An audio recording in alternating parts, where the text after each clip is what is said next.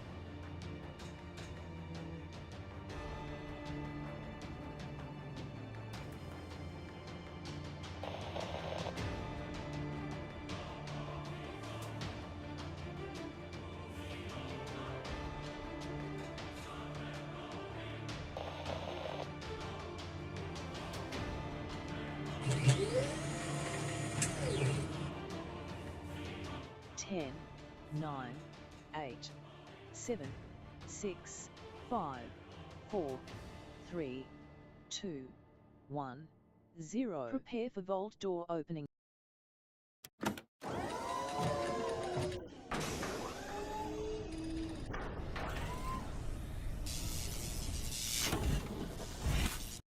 Hello and welcome everybody. My name is Kismet. Put one in the chat if you can see and hear me. I've been tinkering around with my setup a little bit. So I need a little bit more light on that right side. There we go. There we go. Been messing around with my lights and setting up a whole bunch of stuff. I did a whole lot of things today. Now put a one in the chat. You guys are going to show up right over here. Now again, I'm your host Kismet. We're going to be having some fun today. I'm playing some 7 Days to Die with my crew right over here. And man, I was being very ambitious today, but I got up very, very early, working on just an absolute tons of epic stuff coming up. And I said, you know what? I'm going to do another action-packed day of streaming. So I worked on it for, 3-4 hours, getting everything ready, getting everything installed. I made a little promo for it. I did all of that. I sent it out on Discord. Then I had to run out and do a bunch of IRL stuff. By the time I got back, I thought, okay, I'll just lay down for an hour. So I lay down for an hour and I woke up and I was not feeling well. I was very much not feeling well since then until about an hour ago. So yeah, not good. So we're going to push that bonus stream to tomorrow or maybe to Monday. Remember, everybody, my schedule is always, always affected by how I feel that day. So if I don't feel up to it, then I will definitely push it back because my health always has to come first. But there we go. So feeling a bit better now after I rested a bit, and now I'm ready to go. So I definitely want to get in here and play with my team today. We got a lot of stuff lined up for today. In fact, I have a whole list of things that I'd like to get to today, but I seriously doubt I'm going to get to them all. I seriously doubt it. We will see. Yes. Oh, so many. I gotta scroll up. There we go. I got a little notepad of all the things I'm going to work on. One of those things, we're going to try to find Thurbrick's lost drone. We'll see if he shows up. If he does, then we'll go on the big drone hunt. I actually made a list of all of the console commands from the help file. So if you go in and look at the help file in 7 Days to Die, you bring up the console, you just type help. It'll give you a whole list of them, which are a bunch of them. So what I did is I went in and I just typed every single one of them out. You can find them online, but they're old and outdated. And so I thought, I'm not going to go look them up online. I'm just going to type them in so I know I have the latest ones and the ones that would potentially work. So I went and did that. Then I had made myself into like a, the godlike figure of the server, the admin level, and I tested it out and it was working. And then I went on my solo game and I was trying some stuff out, see if that would work, and it does. because you got to have, if you're on the server, you have to have admin permissions on the server. If you're on a local game, well, you can just turn it on at any time and whatnot. I don't like using console commands. I prefer to avoid them because I like to have the challenge, because you could, you know, make yourself God mode and go in creative mode and have everything. I'm not a big fan of that. I'm more of a fan of going in and earning it. I'm old school in that way, everybody. That's the old school way where you earn it right there as well. I did look in that AI art. I'm not clicking on any of those videos, Boss Hog. And by the way, you're posting those in the wrong channel. You should be posting those like in the other channels. I'm going to delete all those out of there. Those actually are for AI art in there. But I'm not watching it because I know what you're trying to do. You're trying to get that thing stuck in my head. I'm not going to fall for that one. Yeah, but yeah, don't post those in there. If you want to do funny memes or whatnot, we have a whole section for funny memes. I thought, where did I do? Yeah, your favorite memes. Yeah, throw them in favorite memes and not in AI art, because AI art is supposed to be AI art. But yeah, I see what you're trying to do there. I'm watching you. Foggy coming in, showing some love as well. What's up, Foggy? Hello to you. Thanks for coming in and hanging out. Moss Mike Crazy watching the chat tonight, as he does usually on Saturdays. So show him some love in the chat, everybody. That's Mr. Nine. You bringing that love lurker train in right away. Wow, look at that. Look at you go. Wombat in the chat. We got Dio's ready to go. Raz with the awesome cute emotes. It just keeps getting more and more cute emotes in there. Very nice. Very nice. Let's see who else is in the chat here. We got Lord Winter coming in and say, good evening, Kismet. I must be the first one here. Yes, on YouTube you are, but remember, I am streaming to 5 different platforms at the same time. So I'm streaming on Twitch, on YouTube, and oh, I forgot to give a bunch of kids caps out for all the people who got here early. Show you guys some love. Hey, Gia, what's up? Hello. Thanks for coming in and hanging out. Appreciate you. Cruz in the chat saying hi, all. What's up, Cruz? Thanks for chilling out in the channel. Appreciate everybody coming in and getting hyped for an awesome Saturday. This is going to be nuts, everybody. This is going to be a crazy one, as it always is. Cruz coming in with the ones. Thank you very much. Raz, we got Ditch in there. Hey, Joe, how you doing, man? Always good to see you in the chat. Appreciate the love. Adam coming in. Gia, the Boss Hog, Lord Winter, Adam. Oh, my goodness. Look at this. Matt, we got Dio, we got Rhombus, we got Crazy over on Kick, too. Look at that. Ro coming in with the love as well, and Crazy and Gia and Cruz again. Oh my gosh, that's like I think it's like a 10-time combo or something crazy like that. All right, let me dish out a bunch of kids cats for you. Now remember, my awesome mod Crazy is standing by watching right now on those retweets. So if you go out there and click that like button, hit that retweet button, he's going to give you for every 5 retweets, he's going to give you. Let's give out 3,000. Let's triple it up tonight, Crazy. And if they hit, you know what? If they hit 10 as well, give them another 5,000 on top of that. So if they hit 5, which we need 2 more heroes in the chat to hit that, he's going to give you 3,000, and if we hit 5 more after that, we're going to give you another 5,000. So that'd be like 7,000. Yeah, I feel better. Well, my days is a constant struggle against my medical conditions, and you know, a lot of people do have the same problem. I know some of you have the same problem as me. You got to just you got to battle against those medical conditions every single day. Just get up out of the bed, do as much as you can. If you can't do more than that, then just rest, to come back and do some more. Otherwise, say if I didn't rest, I wouldn't be here tonight. And that's okay. That's all bonus stream stuff too. So I can always move that till tomorrow or to Monday. We'll see how it all works out. Hi, Kevin. I hope you're well. I'm doing great, Fast Rider. Thanks for coming in and hanging out and stream. Appreciate you.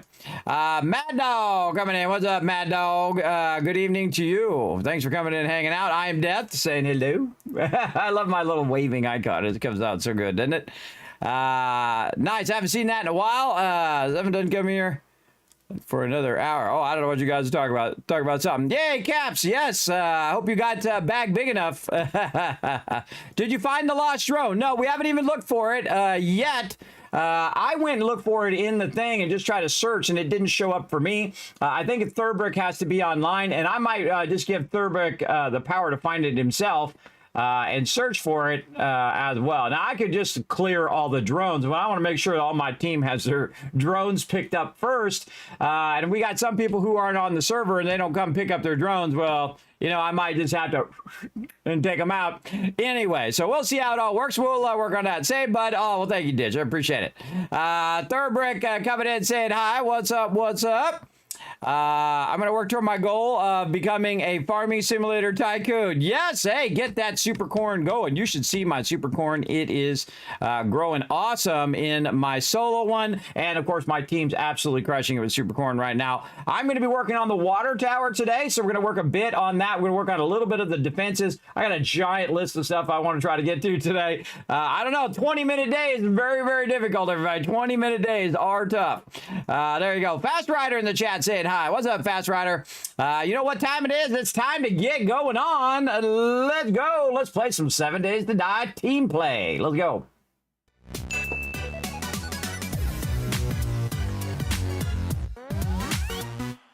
All right, away we go, everybody. We're going to dive right in.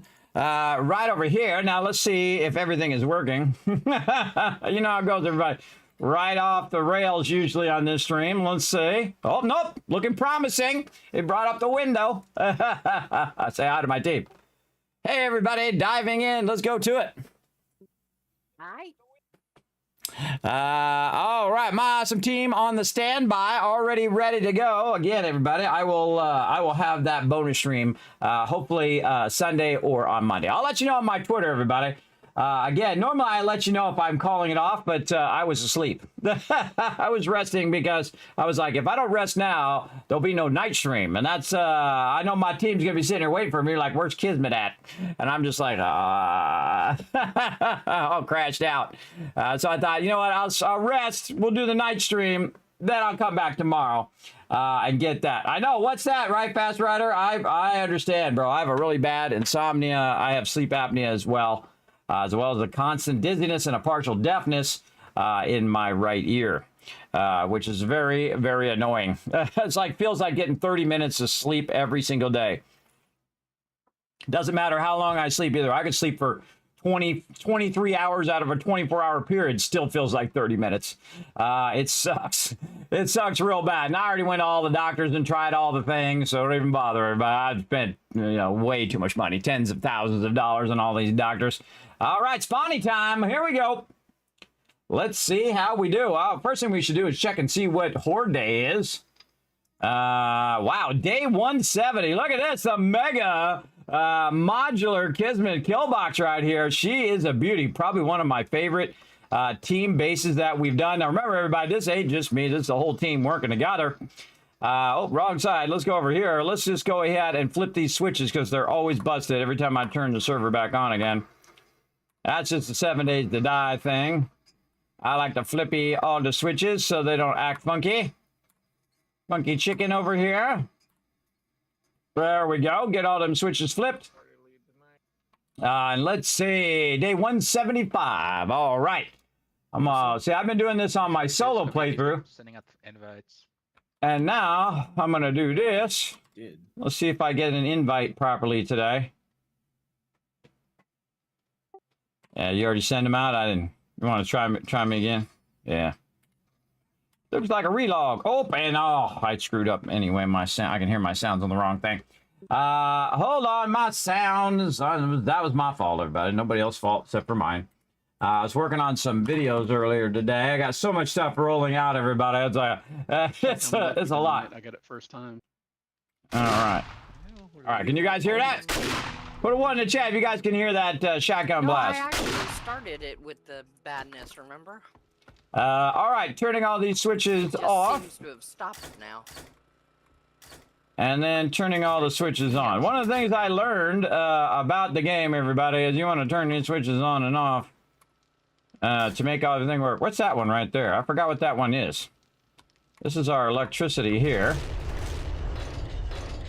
I don't know what that one's for. I gotta remember. Because I remember I put the 5 there, and then the other one was for something else. I think that's for the door. Or it was for the old things. Oh, look, there's a loot bag out there. Well, hey, we logged in. There's already a loot bag right outside the front door. I can see if somebody wants to grab it. I'm just gonna relog. I'll be right back. All right, got to relog, everybody. They got a bug in the game right now that that makes you have to relog if you try to get in party. It sucks, but usually 1 relog will do it.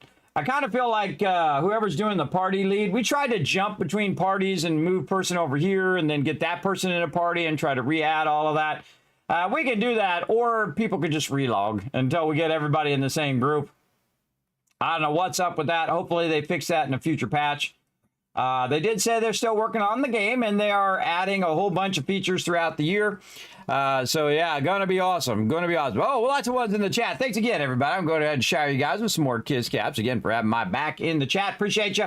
And again, everybody, if you are new to my stream, my name is Kismet. They called me the Gaming Tycoon because I've been gaming for 50 years. That's right, half a century. I've been through it all, everybody, from way back in the original Timex Sinclair, all the way through the Apples, the PCs, the mainframes, the Silicon graphics machines, and Sun workstations, and giant pre-press systems.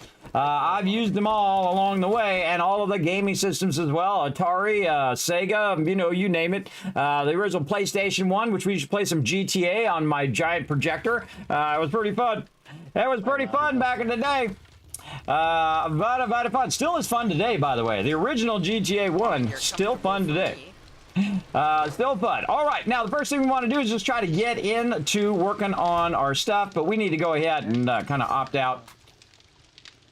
I got another team mission for you all. When you're out in the wasteland, I want you to find the biggest tier 5 that you can find that's nearby the center of the wasteland. And that'll be a project for later, but while you're out there, just kind of be looking around for the biggest one you can find, mark it, and then share it with me. I can do that after I do my other run. All right, sounds good. All right, we need that. We need that super corn. We need that cash. Oh my goodness, you guys are crushing it. All right, I'm gonna steal some of this cash out of here and make ourselves a lot of bullet casings. All right, first thing we want to do is get these bullet casings going on. Look at that, that's full. You're like, Kismet, you're literally burning up your cash? That's right. That's where you want to get to, everybody. This is when you are full boss mode in this game, everybody. When you're taking your cash and literally burning it up. You're literally taking it to the trader or taking it to the forge and dropping it in there and burning it up. I want to get the bullet casing going first because those are usually the things I'm neglecting. So we're gonna work backwards today. We're gonna get that going. We're gonna get that out of there and that out of there. Holy mackerel! I got a lot of stuff on me from last time. All right, concrete over there. Clay over here. Oh, I love this. It's a good problem to have, everybody. Too much of everything. It's a great problem when you're in the base. You know, when you're running around, maybe a little tougher. Let's see. Where's my building blocks? Over here with that stuff there. I've got a bunch of steel on me, and we'll put that away up in there. All right, just clear my inventory a little bit. All right, let's check that lead box. Oh, that's a thing of beauty, everybody. We got that lead ready to go. We're gonna go ahead and take all this out, including those bullet tips there, and we're gonna run these. Now we have 2 forges for each thing.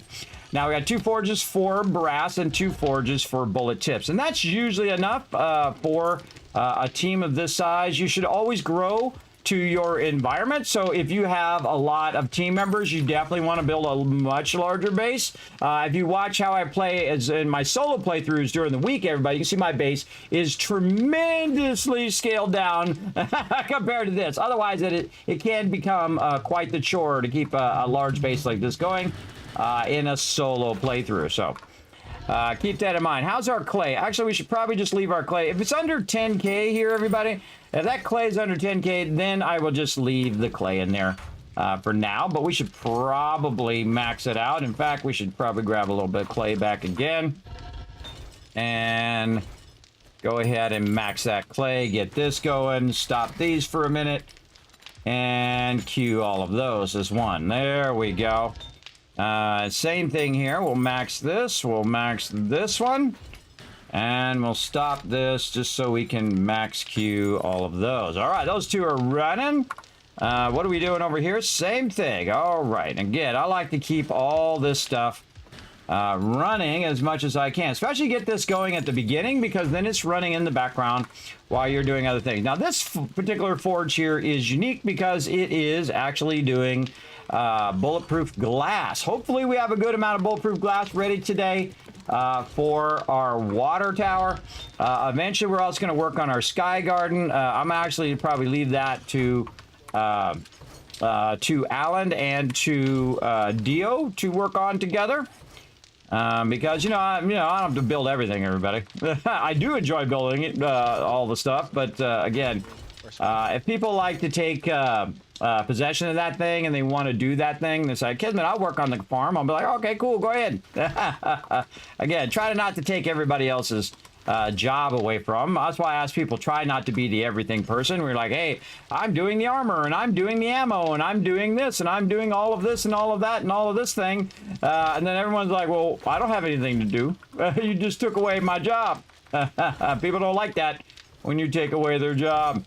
My favorite thing is working together. Holy mackerel. All right, we could probably stack these stones now. I'm gonna go over here and stack these stones. Stone. Let's start stacking those babies. 31 stacks. I like it. Hey, Al, I'm gonna start stacking some of these stones because we're really getting a lot. You're crushing it. Start stacking these stones over here in the corner. All right, 31 more. Now, I've started doing this in my solo playthrough, and I haven't done this in a really long time where I actually stack all the stone separate.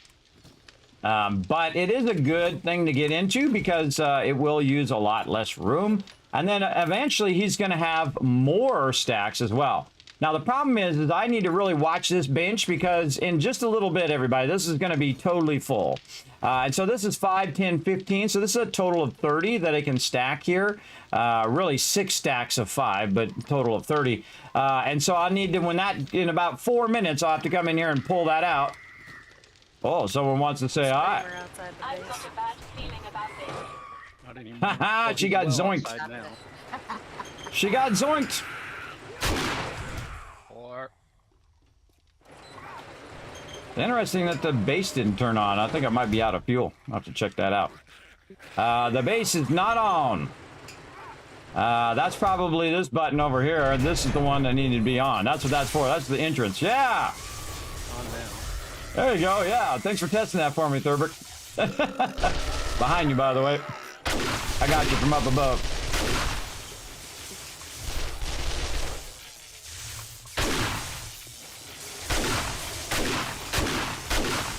Right into the action. Now I know what that button does. It turns on the defenses. Whoa, there's somebody coming in the back. Somebody inside the base just came up to the top out of the kill box. How did she get in the kill box? She was actually in the back of the kill box. I don't know how she got in here. She came up the ladder on me. That's what I'm looking for right now. How'd she get in here?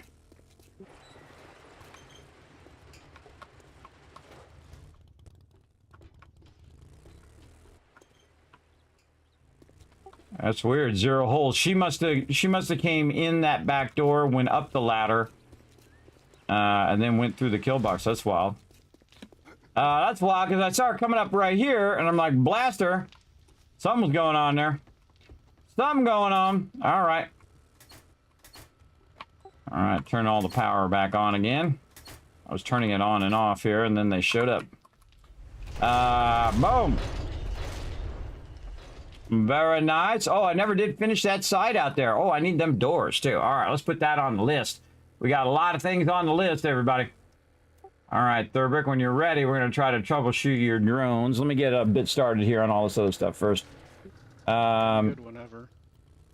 Let's see, doors for back door power extension. All right, there we go. See, I like to have a little bit of focus on what I'm doing and where I'm going each and every time I play, everybody. I do like to do that. I feel like my thing is still not bright enough over here. Hold on, let's get a little bit of brightness on the subject. I'm looking at how my lighting is, everybody. Makes me look about 10 years younger.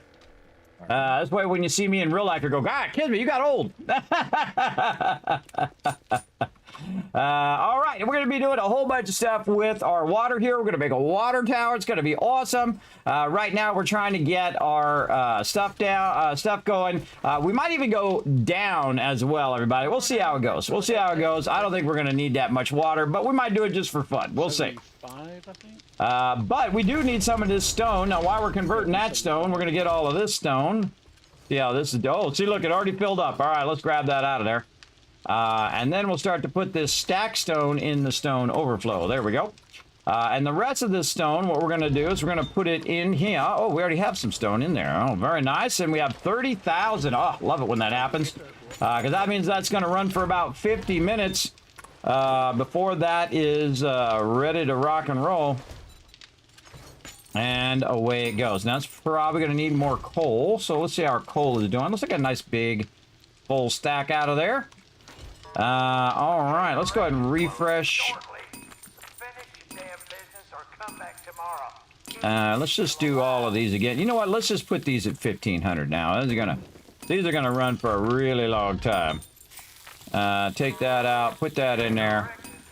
Those two are good. All right, and then I should have a good amount left. Let's make that number even by putting that in there and taking this out, and then doubling those up again. All right, and so to work on these ones in the corner, I usually close the door. It just makes it easier for me to get to these forges in the back and queue everything up. Turn that off. Put that up there. There we go. All right, and then the one back here. Now, these are what I call set them and forget them, everybody. They're going to run for a really long time. So I put a lot of fuel in there, and I just let them run for hours at a time. I don't even need this concrete at this point, everybody, but you know what? We'll just keep grabbing it and keep building up that raw cement. Now I'm just going to build it up in the box now. And that's it for that stone. Again, I think we could even do even more stone over here.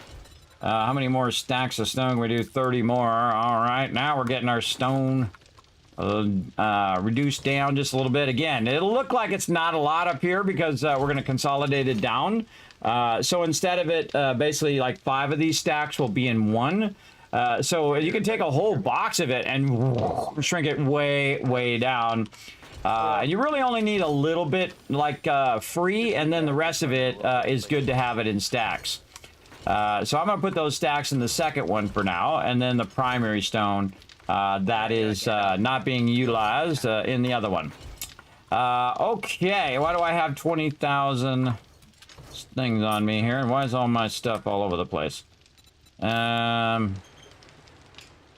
Repair Works for over me. there, and get this going here. Now we got this going, looking good. Okay. Hey, Foggy, you out doing the trading for right now? I'm doing the leather, and then I was going to head to the wasteland and find some tier 5 traders, but... Okay. Well, I'm just looking. I realized in my solo playthrough that I no longer can make the solar banks. So I need the solar cells and the solar banks. I'm going to put it up here on the request board for the team, so... as well. I'm going to move this one up. Kismet, I'm ready to look for my drone whenever you are. Yeah, I'm still trying to do this stuff, and I'll let you know when I'm ready. Team needs is solar banks and cells. All right. Now, one of the things I did in my solo playthrough, everybody, is I actually replaced all power with solar power. And it's awesome. Right now, I'm also working on replacing all of my defense power. And then the next thing I want to do is do my turret power. And then I don't ever have to do gas in generators anymore. Now, speaking of gas in generators, while I'm thinking about it, I should probably go around and refill it. Trying to remember to do that periodically. Yeah. All right. Are we ready? Thurbrick, you ready now? Let me refuel all this stuff here real quick while I'm thinking about it. Refuel.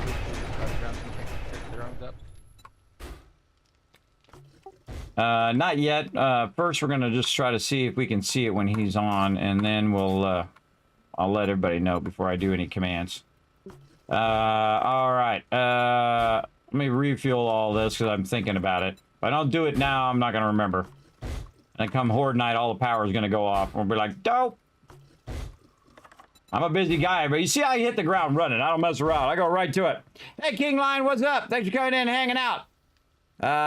Thanks for chilling out in the channel. Hey, Matt, what's up? Hey, that's what I call a base. Yes, this is a modular base, by the way. If you'd like to see this base, I can go ahead and show it to you. Here, I can pull it up over here on the side. Let's see. Where is it going to come up? Over there. All right. I can pull it up. I actually made the plans for this base ahead of time. I basically designed the whole base in my head and then drew it down in a program called Illustrator. Now, I also got a new program that replaces Illustrator called Affinity Designer, and it is awesome. It's actually a really great program. It's not as great as Illustrator, but you only have to buy it once, and you don't have to pay like a monthly fee. And Adobe's been a bit sketchy on their monthly fees right now. I've been hearing some bad things about their, tactics with their monthly fee stuff. But here's the actual base plans. Yeah, you can actually see the whole base plans. My patrons actually get a copy of it over there. I did get some compliments over there on the detail of my plans. So what we did is we started with just an outside wall, and then we built in each section. And of course, I always have like goals for each base. Like I want to have a lot of storage, right? Where you can see I got a lot of storage, right? I want to have the dew collectors in there. I want to have the garden as part of there. I want the outside to be the Kismet kill box, and so on. Very, very cool. Now we'll take a full tour during the day because right now, Trader Rec is yapping on. Basically, I'll run you around during the day so you can see the part of the base. You can kind of see inside from up here. This is bulletproof glass up here on the top, and one of the hardest elements to make in the game as well. All right, we're going to try this out. All right, Thurbrick, we're going to go ahead and give this a try. I'm going to list all the entities, and here we go. I spent a lot of time over the weekend or over the week doing the commands and making sure I can do the commands because I have to make myself the admin of the server and all of that. I mean, I'm already the admin, but I have to like make it where I have admin permissions. And I looked for it and I didn't see it, but we'll take a look right now. Now I'm gonna block the screen, everybody, because I'm gonna be doing some console commands, and we're gonna look for his drone. I'm gonna see how many drones are down right now. Yeah, if you can give me coordinates, I'm happy to look for it. I've got an auger I can dig or whatever. So. Yeah, this is the same problem I had when I tried it during the week. I jumped on the server and was just looking for it. The only drone I see is the one that's nearby me. It's the one that's upstairs on the front of the base, which I think is War Frank's one that he left. So, I don't know. I think it might be gone. I suggest try to grab one because I was looking for it. It might have reset. I reset the server several times. I just try to grab one and see if it says, hey, you can't put one down. I tried it last time, but I'll check it again. And worth it to confirm.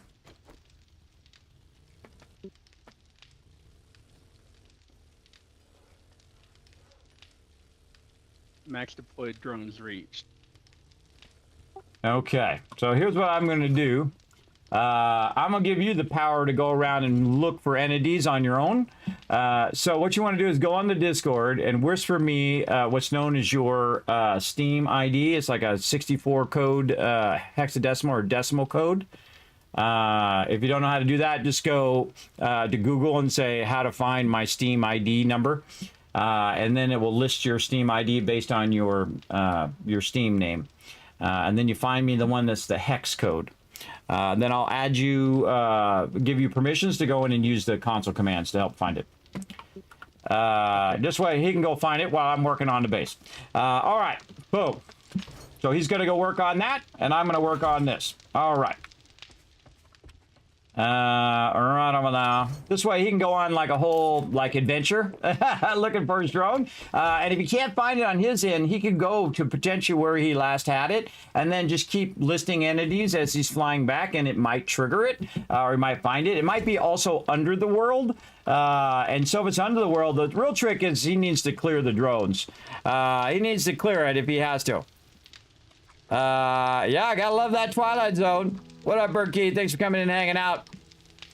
What up, Brunheen? Thanks for coming in and chilling out at the channel. I appreciate everybody. Wow, so many awesome peeps in the channel today, everybody. Settle it. It's gonna be an epic day today. That's for sure. All right, we got the forges squared away. We got our power squared away. We got all that fueled back up again. Oh, I forgot to do the back door. I don't think I did. I don't think I fueled up the back door. And did I close the front door? I did not close the front door either. All right, hold on. Let's do our job here. We got to get in here and do our job, keep this nice and fueled. Now, eventually... What's that? I sent you my Steam ID. All right, I'll work on it just a second. I'm refueling the generators on this side. All right, you definitely got to refuel these, otherwise your power is going to go off at the worst time. There we go. And then, see, I like to keep the doors closed in case some mobs come up here, like birds or whatever, or any other mob that make their way up here. And then shoot at my very nice little things there. And I call it the power tower, but also a sniper tower, by the way. You can get up here on the top for peeps like Rotisserie G, peeps who like just get up here and do a little snipe. Double purpose, everybody. I always like things with double purpose. Also, it has the purpose of what's known as a stop wall. So if you're flying in and you can't stop and you're not very good at the gyrocopter, you literally just run right in the side of that and then drop down and you're good. I was getting Good. All right, I got to do some server power stuff here. By the way, heads up, everybody. Heads up, everybody. We're gonna have to restart the server at some point here. Just a heads up, so I can make this happen. Okay, now I gotta remember how to do this. Shared experience would have to be somebody killing zombies. 358. That's probably me. Oh yeah, if Ollie and Roe are both killing zombies, then that'd be how you get in the shared Okay, that explains the large crime XP I was getting. Okay. Oh, also give me your actual Steam name over there as well, Thurber. It's the same as my name. Type it out anyway, so I can just copy paste it, so I don't typo it.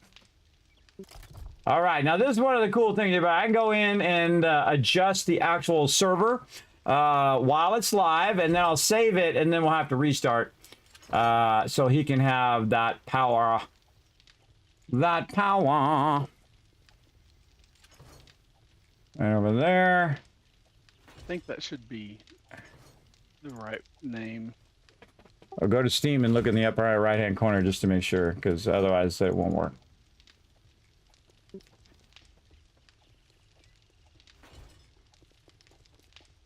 That's my, like, the display name. I don't know if it's, you need that or, like, the actual account name. I need the thing that's in the upper right-hand corner when you go in and look at it. that's the one I need. If it's what shows up, like, yeah, that's like mine is Kismet BP. So I think if you go into your profile, it should for sure tell you what it is at the top of the your profile. That should be the right one. Yeah, go into profile and double check it. Wow, I got 42 of 43 achievements in 7 days to die. Oh, I got it. Oh, the only thing I have left is get to like day 300. All right, we got a new mission. We got a new mission. More than halfway there. I know. This is a fun playthrough too. All right, is that what it says, Thurbrick, when you go to profile? Yep. That's what I got in the top right corner up there. Okay, but you went to your profile. It says there, right? Yeah. All right, everybody, we're gonna log out. I'm gonna restart, and then right now, actually, Thurbrick, maybe we don't have to restart. Maybe it'll just automatically kick in. Try to go and pull up the console. So you hit the F1, and then you type in LE, like lizard, elephant, and that's list entities. Yeah, that worked for me. That work? Okay, never mind, everybody. You don't have to log out. Never mind. Sometimes it works right away, and sometimes it doesn't. I was gonna say, I just found a solar break.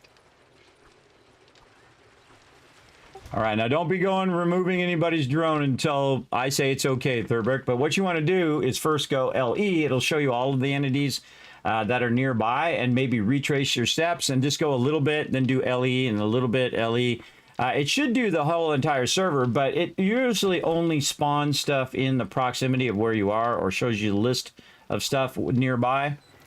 And there is some commands that allows you to list everything, but it just gives you a total of like 100,000, entities or 100,000 blocks going on. If you want to see more of those cons commands, by the way, I did type those out in my Settlement Overseer. I typed every single one of them out from the actual game, so it has the latest ones.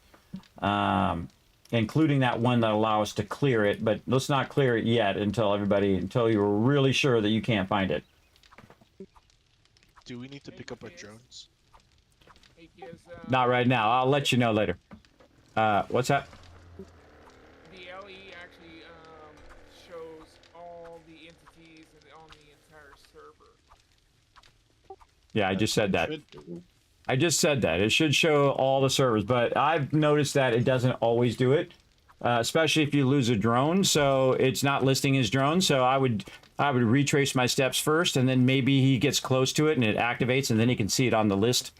Otherwise, we're gonna have to clear all drones off the server. So we will warn everybody before we do that, and we'll say, everybody pick up your drones, log out, then we'll do the whole wipe it off the whole entire server if we got to. But I would prefer if he just found it on its own, and we don't have to do that. Because Warfrank would lose his he would lose his drone and whatever's in his drone as well. So I would rather not. But he can go on an adventure and look for it, and it'll be a whole fun night thing for him to do. But we'll warn you guys, so you can use your drones for now. All right.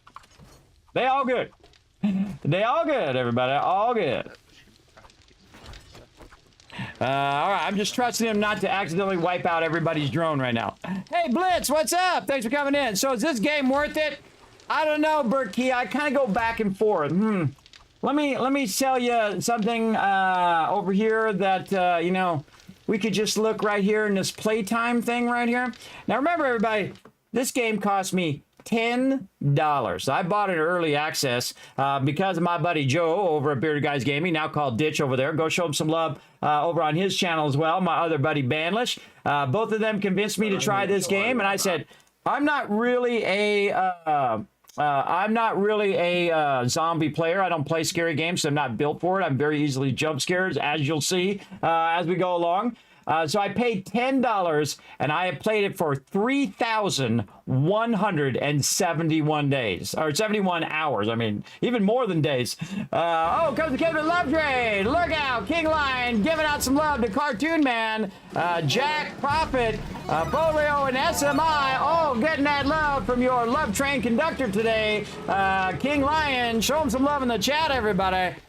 So yeah, it's around 3,171 hours in the game, and that's not even a lot. That's not even a lot. I know people who have 5,000, 10,000, 20,000 hours in the game for $10. Now, this game is better than any of those $60 or $100 crap games they're putting out now, everybody. This game has always been great. That's hard. That's really hard to do in early access, everybody. That has always been a great game because they put the fun in first, and they got the gist of what the game is and how it plays and how you're going to, you know, basically do the actual gameplay itself. Blood flying around here. The gameplay itself, and then they came back and then they said, you know what, let's improve the graphics and let's make better character models and let's go ahead and add this whole questing system and let's improve all the perk systems and all of that stuff, and then let's do an achievement system, and let's go ahead and make the cars cooler, so when you're putting stuff in there, it actually, you can see what's changing on the car. So you put gas, extra gas tank in there, boom, extra gas tank shows up on your truck. You put a seat mod in there, bam, now you got a seat on the back of your motorcycle. I highly recommend it. It's absolutely one of my favorite games of all time. It's been in early access or alpha for the last 12 years. I've only been playing it for 8 years. And the thing is, it's fun every single time, everybody. Every single time I play the game, I just enjoy the heck out of it. And that is an achievement in itself, is that you can keep coming back to the game, and I take a break from it too. So I'll play it for a bunch of time, you know, 3, 4, 5, 6 months, and I'll say, okay, I'll come back on the next patch or the next update. And every time I come back, it's just so improved and so much better than it was before. And that's what you want to do as a dev. You want to keep making it better and better and better over time. Another analogous one I can say with it, or really two of them, is No Man's Sky, and also remember to tell me nothing, everybody. No Man's Sky and also Satisfactory. Both of those amazing. Now, Satisfactory also amazing right from the very beginning, but just got so much better and keeps getting better with every update, everybody. Every update it gets better. Same thing with 7 Days to Die and also with No Man's Sky. All of those updates, by the way, for No Man's Sky, free. All of the updates for 7 Days to Die, free. All of the updates for Satisfactory, you guessed it, free. That's right, because they were still in development as they were going along, and No Man's Sky came out And then they still kept giving out free updates as well. And they still do to this day. Just came out another amazing update as well. Now, I played a bunch of No Man's Sky here in the stream as well. I played a bunch of Satisfactory, and Satisfactory coming out in about 10 days. And it's going to be a complete stream takeover, except for the weekends where I'm going to be playing my team 7 Days to Die. But we playing the hell out of that 7 Days to Die, and then we playing the hell out of that Satisfactory when that comes out. Oh, another one of my favorite games of all time. They're probably one of the best devs. 7 Days to Die and Coffee Stain, I would say some of the best devs that ever ruled the world, everybody. Whoever came out and just went for a passion project that they really loved and just made it better and better and better every time. So I highly recommend it. Of any price, everybody. I don't care what the price is. It's totally worth it. I actually am playing a solo playthrough too during the week. 10 p.m. Eastern Standard Time here as well. And I have not played solo in 5 years or so, and I can tell you I am totally re-addicted to it. It is so incredibly fun because the game has changed so much. They added Duke collectors, they added a whole bunch of other stuff. I don't spoil all of it, armor and new weapons and updated stuff over all of this time. Just everything just kind of culminated to a really amazing game. So I highly recommend it. And if you go buy it, I don't get nothing from it. So you know I'm telling it to you straight. I don't have any affiliate links or anything like that. You go and you make your choices on whether you want it or not. I highly recommend it. Absolutely. Especially if it's on sale. If you want to snatch it up during then, or if you were in the stream, you could have been one of the 150 people out of my pocket, by the way. I went and bought the game and gave it out. So all of those people made out like bandits, everybody. Not only did they get the game, but they also got it in early access, which means they got it, and now the value of it has gone up. So it's like it was like investing in a game that was $10, and now the game is worth like $39.99. I still think it's undervalued, everybody. I think this rivals a $60 game any day of the week because it has a lot of fun to it, everybody. It doesn't, the graphics, it doesn't always a thing because, I play a game for about an hour and then I'm over the graphics. I'm just like, okay, crank my graphics back down just to get those extra frames, at least in my old machine. This machine I don't, but in my old machine I would. Oh, actually, in this machine I do have to do it because we're on the server. So I should go in and crank it back down from ultra just to high. And we'll turn our bloom off. And this has been helping with Horde Nights because Horde Nights have been crazy. Been crazy. So I highly recommend it.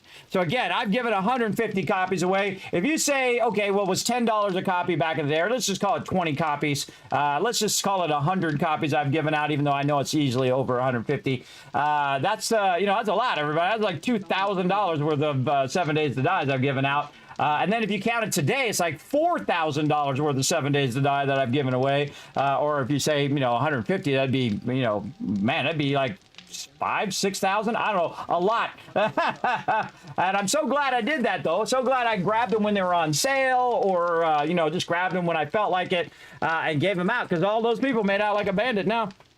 Absolutely. It's changed a lot how I play games. Exactly. And really, this building system is my favorite part. Though the achievement system is very cool as well. They got a really cool achievement system over here where we can, do certain things. And as you do those things, it gives you more XP along there. Now, I'm trying to get all of these in my solo playthrough. But in my team playthrough, I play totally different than I would play on my own. And that's because I am managing the base. And I'm building the base. And I'm doing all of that stuff. Now, remember, this ain't just me, everybody. We're working on gigantic mega bases like this. This is everybody working together to gather all of these resources as well. So everybody's working together. Everybody chooses a role that they want to play as part of the team.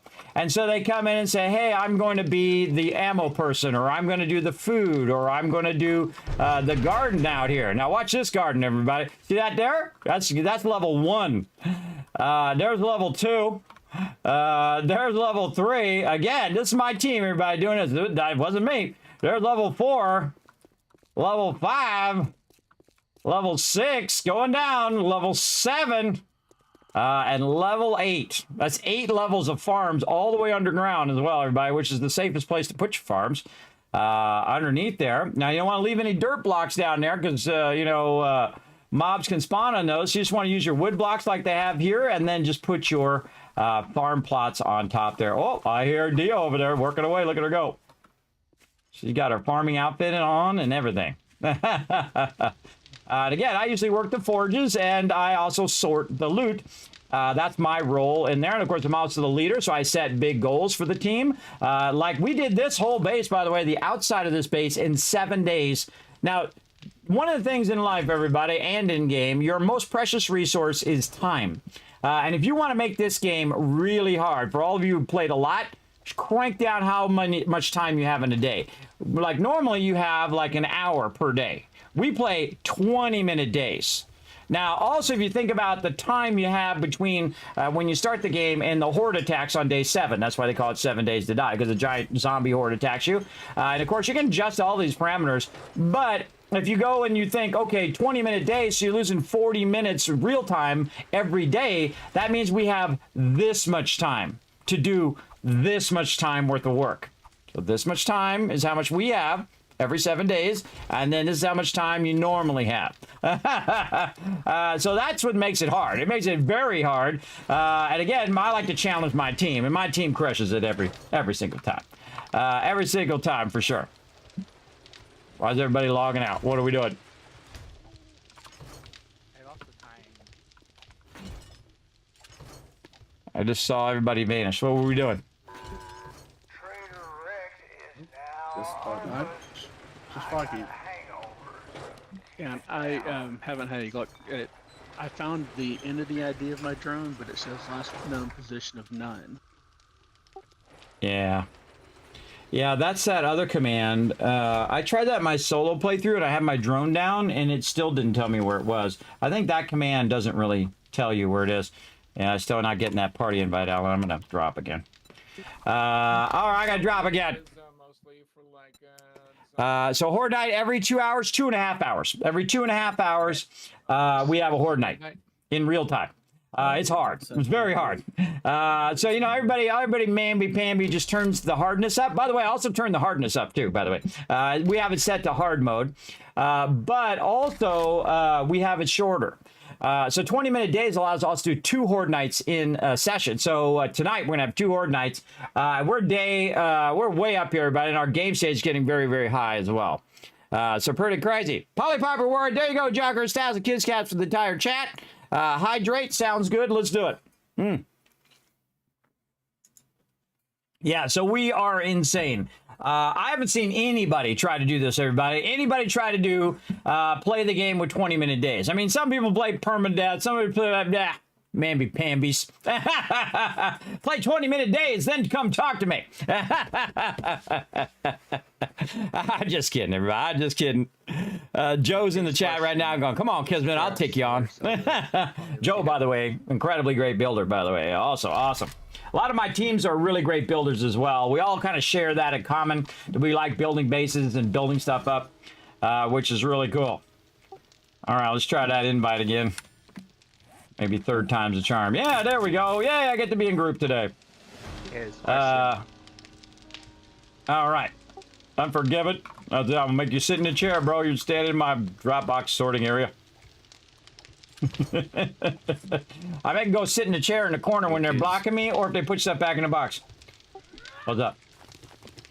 Foggy is wondering what tier of solar cell he should be getting. All of them. Any of them.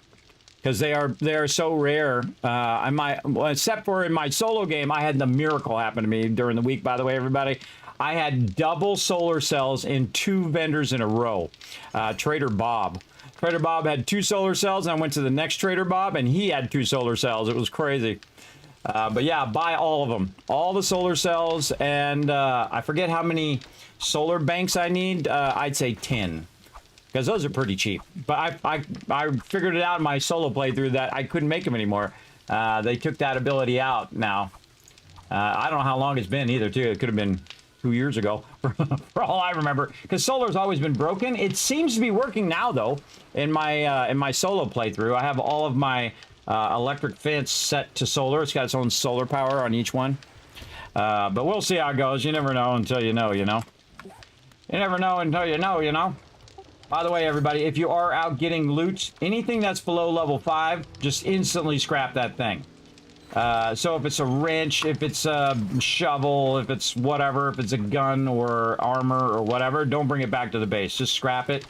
But if you don't have enough time to scrap it on your way back, just throw it in the box and then I'll scrap it. That's fine. But definitely want to just scrap that stuff. You don't need to keep your inventory so full. Also, radiators, things like that, you guys can also just scrap those. Any level 1 car batteries, because we don't need to collect all that stuff and sell it to the bank anymore because we have super corn, and super corn will be our dollar bill maker. Urban Combat number 6 right there. A lot of books in the book box, by the way, everybody. Ooh, a lot of good perk books in there. And a lot of these say 2s and 3s, and don't forget, everybody, if it says 2 or 3, just learn that thing. Because we're getting extra for everybody. So eventually we should end up where everybody has every perk book and every recipe and every skill book. If you want to go into some skills of something, feel free.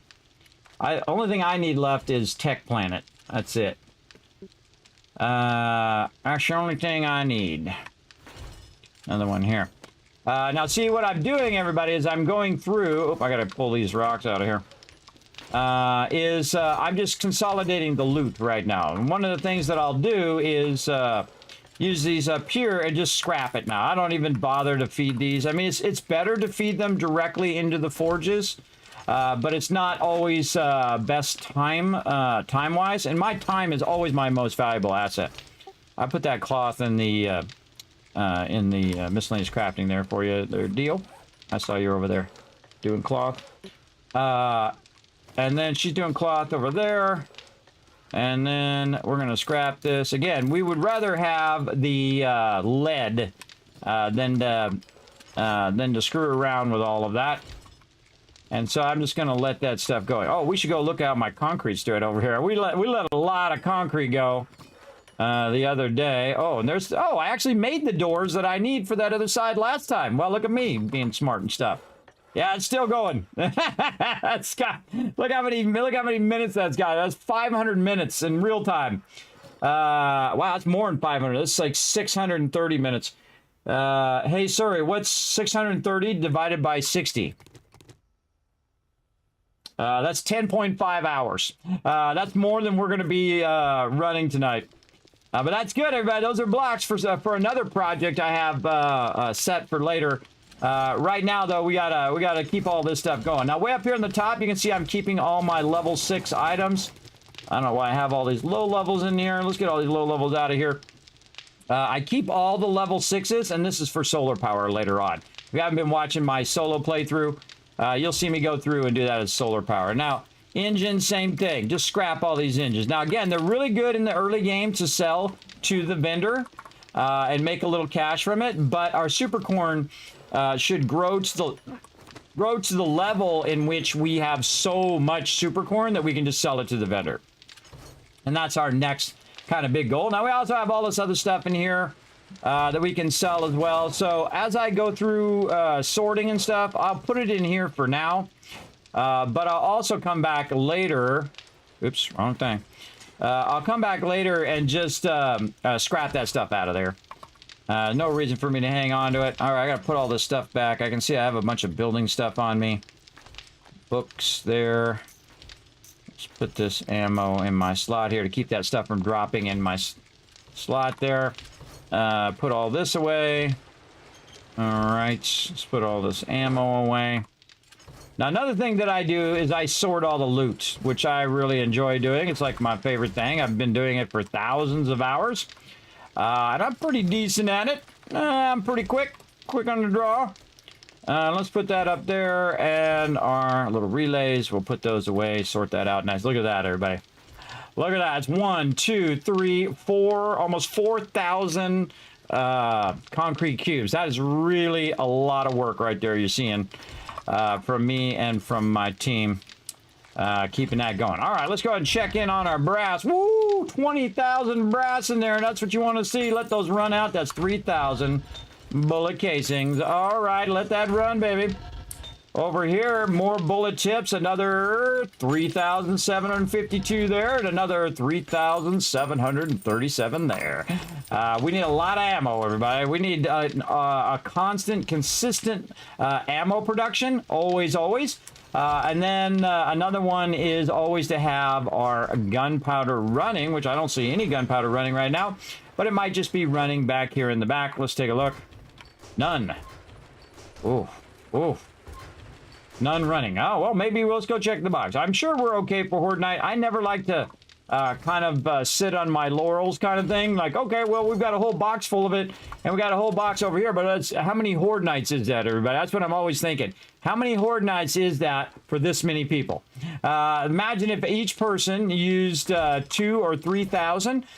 So let's say 3,000, right? So that'd be 3 rows here, roughly.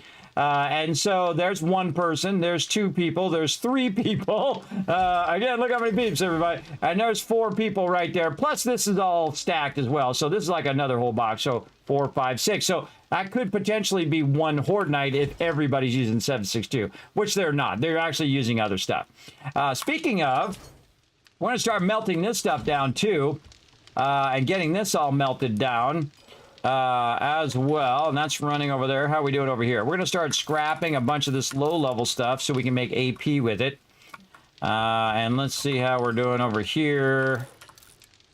I'm going to be scrapping all this low-level ammo now, the 7.62 ammo. Everybody can just go AP ammo, because we're going to try to scrap all the low-level stuff and turn it into AP. I could just put it directly in the forges, but I'm not going to. It takes too much of my time. Takes too much time to do that.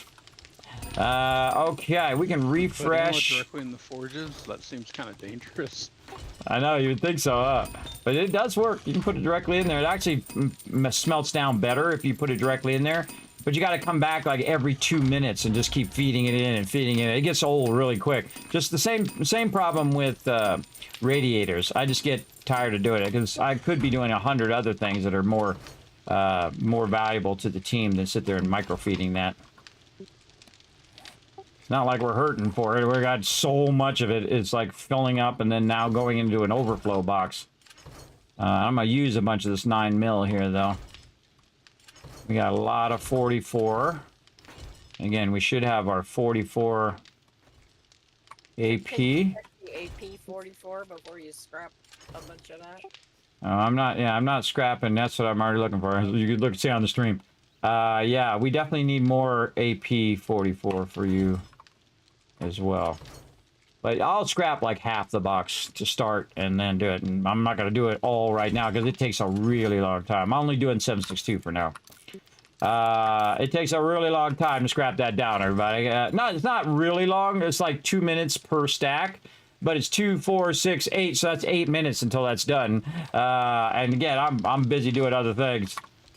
I got other things to do. So we're gonna just try to scrap some of that stuff down. All right, back to sorting. This is a big job when you have this many people. There's a lot of sorting and a lot of loot. And again, look at all this ammo in here. Let's just work with ammo real quick. Any ammo that we have in here, we'll put in the box. Yeah, see, we get to a point where we just have way too much ammo. And again, normally I scrap these iron arrows, but my queue is busy right now. Oh, let's get all these books and recipes. Should have been looking for those while I was at it too. Any recipes in here? Sort it. No. Recipes here. See some acid in there and some brass. We'll come back for it. Grab this, grab that. I think I was saving some of these iron arrows or something. Somebody was using the crossbow or compound bow. I forget who it was, but it doesn't matter. I'm just going to save it anyway, and we'll put it in the box, and they can find it and use it. Okay. Wow. See? See what I'm saying? See what I'm saying, chat? That's certainly not hurting for that ammo right there. That's for sure. Holy moly. Yeah, and after you get a certain point in the game, everybody, what you do is you start to tier over. So you start to get to a point where you don't need all this low-level ammo. We don't need all them bundles and stuff of that nature. But we do need books. Books is still a thing for the whole entire team, so that the team is able to upgrade all their skills. And because not only is it appropriate for whatever line you're doing, but overall, if you're learning all the stuff, especially skill books that increase your loot stage or skills that improve your loot stage, because that loot stage has an effect on Horde Night when you're killing mobs. And that's another thing we're going to be talking about in my solo playthrough, and then also here in the Mega Run here as well. Wow, look at all that shotgun ammo. Oof, I like it. I like it. I like all the shotgun. Okay, what else we got? We ran out of room, so we got more ammo probably in here. Oh, okay, we're only in the drop box 7. Okay. You're like, Kidman, I wish I had 7 drop boxes worth of stuff. We got a lot of stuff. Now, look at all these mods in here. All right, now we gotta deal with way too many mods. All right. Holy mackerel, that's a lot of mods we're getting. A lot of mods for sure. Now, some of these we still can't make, I don't think. Did we ever get the armor one or the rad one? The rad recipe yet? Yes, we got a couple of those last time. Yeah, last I looked, there were 4 in the mod box. I can make more if we need them. Okay, yeah, I just wanted to make sure we got the recipe itself, because I'm going to start cutting a lot of this stuff down, because we're getting way too many mods. And a lot of this stuff nobody uses, so... Now I've gone back to as close as I can in the last place that I know that I had it, and I'm still not having any luck with it. Okay, well we could try that that total clear. Yeah, everybody pick up your drones. We'll try the you did the JD, right, to look for it? Yeah, and when I do that, that's one of the commands that gives me the ID, but it says last known position of none. Yeah, it might be glitched out or now gone because it got was during a lag spike or whatever. But everybody will need to pick up their drone first, so no one loses their drone. It doesn't affect it if it's in your inventory. It only affects it if it's down. And it usually does work, but we'll see. We'll see if it's if we can do it on the server. If not, I will actually contact G Portal, because they'll take care of it, I'm sure. All right. Some of the stuff I've been reading says there may be some files you have to delete off the server, and you might also be able to run it with like a specific, like entity ID or player name or something, and only clear that particular one. That might be worth trying before we clear everybody's. Yeah, well, it'll just be Warfrank's. I'm sure anything he has on there. I mean, he started with nothing, so anything he's got on there, we could always do again. No big deal. No biggie. You can always get all that stuff again. All right, over here. And again, they can always get all that stuff again. Wow, look at how many. We had no tool mods, and now we have a whole bucket full of them. Pretty awesome. I'm gonna actually leave all those in there. Leave all those in there. All right, mod overflow up here. Wow, look at all that. See, if I double click that and that goes in here, that means that I had a lot of mods in here, and I can go in and scrap these, everybody. But you can see I'm getting to the point now where I can't even scrap it fast enough. It's still scrapping that brass from the last one. And over here, we got to get this stone and put it up. Oh, nope, not there. In the overflow. Again, reducing that stone down. And then over here, again, you see how long it takes. And then in my inventory, it's still running as well. So again, it just takes a long time to scrap that stuff. Because you just don't have a queue large enough to keep that going. But I just do what I gotta do. But I'm also gonna be backlogging this brass in here. I'm not gonna necessarily put it in here because I'm gonna use the dukes in there. And you can see we're getting dollar bills. By the way, did we figure out in the trade thing? I also found out that trade thing does not work on a solo playthrough. If you put it in the, you know, the sell thing, there's normally like the player sell thing in the trader. It hasn't bought anything I put in there in solo. Also, I found that you can crank up the price 2. Oh, sorry, what was that? It worked in my single player, but I have learned that if you crank the price, they will not buy it ever. Oh, okay. That's what it is. Yeah, see, I didn't know you could even crank the price in there. It's been so long since I used that. But yeah, so, okay. So you got to leave it the same price. All right, I'll try that in my solo later on. But we've been using it, and has it been super OP, though? Has it been like we're getting like 500,000 things with it, or what? Because you know that stack of Dukes was in there? That was all my super corn I was selling in the almost all my super corn I was selling in the vendor. Well, how much per stack are we getting? You know? No clue, because it was such a large quantity I couldn't tell you. Okay. I can't even remember off the top of my head, so I have to look. I want to say it's like 55,000 per stack. Okay, it's not like super OP where it's like 500,000. If it was 500,000, I'd say stop doing it. But I mean, it's a game mechanic. It was built into the game. I mean, it doesn't seem too OP. But again, if it's too OP, I'd just instantly stop doing it because I would think they would want to nerf the heck out of that and fix it. But I don't know. It probably is, but the problem is that you have to wait like a certain amount of days before it actually it's used.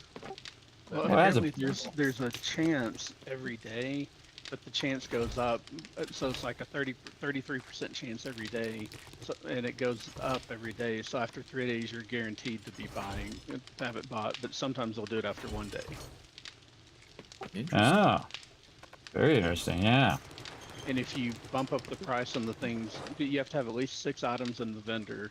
You can bump up the price on the things you don't want to sell, and basically have them as filler to force the thing you want sold. Oh, it's 6 items. I thought it was 5 items. I don't know why I thought that. So it's 6 items, and then he buys the 7th item. Is that right? Well, no, you put 6 in total, so you put in 5, 5 stacks of a stack of fiber and a stack of stone and whatever, and bump the price up on those, and then the 6th item that you actually want to sell, you leave it at the regular price. And every day when you basically, and it goes from the time that you buy the vendor when you rent it, that time of day, every 24 hours from that time, it does a check to see if it's sold, and if it doesn't sell, it increases the chance the next time to like 66%, and the next time it's like 100%. All right, so the first 5, I've done this in my solo play. The first 5, I put them in normal price and put it in stone. Then the 6th one was normal price, and then the 7th one was cranked way up. And I haven't seen him buy anything on there, but maybe I just haven't put enough things in there, and maybe didn't crank up the price of the stone, and maybe he's buying the stone. I don't know. I haven't seen any dukes in there at all, so I'll try it again. I'll check it during the week. Works for me, and it makes the single player much easier. Yeah, plus it might take more than like 1 day. So. Well, Yeah, I like the idea of it, as long as it doesn't give you like 1,000,000 dukes or 250,000 dukes every time. You know what I mean? I mean, if you sell a bunch of super corn, I understand it. If it's like normally going to be, say, 25,000, which I noticed in the single player, that if I have all of my trade stuff on, it's right around 8,000, 9,000 each. And so I can sell 3 stacks, so that's about 25,000.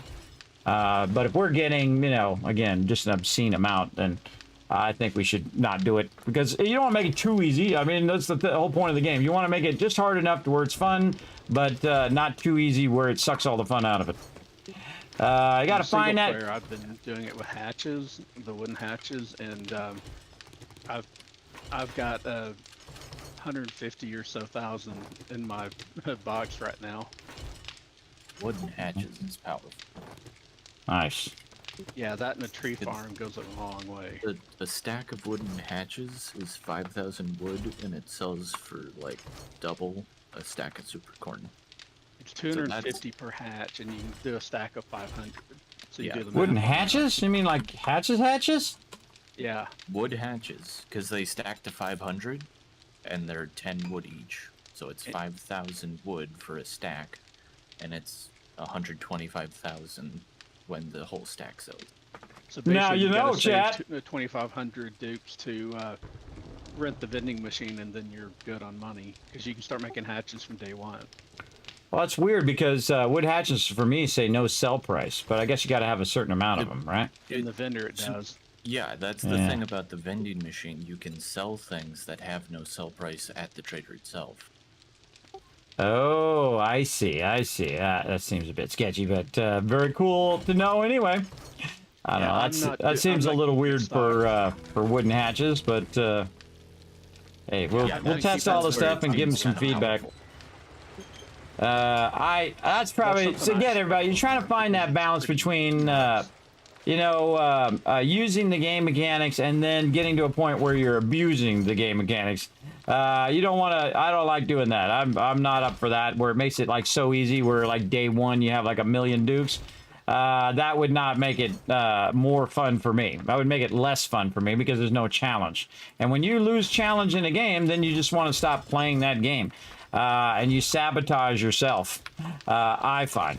But it's cool to learn that stuff and say, okay, that's cool. Give them some feedback. Say, look, this is super, this is way too easy. This should be a lot harder or be looked at least. I'm going to try to get some more of this brass scrapping over here. I got lots to do. More brass. We're scrapping engines now too, right? Yeah, scrapping engines, scrapping rotors or radiators. I'm really just scrapping everything at this point. You can even scrap low-level ammos, 7.62 ammo. I would keep shotgun and 44. You could probably even, at this point, you could probably even scrap 9mm. And you can scrap anything that's below level 5 as well. All of that stuff could be easily scrapped now. We're way beyond all of that. Way beyond it all. I'm scrapping for a little bit until we're ready for. I haven't done the drone clear thing. I was kind of waiting to see when we can do that. I was waiting for everybody. Give everybody a minute. All right, everybody. Last call. Pick up your drone or lose it. I'm gonna give you like 3 minutes. I'm gonna set a timer, and then we're gonna try to clear all drones. Hey, sir, you set a timer for 3 minutes. I got mine in my pocket. I got mine in my pocket for a while. It's been in my box the whole time. The last time I looked at the entities list, it didn't show any drones out, so maybe that's a good thing. Oh, I can check right now. Hold on, let me bring that back up.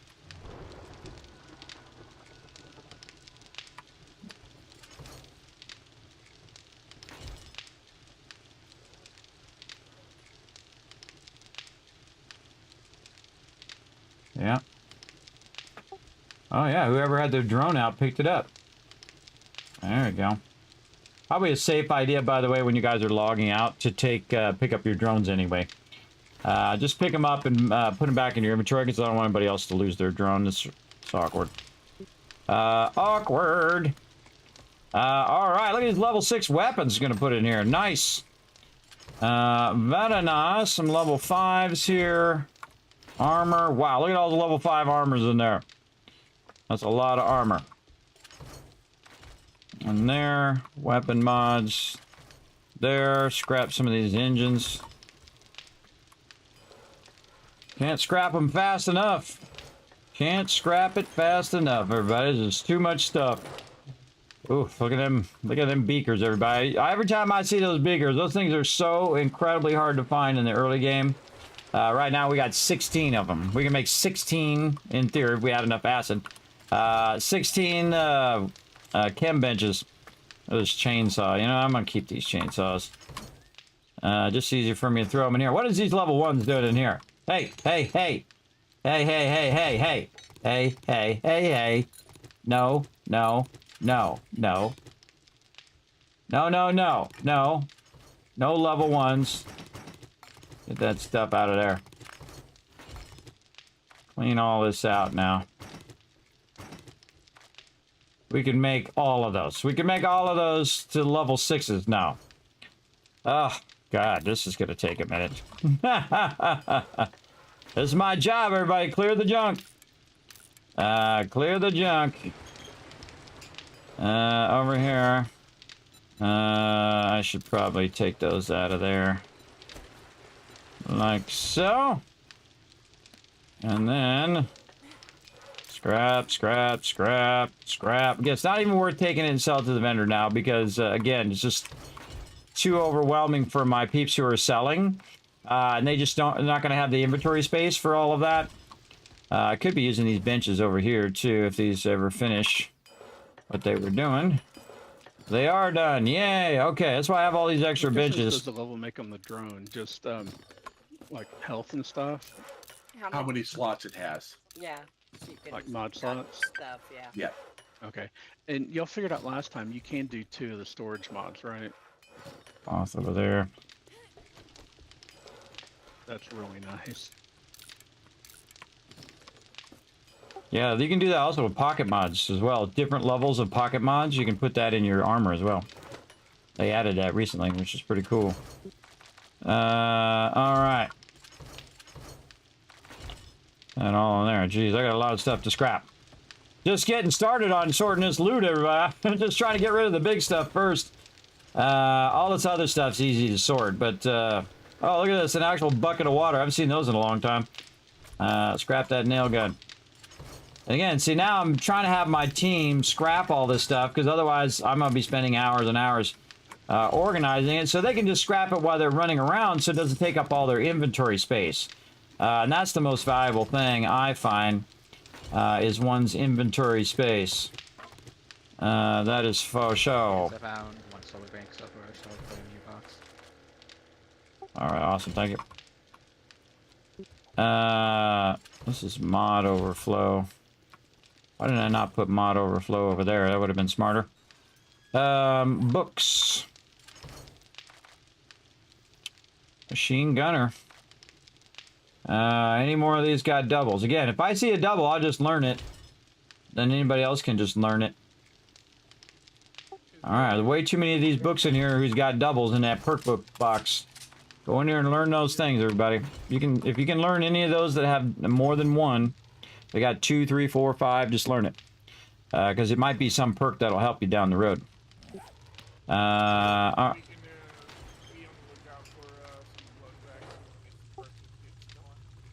can barely hear you there, Unforgiven. Is it just me, everybody, or is he really low? He's asking for blood packs. What packs? Blood bags. Blood bags. Oh, blood bags, okay. We're gonna get those from the trader, or do we still got those little kit things? I don't know. I haven't even looked at it in longest time. Wait, there's kit things? Remember those old kit things where you had to go in and poke everybody with a thing to get blood from them way back in the day, like a vampire? I remember those things. I don't think they have them anymore. Cannot hear you, Unforgiven. Is it just me, or is he really low for everybody? Or is it just me? I'm low. But I've got them turned up a bit. I'll turn you up a little bit on my end. Alright, try it again, Unforgiven. I'll turn you up on Discord. It was back in the There we day, also in Darkness Falls mod, the mod creator actually added the blood bags back, but you get a certain thing that can possibly kill you. Yeah. I thought they took it out at some point. Okay. So, where do we need to get those from? We get them from the trader? I believe they're in loot. We probably need loot boxes and probably trader gym. Probably. Oh, also maybe like those ambulance trucks. Maybe in those too. Hospitals, mostly the first aid boxes and the first aid POIs. Well, I got tier 6 here in hospital. If that's there. Now, if you notice, everybody, I keep the mods. We have a lot of tool mods in here, but tool mods are always useful, I find, because people are always upgrading their tools, right? they'll go in and they'll take a bunch of these. Wow, this is a lot. This is probably the most tool mods I've ever had in the box ever. That's a lot of tool mods. By the way, everybody, if you haven't grabbed yourself a chainsaw or auger or something like that, feel free to hit up the team for those. In fact, hit up some level 6s of each of those. And there's some level 5s already in there, and there is a massive amount of tool mods. So if you haven't modded your tools or your weapons or whatever you need to mod, I suggest now's a good time. Now's a good time to mod all that stuff. Again, at some point, everyone's going to have their stuff already modded, so then we have all these mods that nobody is using.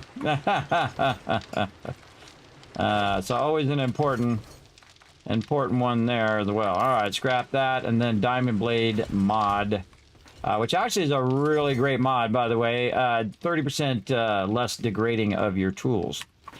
Actually pretty good. All right, a little too much 44 in here. Let's scrap a little bit of that out. Oh, I already did all of that. Again, I'm just trying to keep it under control because we have a massive amount of loot. And again, I don't need any more engines. I was keeping these engines. Look, I'm on fire. I was keeping these engines for generators, but now I've already used the generators, and so I don't need any more engines. But yeah, I keep a few of them just laying around for now. I'll take all my level 6s out of here. In case we need them for vehicles or something like that. I do not use level 6. Do not use level 6 batteries. In fact, don't use any level batteries except for level 1 when you're crafting vehicles. All the rest of these can either be sold or scrapped. So again, I'm going to take all of these out of here except for maybe leave that couple level 2s in there for now since we don't have any level 1s. For that, and then right over here again into the trade box. And then again, he doesn't even need to sell these things, everybody. If he just went in and just hit scrap on all of these, it'd be just as good. Just as good to scrap it. Now, the Desert Vulture, you don't want to scrap that one because that's what he uses to get 5% discount at the trader. Then you can also buy stuff for cheaper with your pumpkin cheesecake. And then, of course, you want to sell gold nuggets and diamonds and all of that stuff eventually.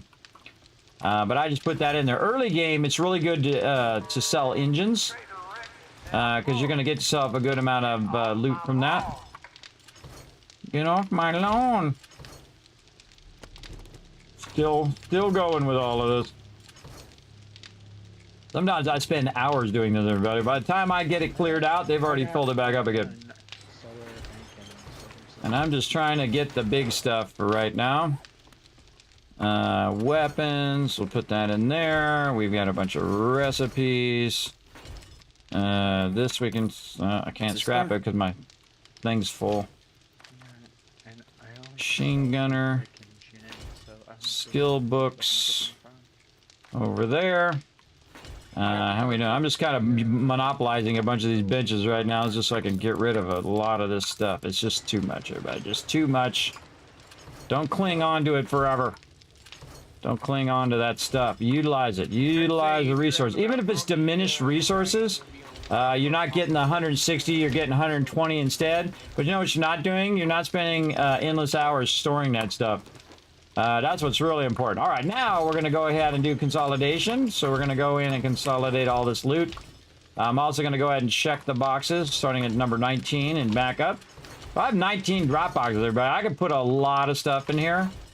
But I typically will prioritize the things that are most important to my team in that moment. Like right now, the stuff that's most important to my team is books, right? Is skill books, maybe weapons, mods, ammo, stuff of that nature. But really, most of this is not a high priority. Okay, I'm going to just use 14 here. I'm going to drop that in there. And I'm going to go to Dropbox 1 and then Dropbox 2. Now, what I'm doing is I'm taking all the things that are the same across all these boxes and consolidating them down. See how some things disappear? It's because it's going into the stack. So I'm just stacking all the items that can be stacked together. Stuff in a workbench. And then I just drop this here. How do you do that? The workbench interface, select the item, and press scrap. And it'll queue it in the workbench right it's in your inventory. Yep, that's what I've been doing all this time. Been scrapping all that stuff. Pretty sweet. Try not to take up all the workbenches, though. At least leave a bench or two for people to use. just dumped a bunch of radiators in boxes. I'm gonna go see if I can find those and get some more going. Or it looks like you're sorting. I am. I'm in the middle of sorting right now. So don't worry about it. I'm already working on it. You don't need to. You don't need to do the scrapping stuff. I'm on it. I got it handled. I've been keeping my inventory scrapping going the whole time I was out. So.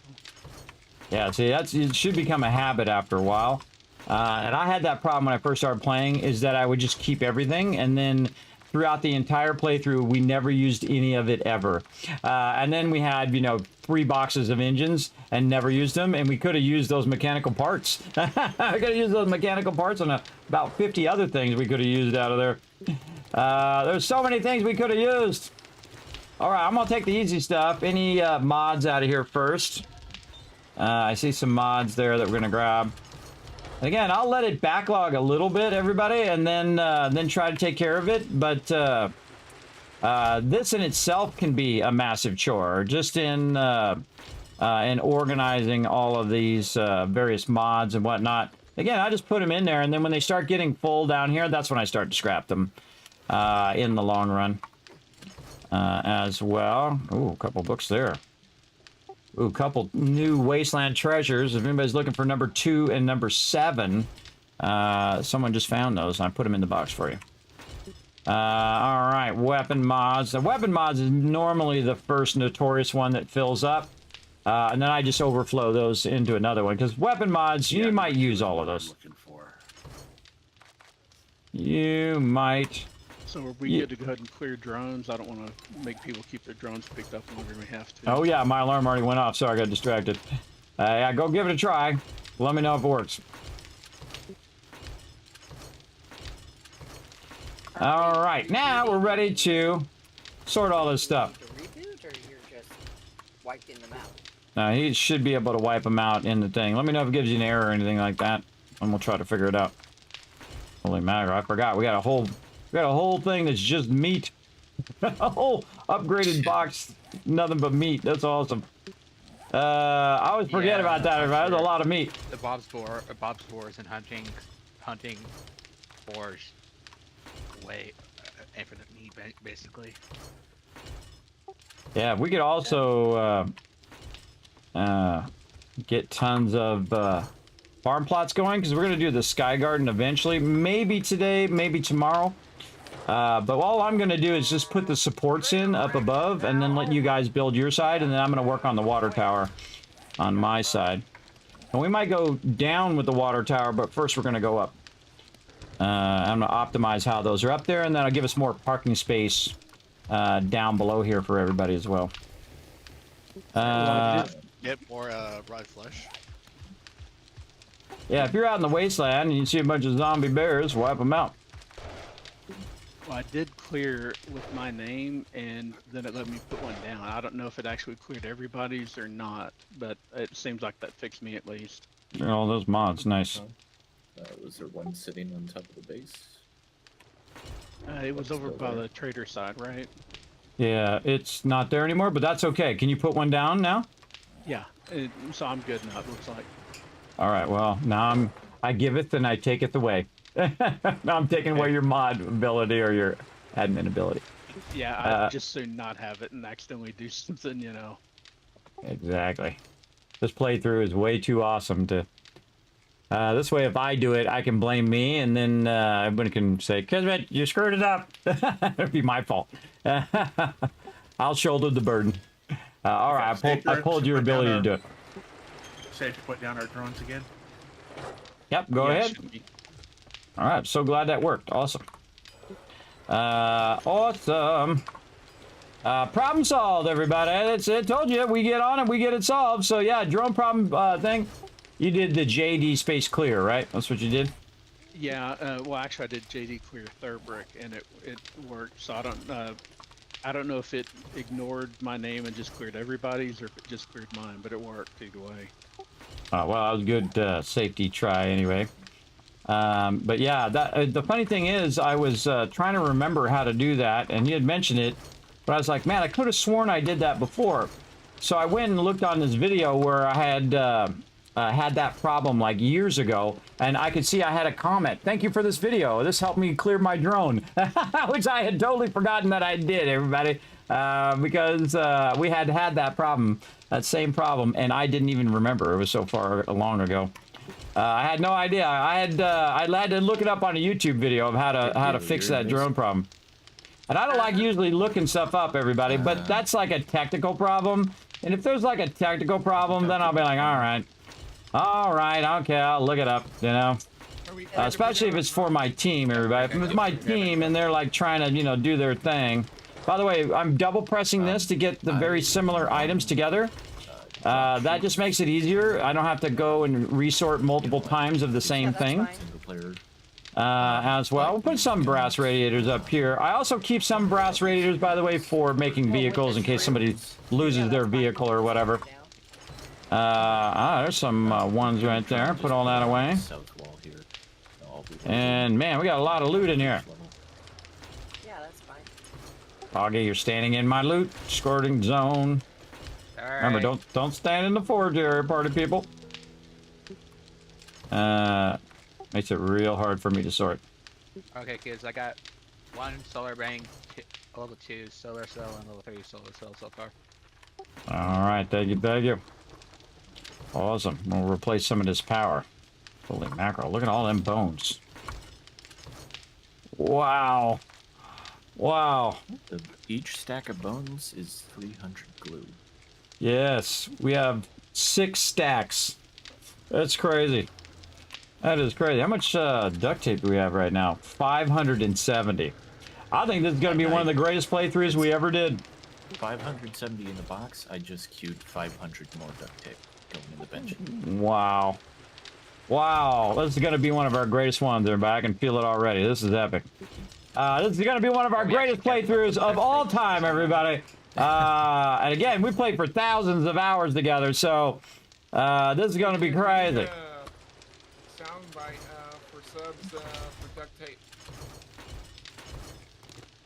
Oh, what? Like a little, like when you pull it out?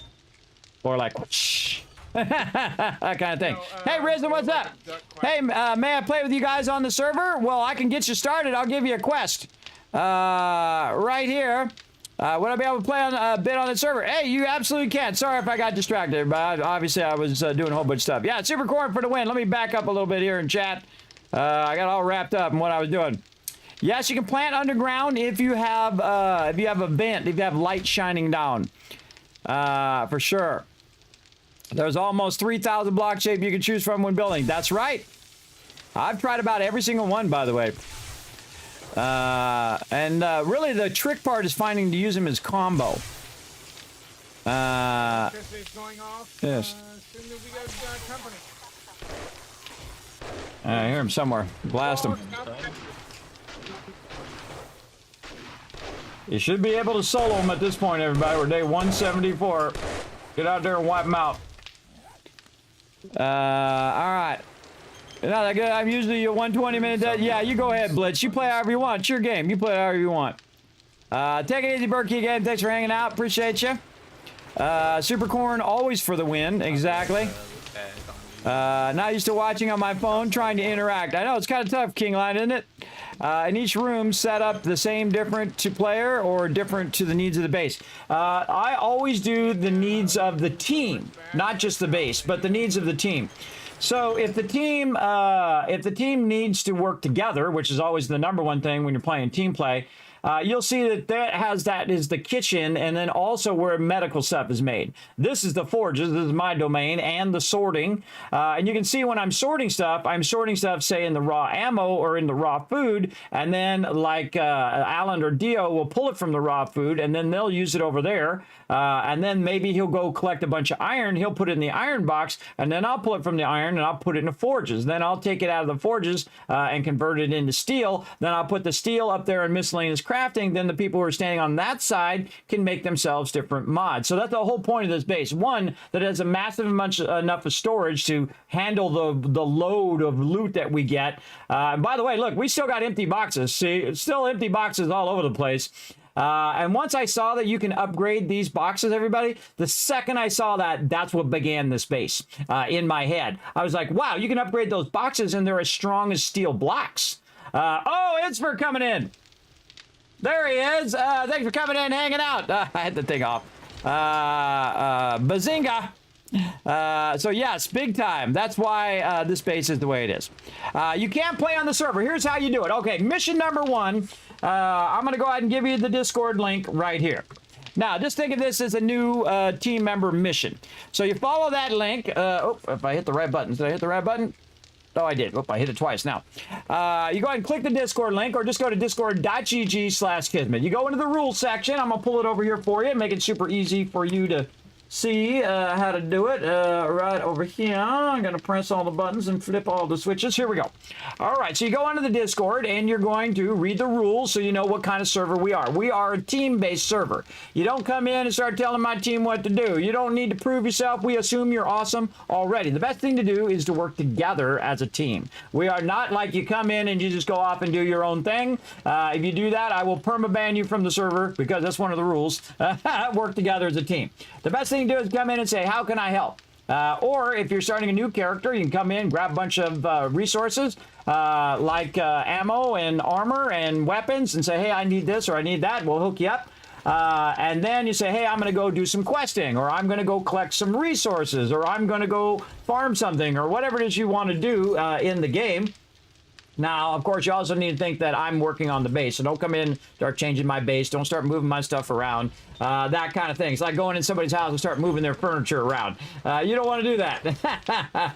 So that's how it works. So I want to make sure that you know what kind of play, what kind of team play we do on the server. And then what you do is you read those rules, and at the very bottom, you're going to see this little green check mark. You click that, it's going to give you a special title, Teamwork Tycoon. Now, once you've done that, and you say, Kismet, I'm ready to play with the team, you can just go here into the general chat, and you say, Kismet, I'm ready to play with the team, right down here at the bottom. So if you did, if you type that right down there, then I'm going to give you another special title, which allows you to come and play with us. Remember, we're PG-13 as well. So read those rules, do those steps, and I'll be watching. You let me know when you get those steps done, and I will then upgrade you, and you'll be ready to play over here as well. So again, go do that right now if you do want to join us. We'll give you a shot. We give you the one shot. We expect you to be awesome. And work together as a team. All right, and we're still dropping some loot all over the place, man. We got so much sweet loot. Look at all this loot. Look at all this loot. Risen's ready to join. All right, I see. Let's see. You got your title. You got your title, Teamwork Tycoon. And then I'm going to go ahead and let you in. Now, jump on the Discord. Now, you don't have to talk on the Discord, by the way, but you do need to be on the Discord so you can hear us because there is a 10 to 20 second delay on the stream. So I suggest you get up there. Even if you don't have a microphone, that's fine, just so you can hear the rest of the team in case something goes down or I say, okay, everybody, we're going over here and doing this. Again, best thing to do, work together. That is the #1 kind of test of team members. It's working together as a team. And if you want to go off and do your own stuff, I'm just warning you now, we're not that team. We're not that team, and you don't need to come in and say, oh, Kismet, you should be doing this, or hey, so-and-so, you should do this, or don't do that. I've had problem with that in the past, everybody, where people come in and they feel like they gotta like start telling everybody what to do. Gotta think that everybody's playing me right now have played the game for probably thousands of hours, and some people probably maybe hundreds of hours, but still, they've been playing a lot with us. So again, keep that in mind. We just already assume you're awesome. I know some people have that problem where they feel like they got to come in and prove themselves to the team. We're not that type of team. You don't have to come in and prove nothing. Again, we just assume you're already awesome. You don't have to prove nothing. The best way to prove how awesome you are is work together. I'd say, hey, Kismet, what can I do? How can I help? Or if you say, hey, I'd love to do this, who's doing this right now, right? Say you want to do, like, the ammo. And you say, hey, I'd love to work on the ammo. And you're like, hey, okay, who's working on the ammo right now? And then you talk with the other team members, and they say, oh, I'm working on it a little bit. I'm working on this a little bit. And then you coordinate and communicate. Be a great communicator as well. And that's what allows my team to rise and do insane things like do 20-minute days. All right, let's keep an eye on the prize, everybody. We got Horde coming up Let's see, I think 75. Yeah, tomorrow. Yes, day 175. Why did I put it as 170 up here? 175. There we go. Save all that in there. Okay. I haven't got the sorting done yet, everybody. I've been at it for how long? Hour and 42 minutes, still doing the sorting. That's a good problem to have, everybody. That's a real good problem to have, is you have so much loot. It takes you like a couple hours to sort it. I love that problem. My favorite problem. Oh, and here comes some loot! Silver coming in, showing love to all of you. Let's show some love to our love train conductor right here. We got Demon, we got Kool-Aid Man, we got Shylum, Muttburger, love it, and Carrie, all getting a gifted sub. Now, guess what, everybody? If you did get the gifted sub, you're going to go ahead and get your epic Kismet emotes. Try them out now in the chat. You also get your animated emotes, and you get holiday emotes as well. Like we got Labor Day coming up. We get to see Sparkle Dog all dressed up, and Norbert as well. So definitely check those out. Plus, you're earning 3 times the kids caps and 3 times the chance of winning the giveaways. And I got a bunch of giveaways coming up all next month, everybody. Definitely be here in the stream. If you haven't already done so, hit the follow button. Hit the follow button so you know when I go live. Hit the follow button so you can be part of those giveaways as well. Now remember, you don't have to be subbed to win the giveaways. Everybody's eligible for the giveaways, but if you are sub, you do earn 3 times the kids caps and 3 times the chance to win. I've seen people come to my channel. Everybody never been in my channel before. Come in, use their 1 ticket, win $200 worth of stuff. I love those moments, everybody. That's why I live for those moments. I love to see good people come in and just win sweet loot. Because I am the worst, everybody. I never win anything. I know how it feels. I totally know how it feels, everybody. To always be like, oh, man, I never win anything. But I can tell you, a lot of people have won a lot of stuff in my stream. That's for sure. Absolutely. We're out of sham space. Put some more sham up here. Some lamb rations. What else we got? Drinks over here that we can drop in there. Putting our jars of honey in here. Maybe they're all gone. I'm gonna put them in there. Meds. There we go. Yeah, and you get down to the nitty-gritty here, and you're trying to find all of this. Almost done. Again, I do one kind of big sort, and then I just let it fill back up again. Because again, you can see this takes several hours to get this going. Oh, what we got? We got some emotes going out. Let's see. We got 4 minutes and 41 seconds left. On that hype train, we're at a level 3 hype train right now. It's 4%. So again, the more love you drop, thank you, Boss Hog, for the 1K bits there, for sure. Make sure to go in and keep that love train going so that you can earn more rewards in there. So you can drop bits. You can gift subs, or you can sub or use your Twitch Prime. All of that counts toward that hype train, and of course it dishes out a bunch of emote love to the chat, which I think is super cool, everybody. I absolutely love that as well. What up, Sat? I'm gonna call you Sat for short. There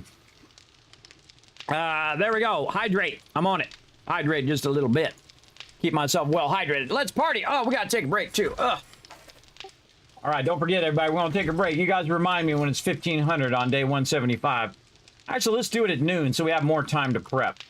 So noon, day 175. You guys remind me we're all going to take a 10-minute break. One of the cool things about doing this, everybody, is that the Horde Night comes up right about the time in which I should take a break. I got reprimanded by my doctor because I hadn't taken enough breaks, and it's I'm sitting here way too much, and it's affecting my feet. And so I'm starting to get blood pooling in my feet because I'm an old man. That's why. And I've been working a lot here on the stream, so I got to be careful. I got to be careful when you get old. That little, holy Jesus, oh my gosh, oh, scared the hell out of me. King Lion coming in, waking me up a little bit there. There we go, 3 more minutes. We just unlocked another random emote for the chat. Holy mackerel, the thing is, because it's so much, because I haven't turned down for you guys, but for me, it is like the lightning just hit right there. It just hit my shoulder and it was like right here. Oh God, it gets me every time. I'm so easily jump scared, everybody. I'm pretty easy to get. Very nice, King Lion. There you go. And again, thanks to Boss Hog. Thanks for all the love tonight, everybody. Again, keep that love going. Keep that Kismet love train chugging along. And we're going to keep sorting all this stuff until we can get started on this tower over here. I have a bunch of random food. That's what I'm trying to do. Get this random food off of me. Murky water. Raw water over here. There we go. Oh, I got coffee beans in there as well. Too much food. Holy mackerel.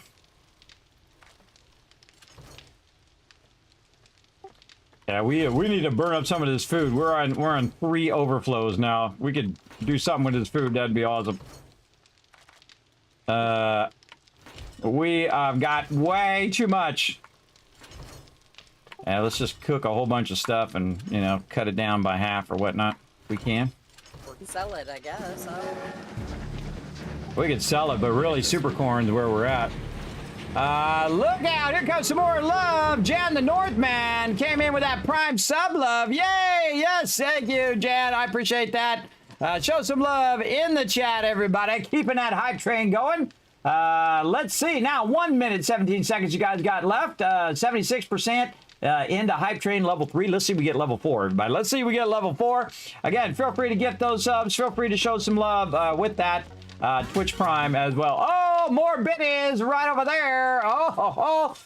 King Lion bringing another 100 biddies in. Appreciate that. Big time. Now we're at 80%. Oh, we're so close. 59. Oh, hell. There it is, the row coming in, getting that hype going on. Even more of you getting a gifted sub. That's why you're hanging out on my channel, everybody, because there's so many awesome people in my channel.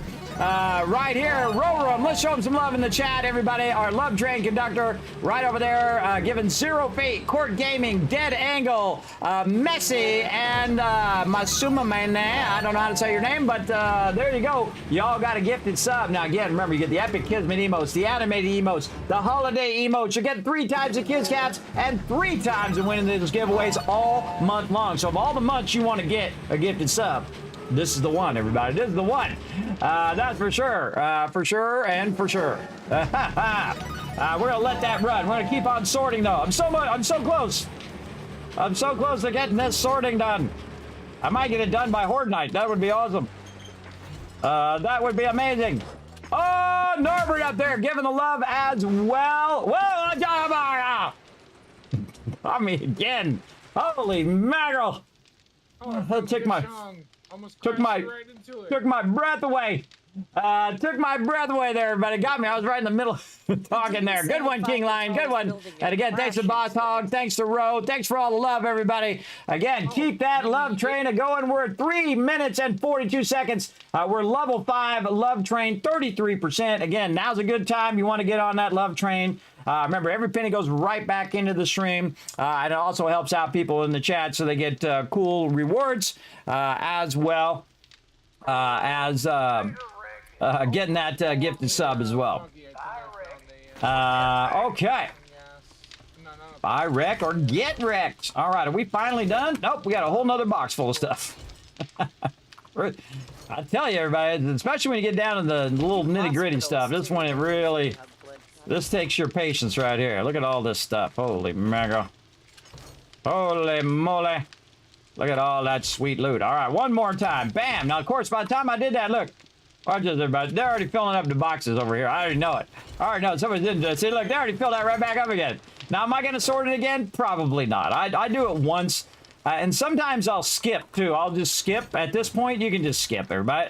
They got a whole box full of. It's not like they're hurting for meds. Got a whole box full of meds there.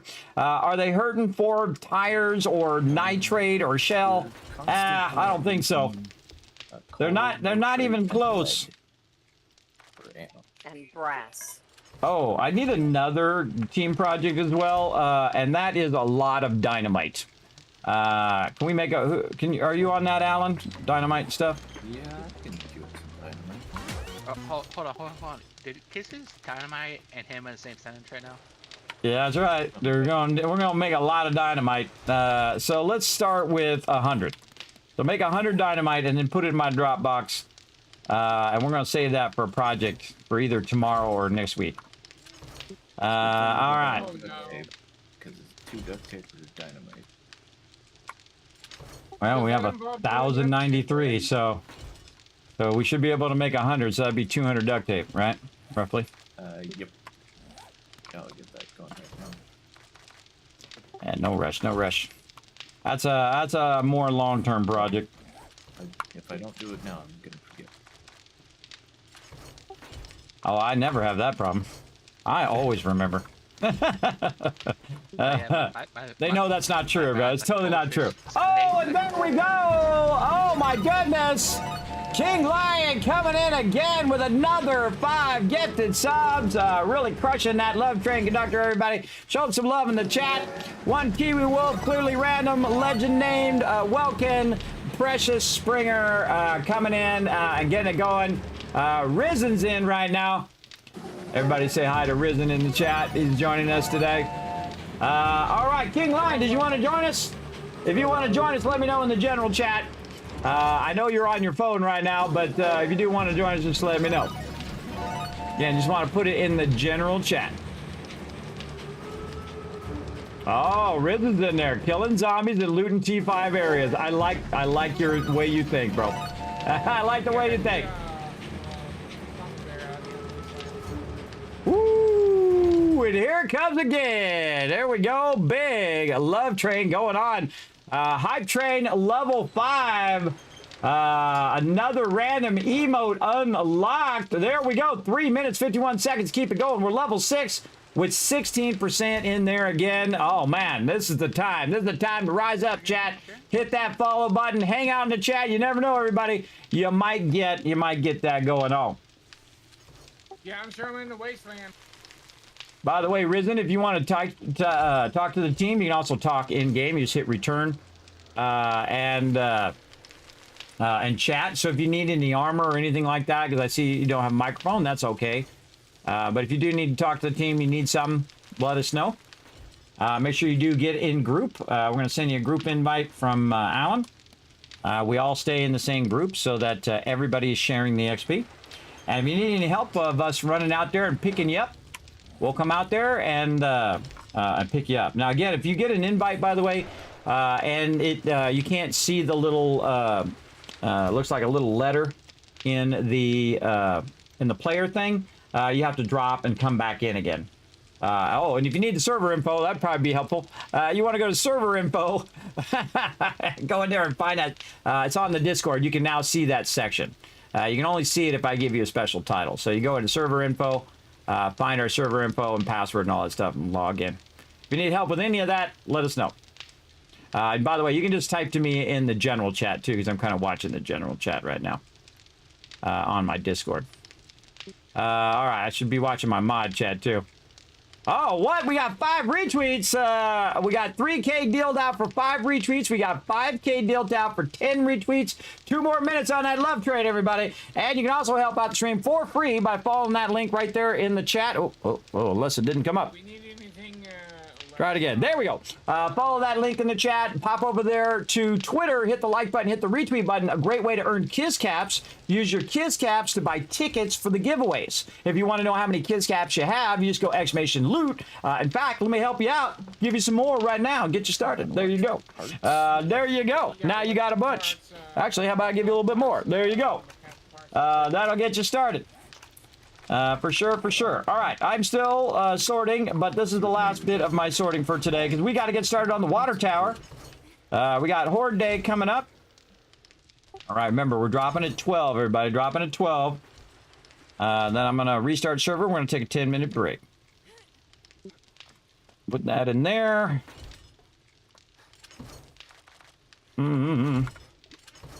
So this Mopar that I just shared is literally right next to the Dishon Tower. Oh, you shared a location? Is it tier 5? Yeah. Dishon Tower is right here. I'm saying right in front of Dishon Tower. Is it Mo Power? Or M0 Power? No, that's literally right, the Mo Power is literally right next to the Dishon. Okay. So Dishon is right there. Okay, so I want to save that is what I'm asking, so I can find that later. Can you call it something else like T5 Dishon Tower or something like that? I'm gonna clear that. So call it T5 Dishon or something. So this way I'll remember it later. Otherwise, I'm never gonna remember that name. Never gonna remember it. I just know already, but I'm not gonna remember that. Absolutely not. Let's see. Yes, that's perfect. Thank you. Thank you. Dropping. All right. System damage severe. Shutting down. Drop, everybody. All right. If you're new, everybody, we're gonna drop from the game. You don't have to drop from the Discord, by the way. Just drop from the game. Third brick, always the last one, brother. System damage severe. Shutting down. Just got back to base. I was trying to get on the ground. All right. Gonna take a break, everybody. I'm gonna do some words on stream with the team. I'll get that going for the chat, and we'll be back in 10 minutes. 10-minute break. Hey, sorry, set a timer for 10 minutes.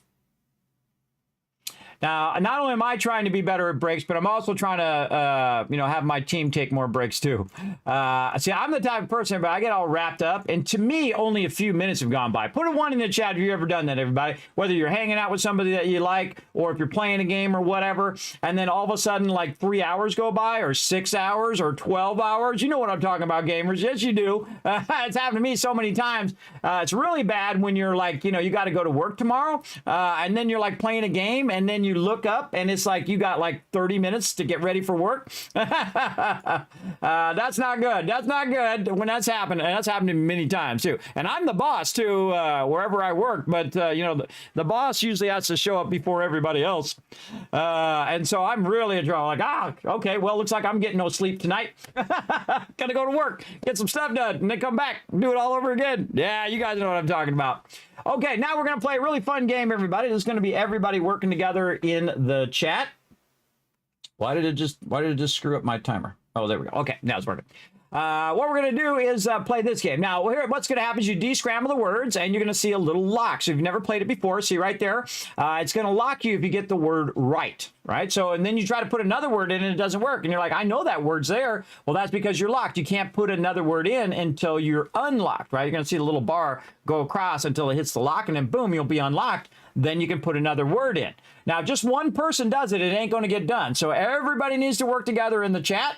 I'm going to take a quick break while you guys are doing that, and then I shall be back, and we'll get right back to it. And it's going to be Horde Night, everybody, so you definitely want to stick around for that, because that's going to be crazy. As well as you should have got a bunch of emotes, by the way, from that hype there. Oh, I got a hype chest out of that. Oh, stir the pot emote.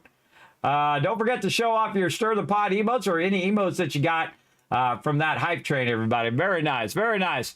All right, here we go. We're going to start this up, and I should be back in just a moment.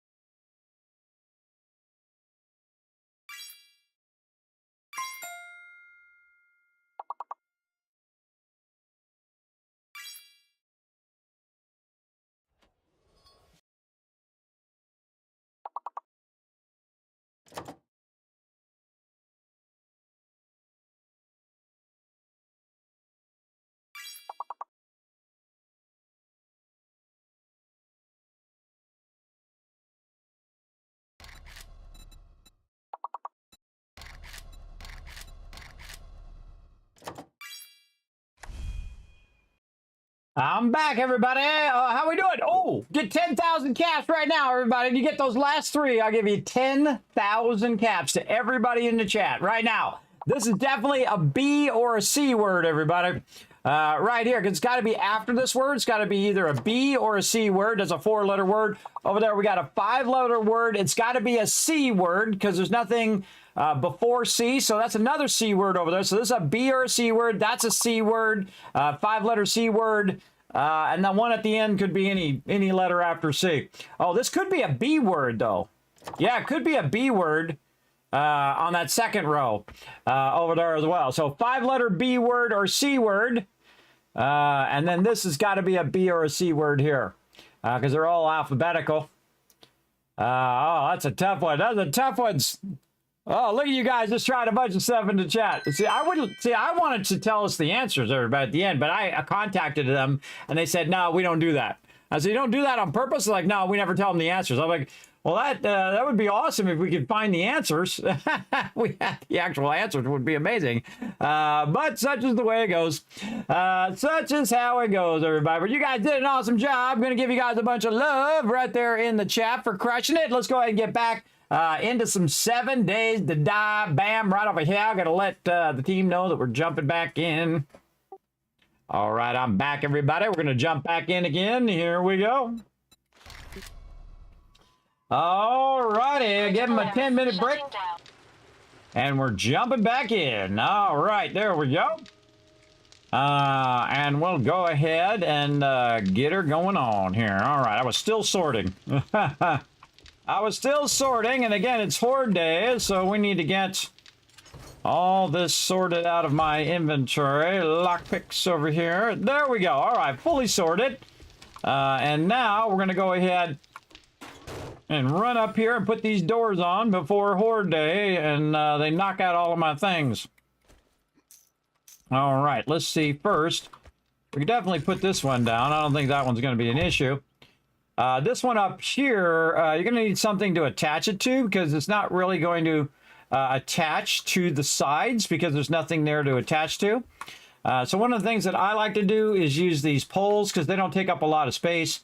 And you can just run these poles down like that. And, you know, if I'm going to do it, I don't really need the one on the bottom, but just to make it look nice, I'm going to run that there.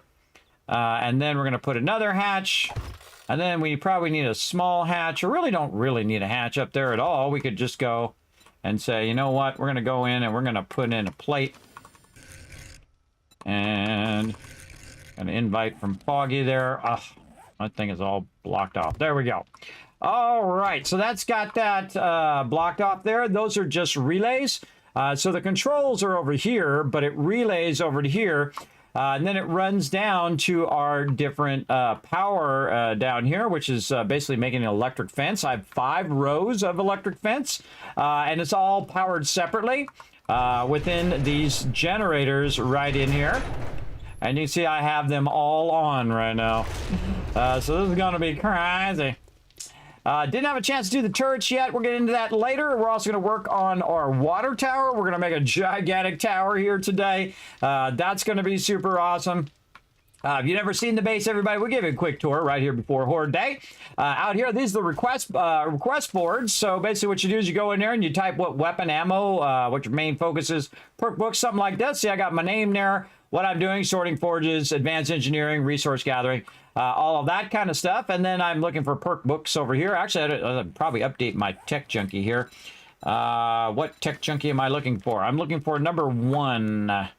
Number 1 over here. So looking for tech junkie number 1. Ammo shotgun. I think I have a bit of Art of Mining, so let's go up here, see where I'm at. Yes, that's complete. So I can go in here and just take that out. Right there. This one I'm already done with. Drum mod, rad remover tool mods, already got that done. That's good. Auto weapon handbook. I need number 4. All right, so I'm going to go up here. Now I got this little ladder that I can go up and then stand up here. Makes it a bit easier. And I can just go select all, copy, and then I'm going to take it out. So Control A, Control C. And I'm going to go down here, and let's say this one right here. I'm already done with, no, I can do tools right here. Place this over here first. Pressing the wrong buttons. Oh, well. Something weird going on. There we go. Auto weapon handbook. There's something like I was blocked there. Which one? I can't remember which one it is now. That took so long to get working that I forget what it is. So number 4 is the one I needed. So again, this is what this is for. This is like a request board, or it is a request board. And so basically you just put in there what you need, and then the people doing the trading will go and find that stuff for you. Now this is the Kismet kill box over here. Gotta relog. Gotta relog. My thing didn't work. My darn thing doesn't work. My darn group thing ain't working. Call all the zombies, calling all the zombies. Yeah, it's gonna be crazy. Everybody settle in. Remember, we're approaching day 200. I think we're way over game stage 200. Get back to the base. Where is Risen? So I'm gonna take their helicopter and go pick them up. I'm coming. I'm coming. I don't know that they're gonna have time. Well, I'm gonna try to get over there fast enough. See if you can. See if you can. Initializing world now. All right, loading back in, everybody. Loading back in. Now, again, this is gonna be crazy, as it always is. There we go. Okay. Now, one of the problems they have in the game right now is that if you have a big group like mine, and you're trying to get in group, the invite thing doesn't work all that well. Now, this is a Kismet kill box, everybody. It's a modular base. It gets built in time. Foggy has it, but he's out trying to get Risen. If you could send me an invite, that would be awesome. Or put him... Oh, there. Thank you, Foggy. Yeah, get Alan and set him as the leader. What we did is we built it in layers, right? So we built the outside wall first. And then we were able to build the interior without zombies being up in our face. We dug all this out. There's multiple levels down below. Then I built this part, which is the production area. I built the forge area first. I built all these boxes and then arranged them. Actually, I did it all in my head first because right here is the actual plans for the base you're looking at right now. That's right. I did it all in my head, everybody, and then I put it down in a program called Illustrator. This Affinity Designer I'm in right now, which is like Illustrator. Costs a lot less, and I'm trying it out, see if I like it. I did buy it, but you only have to pay for it once. You can also try it out for 6 months for free. So you search it up, Affinity with an A, Affinity Designer.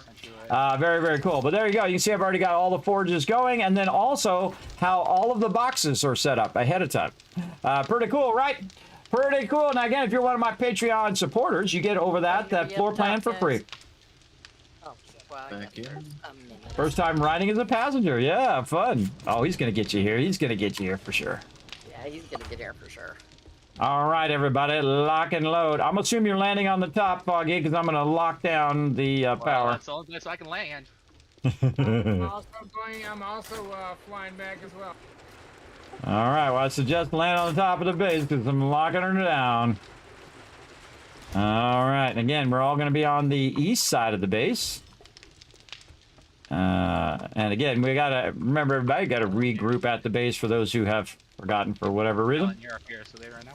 During Horde Night. All right, we're going to put our heavy weapon in here. Wait, check again. I'm also not getting the invite as well. No, Just check it. No. Just, yeah, if you didn't get an invite, relog as fast as possible. I'm in flight at the moment. Hey, RP came in this lane and log out and log out. Okay. Trader Rick is closing shortly. Finish your damn business I'm or already come back almost tomorrow. If you're still alive. You can still do it during Horde Night. Just make sure to do it in the base. That's for sure. Also, make sure that Risen gets his bedroll down as well. Make sure to put that down. With Kismet too. We got that. All right, I got to focus. So I got to get concrete. Oh, Off the party time, people. it's on. Let's do it. They got West. Spaghetti. All right, now my team is doing some pew-pew. I'm running behind. I did not do all my stuff, but you're going to see some serious action here in a second. Let me get my water and everything going. It's time to get ready. Lock and load. Here we go. Time to watch the magic that is the Kismet kill box, the ultimate protection in the wasteland. Here we go. We're going to go up on top first. Do a little pew-pew. You look into the sky, guys. I got both of them. What's my game stage? I'm going to go see what my game stage is right now. I'm 130.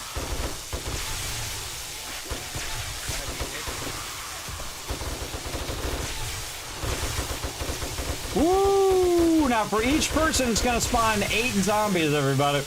That's a lot of zombies. Let's go down here and see it right in front of the action.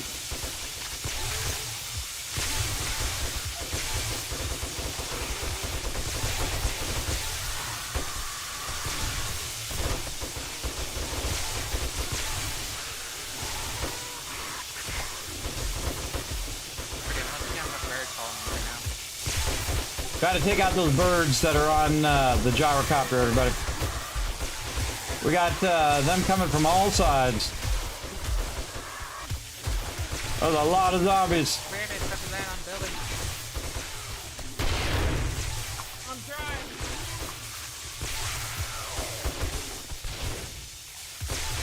Why you don't wait so long to return to the base next time? Sure you're back at the base. Early. All right.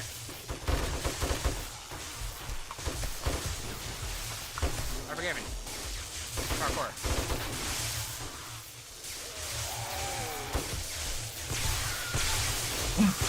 Unforgiven's in the back here. Fly out of there, Unforgiven. I'm trying to back you up, bro.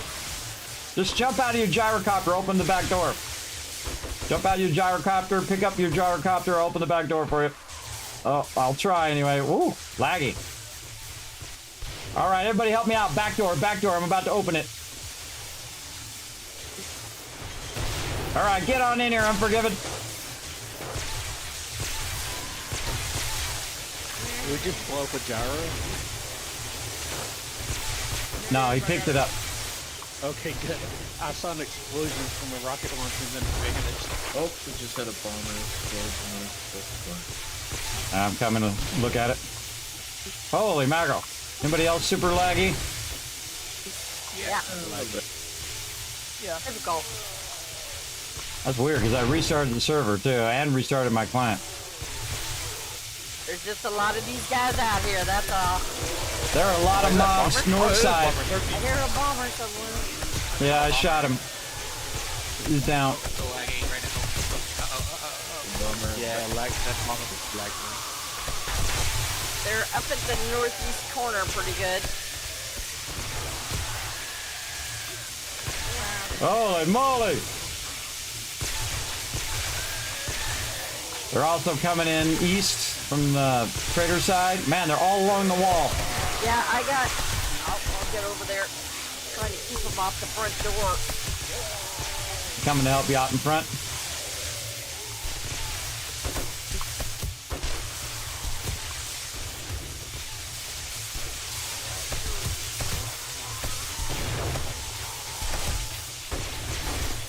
That was crazy! I told you it's gonna be crazy!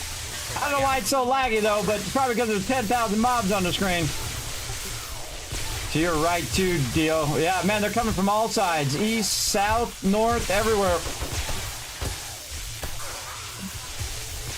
See, she's watching that side. I'm watching this side. You're also watching from up above. Trying to keep them off the doorway. By the way, I could probably repair that, but I'm not going to bother with it right now.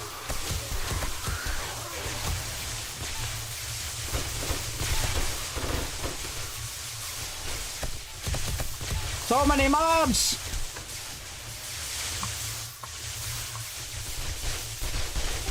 Heavy front door, and also southeast. This is crazy! This is epic! Ain't over yet, everybody. Our Horde Night goes longer, and it's harder than most people's. Got him. Man, they're coming from all over the place. Seriously laggy, though. Myrtleize those guys.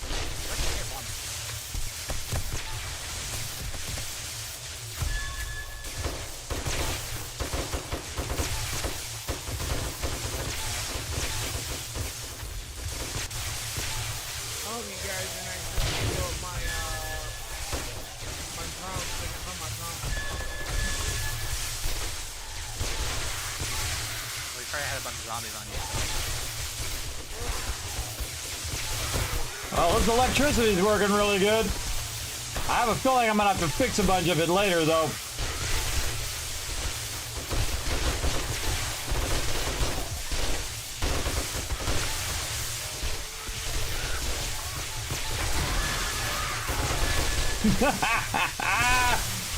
This game never stops being fun, everybody. It's fun every single time. So glad I put that electricity in. Whoa, there's a good shot. Blowing them up.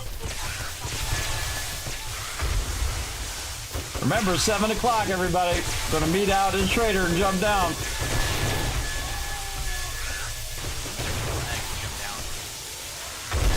That's because we have so many zombies. We gotta start clearing them out a little bit faster. Use some of them rockets. Use some grenades.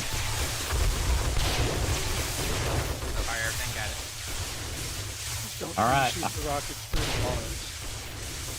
Here's the thing. I'm going to turn the power back on right now. Getting ready for 7 o'clock. The front door is going to open.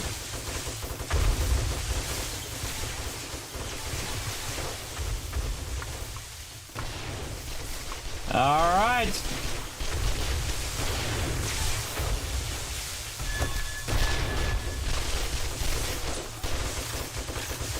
All right, here we go. I'm going out the front door.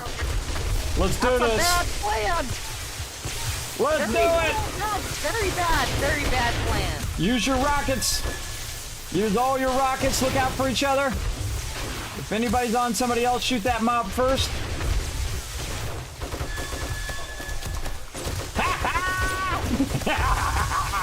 Yeah, no one's crazy like us, everybody. They would never jump down in their base on day 176. But we are. Oh, there's someone behind me. Oh, look, he had my back. He had my back. Get him! Oh, my thing's broken. All right, time for the shotgun.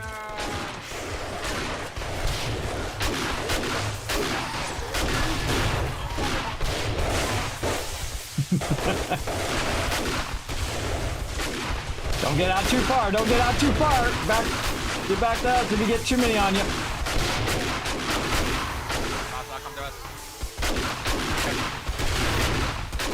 There we go, there we go. Keep them going, keep them going. Heal yourself, Boss Hog.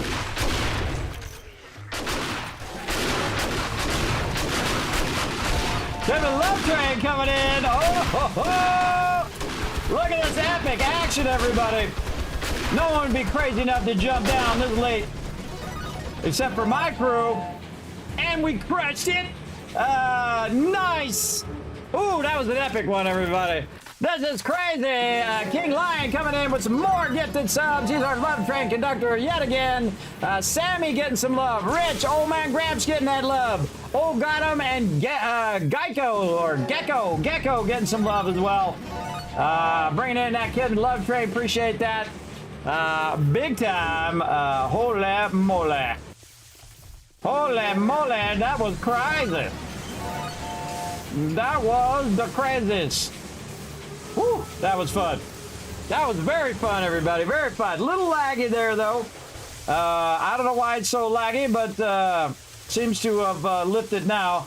Probably because we had so many zombies. Because if you don't kill them fast enough, they start to build up, as you saw, along the whole entire side of the base. Now, I need to go out here and fix this. I'm going to fix that electric problem here in a second, everybody, so you don't have to listen to it. I'm going to take care of it. I got to go heal all that stuff. Just because it's damaged? Yeah. Yeah, it's because it's damaged, because there was a lot of mobs. I'm just going to turn the power off for now. And then I'll go around and fix it all. That'd make it easier getting the loot, too. Yep. That's why it's there. Instead of having the spikes, I think it works way better to have the electricity. You can turn it off. Works also great in a solo base, too. I mean, my other base is super OP because I have it the same size as I have it on the mega base. And it's 5 long. And it is super OP. Not so OP for this base because we have so many people and each person is like 8 zombies per person. So very quickly we can get overwhelmed like that, where it's like literally, the whole entire side of the base. Oh, there's another drop up here on top too, Thurbic. On the top, on the front of the base. There's a bag up here. All right. Okay, power's off.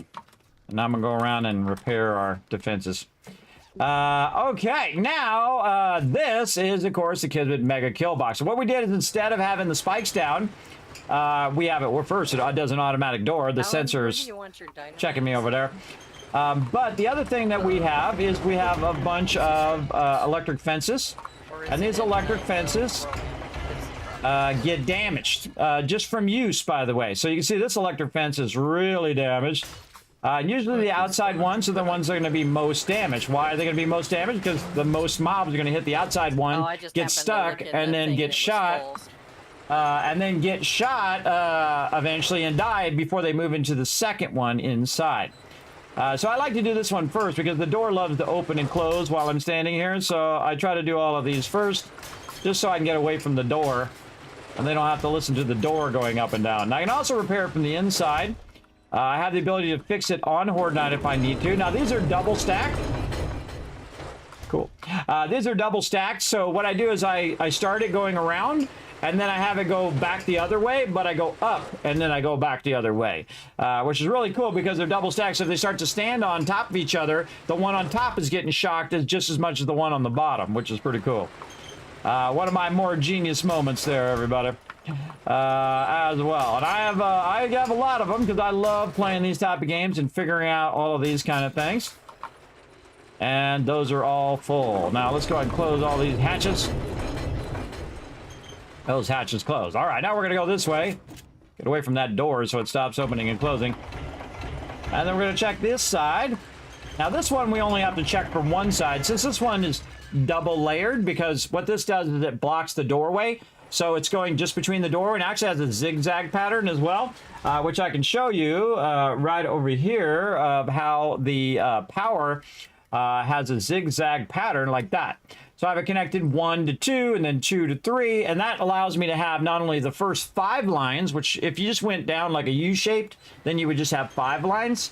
But in my case, I'm going back in an angle, so it adds 4 more angled lines to it. So it's actually 9 wires, which makes it harder for them to get to the middle of the base and in the doorway. Not that it's going to be easy for them to get in the doorway, because those doors that you hear going up and down over there, those doors are actually 30,000 damage they can take, and there's 2 of them. So basically they'd have to do 60,000 damage to the base to get in the base. Now originally I had a drawbridge as well, which is another 10,000, so that would be like 70,000 they would have to knock through. But sadly, the drawbridges aren't working so well right now. So I'm going to go ahead and forego the drawbridges until they fix that. I'm sure they'll fix it at some point. It doesn't really remember the state, whether it's up or down, and other people can't see it in the same state that I see it, and so on. Okay, so I only got to repair the one there. And then on this one, again, you only have to repair one side when it comes to these ones, because again, they're not double they're not double thick, right? They're not two stacked next to each other. It's two stacked vertical. So all I need to do is just repair these, and they'll be ready to defend the base on non-horde night, and then they'll also be ready as well. Now, if you did this right, the outside one should be the one that took the most damage. And they don't get destroyed anymore. They used to get destroyed when they got low. Now they just stop working. Now, of course, they could get destroyed because if a bomber gets too close to them, a bomber will take them out. So we're going to be watching for that since the bomber blew up on that other side. We'll be watching for those to get, if those are destroyed. Oh, wait, we already fixed all of these. I don't need to do this side. Already did all of those. Get that hatch. There we go. I already did it from the other side. We can do these. And you can see that the top one... Oop, that door was left open. My bad. That door was open. That's not good. All right, maybe I just opened it by mistake. I don't know. But let's close all of those. I try to keep those closed. I have left them open several times now. Because, you know, you get busy. You're trying to get things done before Horde Night. Now, we're going to have another Horde Night, everybody, so settle in. It's going to be epic as well. Absolutely. For sure. Sometimes it tries to pick up the post. That's what just happened there. I had to escape and stop it. Oh, man, that corner one took a lot. That one took a lot. Now, I don't remember if I repaired this last Horde Night. I would think I would have, but no guarantee. No guarantee that I remembered or had enough time to do it. And once we get this done, we have all of our other stuff going. We'll get our forges running, and then we can maybe even get to our water tower today. We're going to try. We're going to try. It's not that hard to do. It's actually going to be pretty simple to build ourselves a simple little water tower for mass water collection.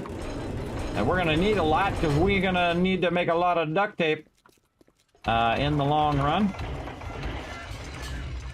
And of course, the hardest thing is collecting it. Even if we do have a lot of water, but it's taking the time to go over and take it out of the water collectors. Because not everybody's sitting in the base like me. It's not like I'm just sitting around doing nothing, by the way. I'm always doing something. Always. What's up, Bobo? Yeah, there you go. Lots of love for you. There, King Lion. There you go. You can't wait to do this? Hey, we can't wait for you to come and join us. It's going to be crazy. You're going to have a great time. I'm telling you, you're going to be shooting a ton of zombies. A ton of zombies and have a great time doing a lot of pew-pew. Again, best thing to do is come in, say, hey, how can I work together? Where can I find some weapons and all of that? And get going. And we don't care if you're brand new to the game, everybody. Everybody's welcome to come join us as long as you are a great team player. You're willing, there we go, willing to work together with the team. Again, you don't have to prove nothing. Also, don't be awkward where you come in and you're like in front of me the whole time waving. That's really awkward, everybody. I appreciate the sentiment. I know you're like all excited to say hi to me. I understand. Oh, that one's missing. Look. See that one's missing a wire? That's where that bomber is. I bet you it's this one right here. I bet you this bomber blew up right here and took those out. He sure did. He sure did. He took the top one out of this one. Okay, those need to be fixed. Those need to be fixed. All right, let's repair all these other ones first. Yeah, I was here to greet him. Yeah, defense is currently off in the base because I'm repairing, so. Well, they came up and some said hi, zombies. so I said hi back. There you go. Yeah, bomber blew up our one here in the corner. Yeah, but overall, actually pretty rock solid. I like how they made it where the posts don't get destroyed. They just go down to a certain point and then they stop working, which is much better. Because it can be tedious to go back and replace these. Well, I normally don't use these, by the way. They get real tedious to replace them. Because every Horde Night, all of your electric posts would die. I'll come back and fix that in a minute. But now they got it where it just goes down to a certain level. Now, I also have them enclosed so they don't get damaged. If you have them out in the open, everybody, these are like 200. It's like the strength of a dirt block. So these electric fence posts get owned, but they actually made the fence posts not as tall. They used to be 2 blocks tall. Now they're only 1 block tall. So now you can take them and put one on the ground, and then put a block up above. You can put a second one up above it. You can put 3 of them if you want to do. You can put 3 high or 5 high, or how many high you want to do it. I think 2 high is more than enough. That's more than enough. And as you saw, that did a really great job defending the base and keeping them from breaching inside our base. Another one I left open. I love when I just leave the hatches open. Amazing, it's amazing that those didn't get destroyed. Trader Rick is now closed. Night. So get off my lawn. Night.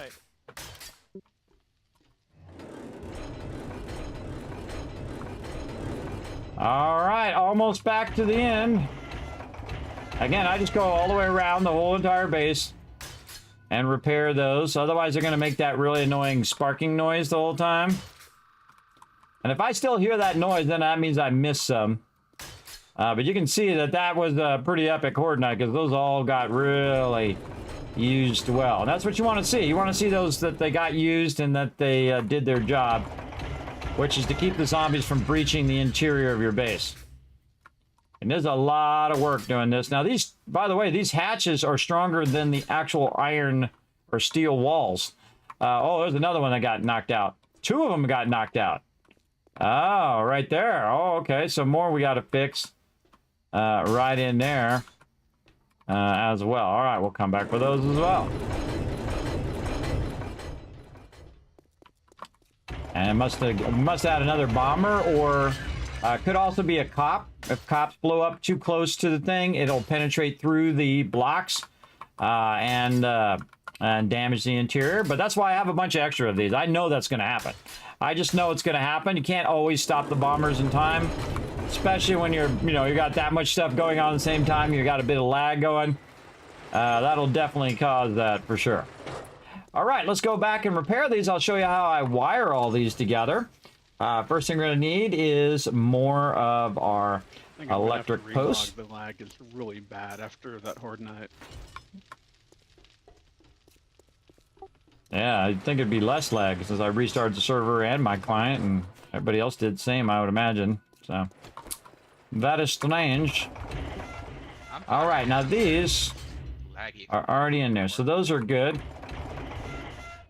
Those are good. All right, this is going to be tricky. All right, we're going to need to stand on a block, and I don't have my blocks on me. All right. I must have put them away. Now, having an automatic door is really awesome, everybody. It really does help a lot. Sometimes when I'm putting stuff away, it'll put it away in the box over here, which I didn't mean to do. And then I always keep blocks on me for this very reason. So I can repair stuff. Now, here's one of the tricks. See, I can't quite put the thing in there, so I have to kind of get up a little bit. Oh, and there's something in the way there. Something in the way. She moves. It's going to be tricky to get that one. There we go. All right, now the tricky part. Getting it to put it down properly. Bingo. Yeah, that's tricky. That's real tricky. All right. So this is the one that got knocked out.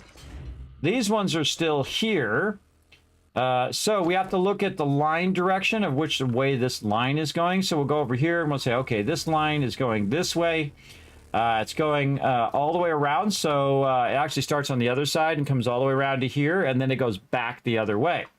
So as it's coming into here, I will then take it from this one, and I'll run it to this one we just did. Right click, and then right click that, and then we'll run it to the bottom. Now it's very tricky. Sometimes it accidentally does that, which really sucks. Again, that's okay. We can always do this, and then we're going to get real close and aim down. There we go. Then we want this one to go up to this one. And then from this one, we're going to go back the opposite direction to this one over here. But we got to get our post in there. Sometimes it's easier to aim up or down. I try to aim to the top so that the thing's on the top, so it'll be up higher. If you put it upside down, the fence will be lower and you have double fence down there. But again, it doesn't help you up high though. All right, back this way. Now watch this, everybody. I can get that one all the way from here. Boom. I get all the way from there. Again, as long as you can see it, you can go ahead and run it. And then again, this is now going to run all the way back, finishing out on that other side. Now, one of the things I do after Horde Night is I go and I look at all of the line runs and see if anything's been knocked out. I can see this one also knocked out down here. That's better. Actually, I had to restart my client to get the flag to go away. Just logging out and back in didn't do it.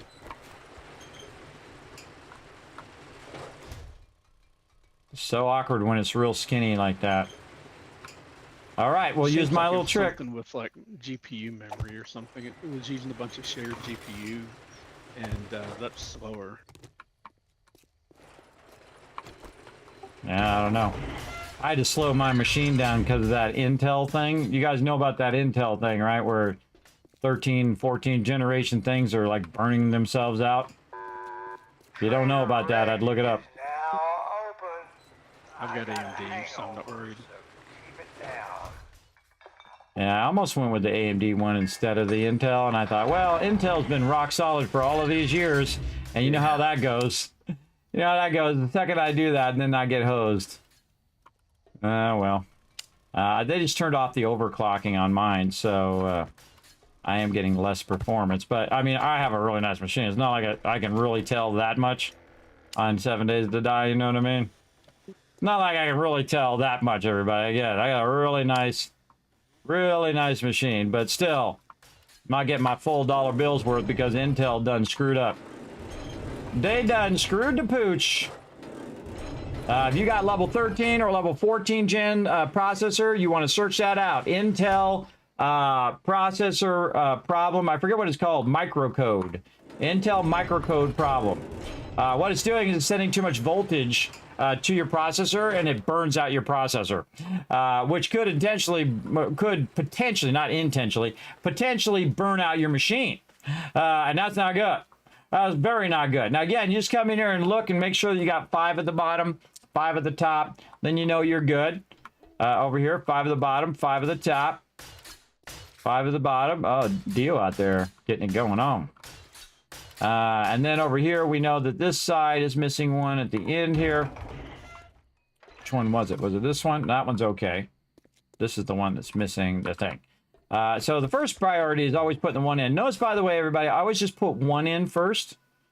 I put one in first, and that's because it makes it easier to run the lower level than to go in and run the other one. Now, see all these are running this way, so that's telling me these all should be uniform. No. I want the bottom one, please. Thank you. And then I'm going to run it here. And then we'll rerun it back over here. Like so. And obviously you'd want to have the power off at this point. And then we got that done. And now we're going to go ahead and put another one up on top. Again, it's really awkward to do that. It just takes a little practice and trying to find that sweet spot to run that. There we go, and that's done. And yes, the lines will run through walls and through doors and everything. They used to have it where you see the lines and you had to route all the lines and everything. I'm glad they took that out because, again, there's like reality and there's like making it realistic. And then there's like making it fun. If it's too hyper-realistic and it takes away from the fun, you should worry more about that it's fun for people. And again, look at all these cross lines, everybody. That's a lot of cross lines defending our primary base. Let's check this over here. This is 5 and 5. And again, just kind of walk around just in case you might have missed some of these. That held up pretty well, everybody. We didn't have to actually do that much repair. Looking pretty good. 5 and 5. All right, that looks pretty good to me. All right, we're golden. All right, bam. Back to work. All right, now it's time for me to check on my forges again. We're going to get a bunch of this. I got way too many bullets on me right now. Barely using any of them. Barely used them because it was so crazy. All right, iron forges. Iron forge is still looking good. Let's keep that forge still cranking out of there. Very nice. And then over here, get these refilled all the way up. Again, since I'm, usually distracted with like 20 projects at the same time, everybody, I come back and I check on these from time to time. Just to try to keep them rocking and rolling. Sometimes my team will come in and refresh them as well. If I'm busy doing other things. Oh, I forgot I gotta do this cascading thing. I don't know why this does this on the server, but for some reason I have to click it multiple times instead of it just doing it, all in one stack. It's one of the perks that I have that's causing that, I have a feeling. So I just do a whole bunch of them in a row. I totally forgot about that today. Like that. There we go. And then over here, we would like some bulletproof glass. Where's my bulletproof glass at? Not down. Oh, 116. Nice. Let that run. And we got iron and we got sand in there. Whenever you're doing bulletproof glass, everybody, just keep sand in there all the time. Because that's the thing it burns the most, is sand. So we're going to just max that out and then put a little bit in there and just put that there to refresh that later. And just let that run for a really long time. All right, how are we doing over here? Whoa, 30,000 bullet casings. That's the first time I've seen that in a long time. That is 5,000. We maxed our brass forges. That's 5,000 bullet tips running out now. That is awesome. Awesome. Very cool. And we have a lot of brass we can put in here now. Now, you see I started with Dukes earlier, or if you were watching earlier, I started with Dukes earlier, and then now what I'm going to do is just like consolidate all this brass and then try to put as many stacks in as I can. So I can see I have a half one here, so I'm going to cut this in half, and then double these up into the other forges. So I'm just kind of equalizing them by just basically cutting stacks in half and recombine them. And that's going to be another 10,000 brass in that one. Another 10,000 brass in this one. It's been fun. Thanks a lot. Have a good one. See you. Have a good night. Have a good night. All right. Craziness going on up in here, everybody. Crazy. Wow, look at all this forged steel. Yeah, get it in there and get it going. All right, we got all those going, and we can put back. Uh-oh. Having box problems.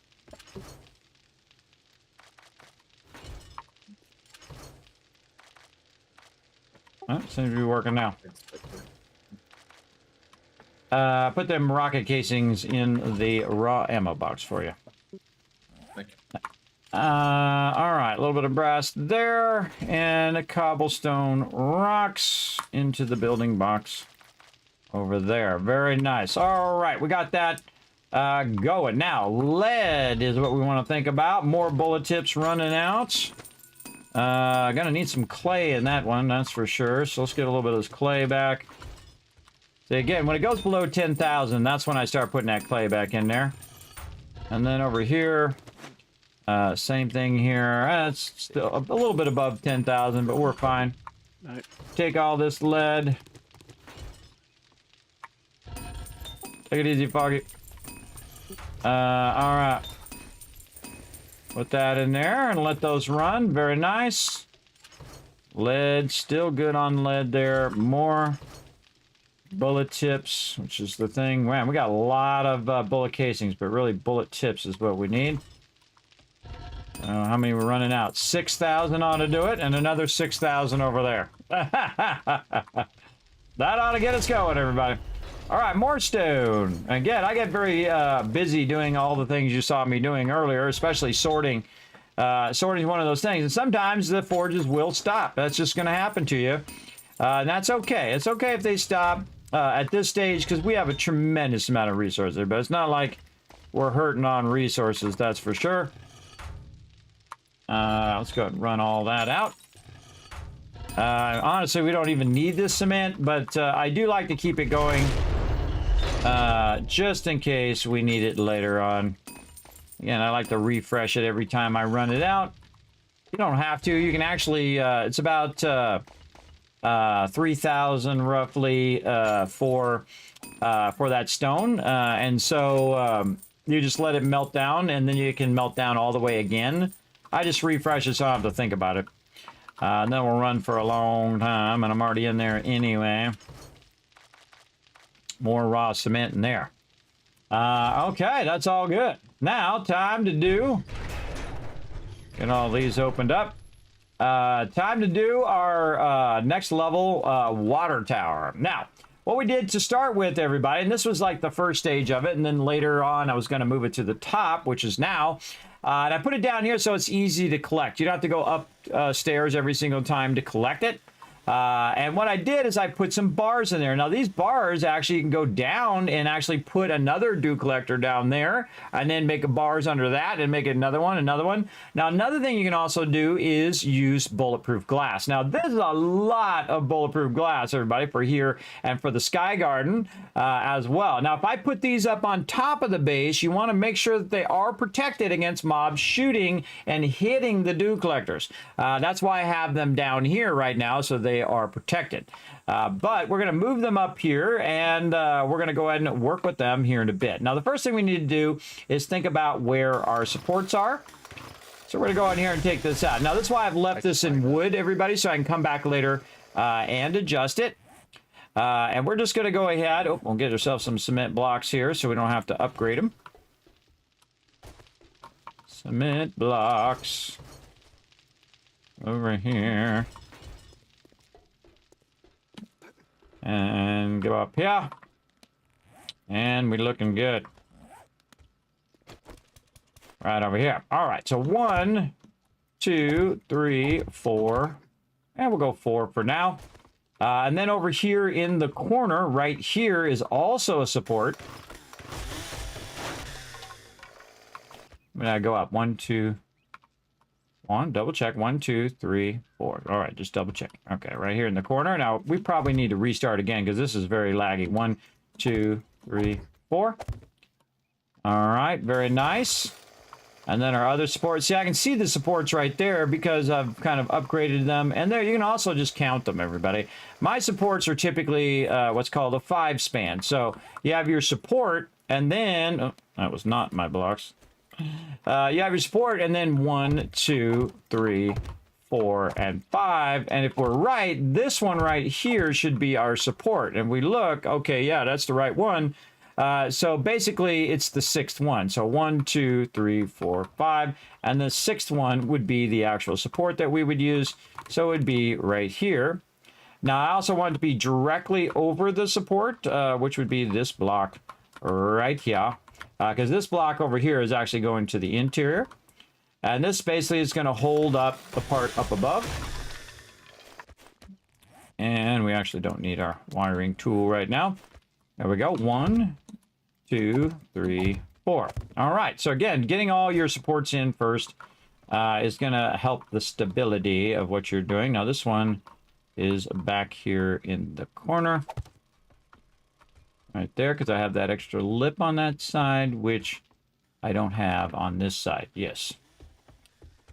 Okay, and then right there, and right over here in the corner, which is going to be a little bit in the way of my launching, but they'll have to just live with it. Yes, it's right over there. Let's see how many blocks back that is. 1, 2. So... get in there. So that's 2, but back 1 block. So here, and then it'd be 1 and 2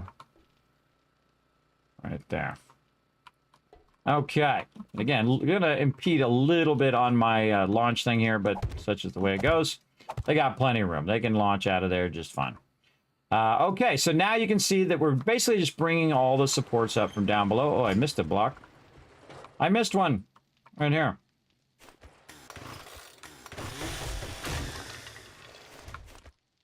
And there, 2, 3.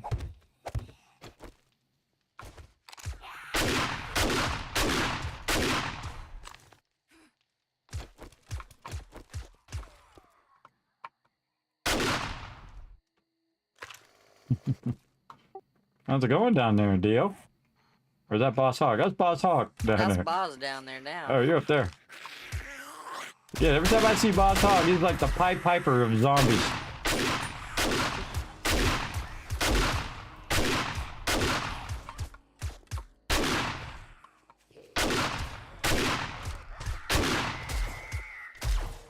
Another screamer.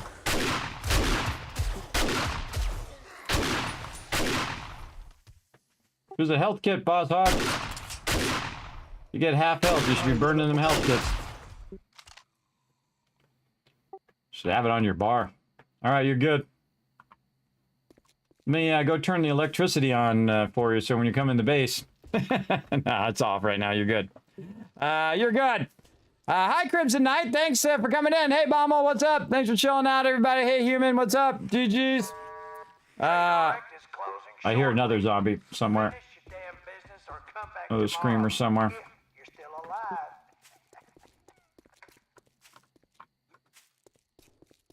I know, great way to find him. I'm gonna turn electricity back on. I found it. The electric fence is all repaired and back in working order. All right. Now, instead of using spikes, which are usually my favorite, by the way, I think Rotisserie G just appeared up there. Oh, maybe one I missed. Yeah, I hear one zapping. Yeah, I hear it right over here.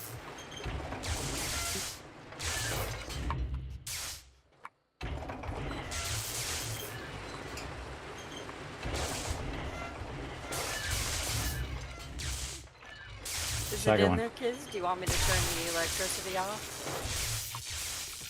No, I don't have the resources. I put them back. I gotta go get some more resources. Well, see, that's how you tell whether you missed one or not. Right there. That's how you know, chat. All right. I need that. I need something else. I can't remember what it is now. Was it electrical parts? I don't know. Probably forged iron, I would think. Okay, so definitely the back of the base.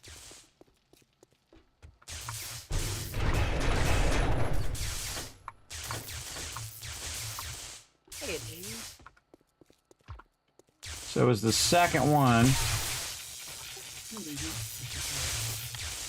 it did work. Well, let me fix it. Turned off the wrong side. Wrong side. Yeah, I think we're gonna need to drop and reload again because this lag is crazy. I don't know if they're like doing maintenance or something again. I don't know. All right, I gotta turn this one off. It was fine for me after I restarted my client, so it may not be a server thing. Yeah, I'm not really getting any lag. All right, mine isn't too bad, but it does get up there.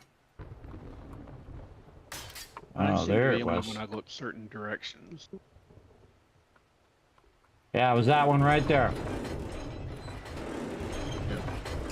The client will just solve it on its own. All right, turn it back on again.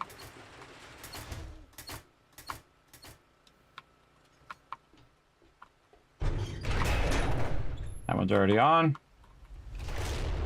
Power tower. Power tower, sniper tower, and also stop wall.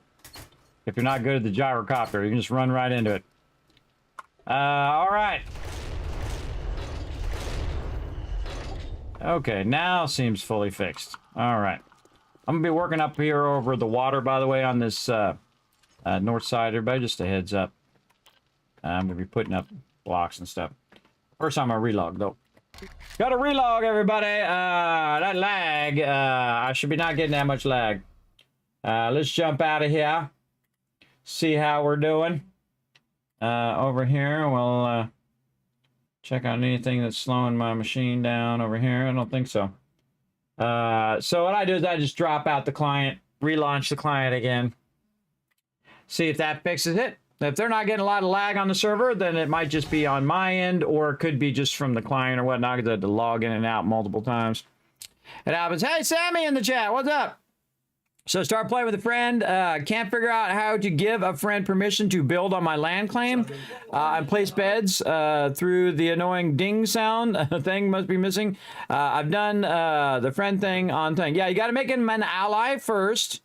He's got to be an ally on your base. And here's the thing. Just pick up your land claim block. Just pick up your land claim block and let him put stuff down. And then put your land claim block back down after he's done. That works perfectly. Yeah. And he, by the way, he does not have to put a land claim block down to put stuff down, but he does if he has to pick stuff up. So all you have to do is pick up your land claim. They can build all they want there because no one claimed it. And then you put your land claim back down again when he's done.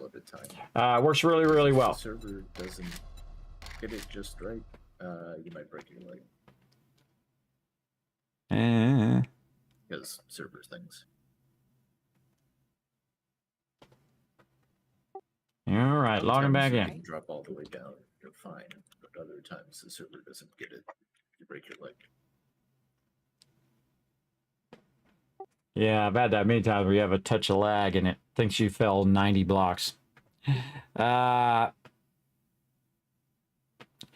you have any know any FX for the trader sound on your base? I hear the trader all the time. What are you talking about? Yeah, so you just pick up the land claim. Let them build. But you got to make sure they're also an ally. Just so if you put your turrets down, it's not going to shoot them too. Or your defenses also ain't going to work them. So definitely ally with them. That's the first thing I do with my team. Is I typically will go in and ally with everybody. By one block right over there. I'm probably going to fall down on when I'm harvesting. All right, that's much better. Much better. All right. Well, that's part of why I put the guards in. So it's harder to accidentally drop. Yeah, it also, that did help everybody. So if you're having a bunch of lag, definitely log out, log back in. Okay, so power fixed. I just got 75k from the vending machine. Nice. Oh, nice. Super cord? Yes, indeedy.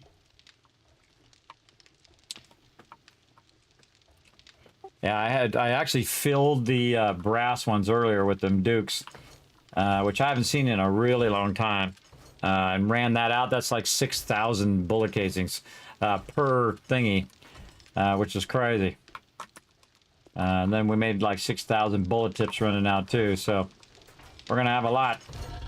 We're gonna have a lot. Yeah, it's still working on it. It's got 4,000 more to go. That's a lot of ammo, everybody. We need a lot of ammo. That's good, though. Do have to mod the game to FX the ding sound that happens you're shooting turrets thing. Oh, the ding sound? That ding sound is typically from the trader. When you're real close to the trader, it's because it's hitting a block that that can't be damaged, like this. We're talking about that sound, right? That's because you're too close to the trader and it's hitting the trader blocks. That's how you're trying to run me over. And so that's what causes that ding noise. As if it's hitting the trader. I don't know what you're talking about. Oh, yeah. You're talking about your turrets. Yeah, if your turret hits your base, that does that as well. Yeah, if you want to take out that ding noise, you can. I can't remember if they have the audio for that. Trying to remember what that would be under. I think it's just going to be under the normal ambient sound volume. That would be a good feedback for them, though, to say, hey, I keep getting this bing noise all the time when I'm trying to, have my turret shoot stuff. It's like second nature to me, but I don't even hear it anymore. I just keep doing my thing. So same thing here, 2 back, but this one's lined up here. So this one's 1 and then 2 right there, and it should line up to that one. Yes, it does. 2, 3, and 4. Okay, and where's our other one? These are actually our supports here. So this is 1, 2, 3, 4, 5, and this one's actually the support. 2, 3, and 4. And then over here, same thing. So that makes it easy when you upgrade it from down below. You can see where the support is, 2, 3, and 4.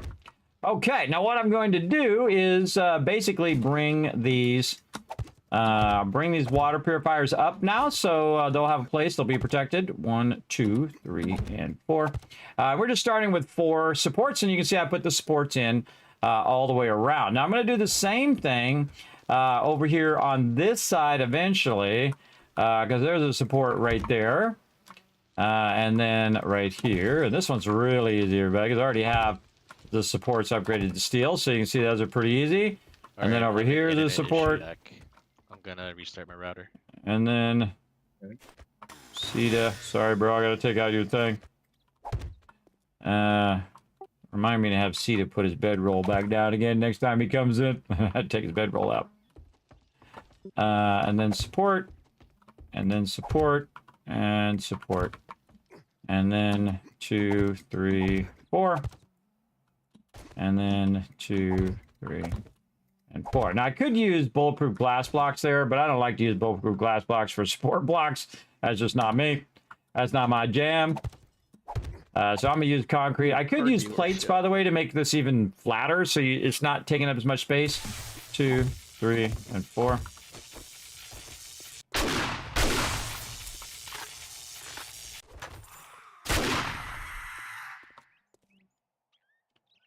Here's some loot on the south side of the base. A dead zombie if someone's around who can loot it. Also bringing up the supports for the Sky Garden over here for you guys. 3 and 4. You can make it any level you want. Probably maximize it. We're going to try to do 3 levels of thing. I'm just going to use square blocks. You guys can fuddle around with it. But I'm going to let you guys use the bulletproof stuff first, so we can get the Sky Garden going, so we can get more super corn going as well. I want to see 3 levels of super corn up here at least. And you can just keep building straight up. 2, 3, and 4. And there's all the support pylons, and you guys can work the rest of it. All right. Okay. Is there a level that you want right at the top of the base level? You can either put it on top of the bars that you already have, or you could go through and make this whole thing glass if you want. Whatever you feel like the jam is. I did test glass, bulletproof glass, and it does transmit sunlight. So it does work for the farm. I have not tried it with the dew collector. Don't tell me. I'm going to try it here in a bit, and we'll see how it works. I have a feeling it's not going to work, but we'll see. Never tried it. Yeah, but I did test it on my other one. I have a massive super corn mega farm Sky Garden over there. I built separately from my primary base, and it is awesome. I just like tripled it up. I went to the wasteland and get a bunch of rotten flesh and tripled it up the other day. Pretty cool. But yeah, you can use bulletproof glass up here, or just use bars, whatever you want. Just make the sides bulletproof glass. You know what I mean, around the outside edge. And I would put those blocks as outside blocks, you know what I mean? Like I'm doing with the kill box, where you have your center supports and then it's an outside block, so you have more room for your stuff, you know what I mean? Yeah. Yep. That's what I'm going to do on this side here. We've got bulletproof glass blocks somewhere. Yes, in the building blocks, and I'm making some more right now. And one of the forges I'm using for glass, you can see it's B glass. In there. I'll run some more. Right now it's running 86 more. I'll run some more on top of that. Another 79, so another 150. That goes fast though, man. It really does. Yeah. It's so incredibly hard to do, and it takes so long, and then you burn it up in like 3 minutes. So I do one level first, and then get that going. And you can just make it the minimum height, you know what I mean? You don't have to make it, have all this headroom, you know what I mean? You and Dio can figure it out. All right, so there we go. Now, there's also some other supports. Oh, don't forget the center supports, too. I didn't do the center supports because you have your transparent glass things there, but they're all the same, you know what I mean? Yeah, I mean, the farm, in theory, could be supported just by the 3 openings that we've got. Those go Yeah. all the way to bedrock. Yeah, I would. We're not I gonna would. do that. Yeah, I would definitely make center supports though, because I had to fall down on mine. It should work. We know it works. We know structurally it should work, but it didn't work. Second I put those plots up there, I lost like 60 plots. The whole thing came down. I was like, that shouldn't have happened. That wasn't good. So I went, and then now I'm using center supports as well. So just in case. Yep. Let's try it out. Doesn't matter if it falls down. We'll just go get the stuff and make it again. That's my plan. All right, I'm doing center supports on my side though. I'm doing that right now. I'm doing that for sure. Right over there. Don't ever get worried about it falling down, or I can always build it again. What was that? Are we good on rotting flesh, or should I be picking that up when I find it? We should never stop. Should keep on getting it. Because they're going to go 3 more levels up. I mean, they probably have enough now, but I just get it anyway. Looks 2, like you 3, already got 4. 2 levels worth of farm pots made. Nice. Yeah, there's, okay. 406. Now, in my case, everybody, I'm going to leave the bars here. And the reason why I'm going to leave the bars here is because they're cheaper than bulletproof glass. But I'm actually going to change the way the bars are working. So I actually have to take out all the bars and then put the bars back in again. Now, I can't put the bars back in again until I take out the dew collector. So you got everything else is what's known as a build order, right? So the first thing I do is I get all my supports set up like this, right? So all my supports are looking good.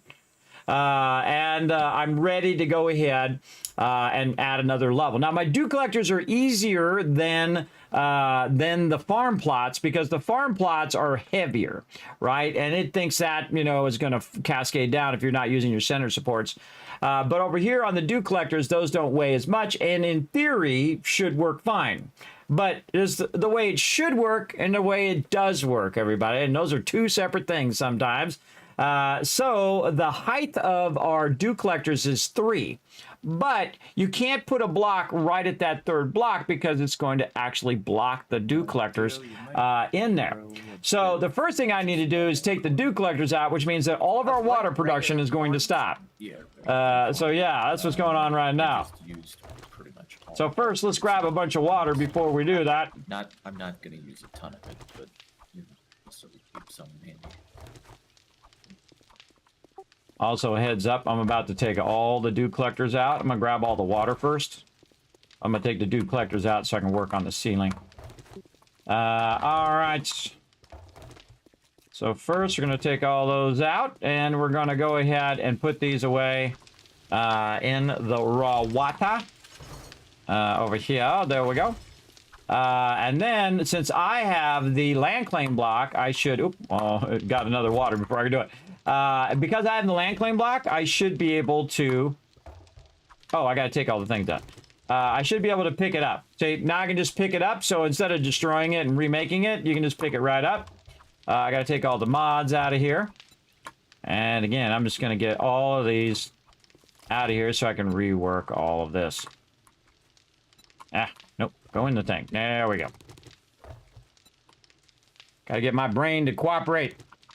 So again, this takes down our water production, but in the long run, it's going to make our water production be even more. Now, this is 12 water collectors, which is pretty great at the beginning of the game, everybody. There's a massive amount of water collectors for even my team.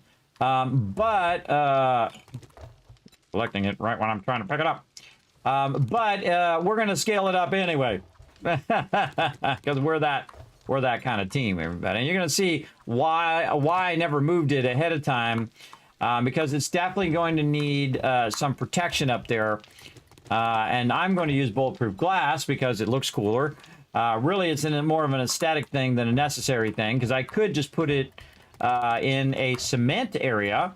Now, one of the things I wish they had done in this game, and hopefully they'll add it at some point, is the ability to change a block from like a solid like this, and instead of having to have a separate block for glass, that you literally just go in and paint that, and then it becomes transparent. That would be awesome, like many other games that do it that way. And it's okay if you have to unlock it later or do some sort of special quest or whatever it is. I don't mind doing it. But again, making the blocks separately, that's tough. Oh, I'm going to put these all in my drop box for right now. That's a lot of them suckers. And remember, these dew collectors also are always on. They're like a forge that never stops. They're always generating heat, which is always generating mobs coming in. Oh, I forgot to look at our game stage. What are game stage we at now? We're getting up there past 200, so 235 right now. Again, sometimes I get ahead of the team, but I'll very quickly fall back behind again because I'm not questing or collecting resources or doing any of that stuff. So it balances itself out in the long run. That is for sure. Okay, there we go. Now we've got our supports. Now this stuff down here, which you can see I was using these. Now the reason why I use these is so that I could put another one underneath it and whatnot. It's really for example. I'm not going to do that right now, but that's just really for an example there as well. And again, we got to make sure that we're not taking out our center supports, which we still need. So if you're real smart, you can take out one piece, like right over here, and then the other two connected pieces you don't have to take out. They'll just fall down. Now make sure it doesn't cause a cascade failure of your base, but you can see those two fell down and I can just take out the debris and that's all good. Right? And the same thing across here. This actually is not a center support. This is the center support here. And then this is just this. Now I will eventually replace this as well. And I should probably do that right now when I'm thinking about it. Or actually, let's take this side out first. Now, you want to be smart about what side you're taking out. You want to take out this side so it doesn't pull on the side of the base. So I'm going to take this side out first. And then, again, try not to hit my generator behind there. And this is a corner piece. You can see it was like an L-shaped piece. That'll take that out. And then we'll go over here and we'll take this block out. Again, you want to make sure it's not going to pull any other pieces down, right? It's not connected to anything else. And then I don't have to take out every single block, because that gets old very quickly. And you see, still up there. One more. And you can see that this is, even if that got knocked out during Horde Night, my dew collectors would have been fine. But if that's, all of them get knocked out, then that happens. Because again, there's actual physics in the game, which will cause your stuff to fall down.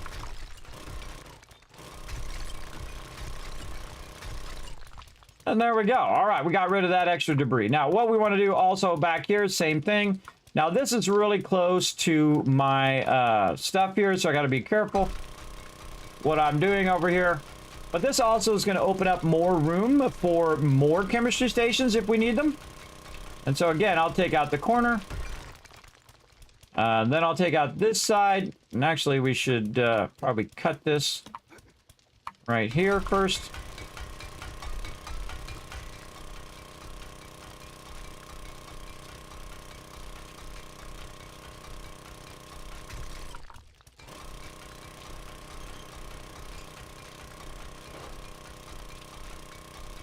Again, really, it shows you if you really do your supports well, that one support in the center, if the two side supports get knocked out, the center support's holding it up. And that's why I do a distance of 5 usually, because it's much easier, or what I call the 5 span, where you have a gap of 5 in between, then a post and a post. So really, it's like 7 long, right? So you got 5 in the center, 6, 7. Perfect. There we go. And then we'll have some debris. Debris is super easy to pick up. And I'll probably take that block out on the end at some point, but for right now, we'll just take out all this extra debris. And we've just opened this bottom part up real nicely. Now, I want to still have a lot of room over here for them to park their vehicles. So the biggest problem with them parking their vehicles is the fact that I should have put that one, these ones here is this support here. It just dawned on me. That would have been awesome. Oh, no, I didn't do that so they could park the truck. That's why. That's why I made that smaller support. Because we had all of our motorcycles parked here. But now this allows people to park their trucks. Now, is it still going to be awkward to park their trucks? Yes, because the drop boxes. But I could move this, because this is not a center support. This is. I can move this over here and have their drop boxes on that side to leave a little bit more room. But we also want room here in the center supports, and that's why these supports are so skinny like this, is basically to make it where it's easier to get vehicles in and out of here. Now, before I do any of that, we definitely want to go ahead and make sure that we've got our stuff in here, because we don't want this all cascading down and then causing the whole base to fall down, which would be not good. So I'm going to take it out one piece at a time and replace it with a smaller piece so it's easier for people to get by. Now, another piece on top of the square piece, which I'm using over here, is I can actually use a round piece as well. That's actually called a pillar. There's a bird somewhere. That's actually called a pillar. Oops, wrong thing. In here. Pillar. And we got to get out of there. There we go. And so sometimes I like to use the larger pillar, 0.05. This is 0.25. Yes, this one that is in the corner. And the reason why you want the one in the corner is so that you can go ahead and modify the way it is, especially if you're trying to put it on the edge, on the side, like that. Now, in this particular one, I actually want it to be in the center, like this one, so that they kind of match. So I'm going to go ahead and use the center one in this case. I don't use the center ones all that often, but in this case, it would be awesome. Now, this actually, not only is it a center pillar, it's 0.5, but it's also half a pillar too. So I'd watch out when you're choosing these pillars, everybody. Also, I can do a little more fancy one with a little rounded bottom of the pillar right there. Again, you can do all that kind of fun stuff. I'm going to use the thinner one, but the center one, 0.25. And you're going to see that's a tiny little pillar there, right? He's always yapping when I'm trying to talk. So that one's a little too small, but it doesn't really matter, everybody. It's really the aesthetic of what you want it to look like, right? So let's go ahead and take out the next one. And again, we're going to fix all of these pillars. Now, I could just knock it and let it fall down, but I've noticed that this has been finicky lately, so let's not risk it. Let's do it right. And the real goal is to have it up high enough where, again, the truck's not running into it. And again, we're going to be without water, so I want to try to get this done as quick as possible. That's why I left all the bars up above, by the way. Mostly as wood, so I can come back and do this later on. And so there we go. One more to go.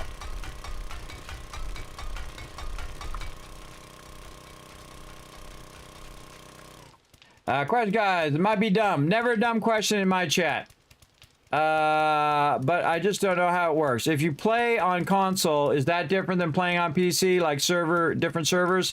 Like if I have a game on Xbox, I can play with someone on PC, or they different thing. You can't do it yet. You can't do, that's called crossplay, to play between console and the PC. But they're working on that toward the end of the year.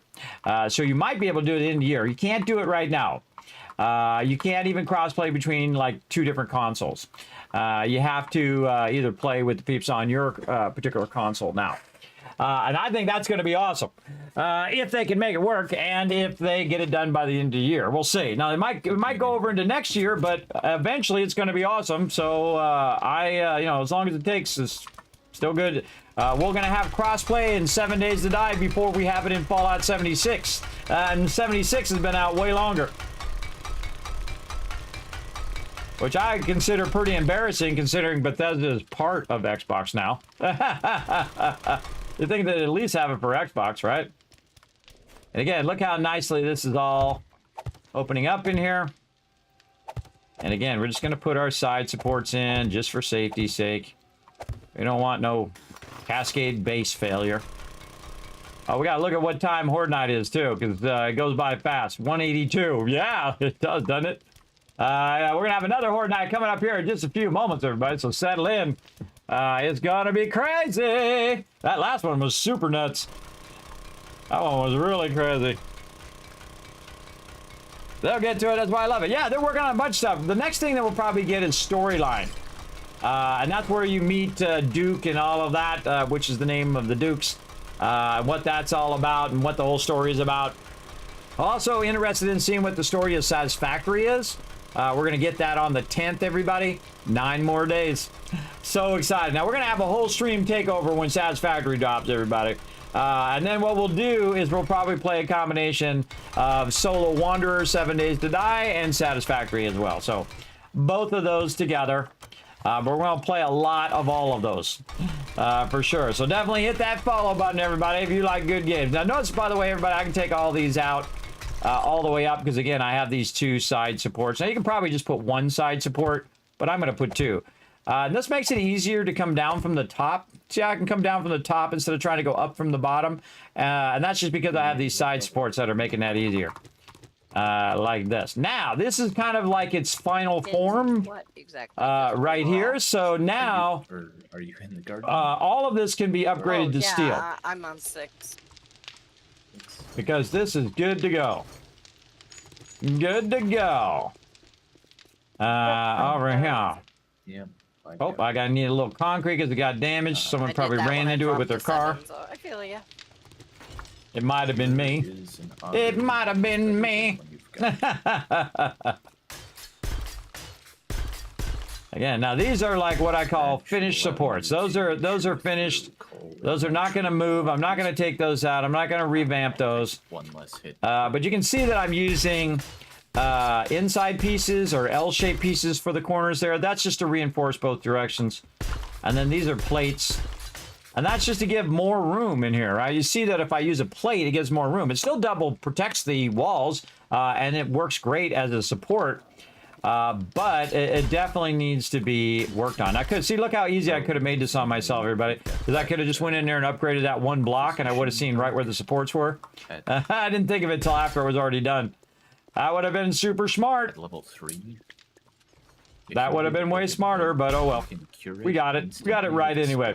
We can see all the supports are sitting on there. Now, same thing here. Let's upgrade all of this. And then all of this looking good. Okay, now we are looking good.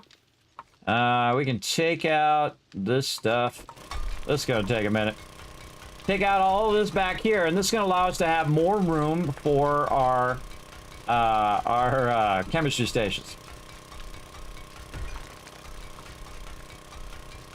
And again, this was all temporary. I did it to eventually change it later on.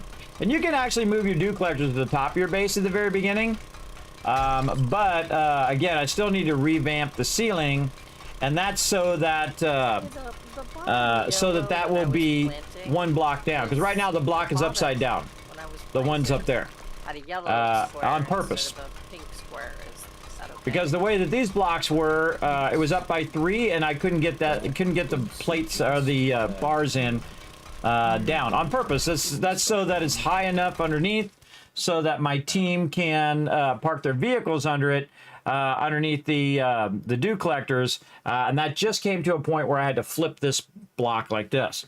And that worked for a while. It did keep that stuff protected, and that's what I wanted, and it worked great. And now it's time to upgrade.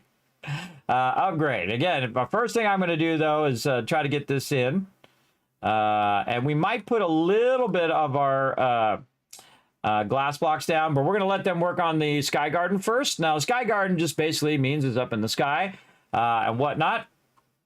And then it's going to have bulletproof glass all the way around the outside, so you can see it. Like when you're rolling up to the base, you can look up there and see the supercorn like 3 levels up. So that's going to be super cool. And they'll take care of it. Again, I don't have to do all the building here, but sometimes, I just say, okay, well, we're going to leave this part to them because that's what they're working on. I won't take away all their fun. Let them have some fun too. All right, look, this is much better. Look at all this space in here. Okay, now we got a lot of bars to take out up here. Here we go.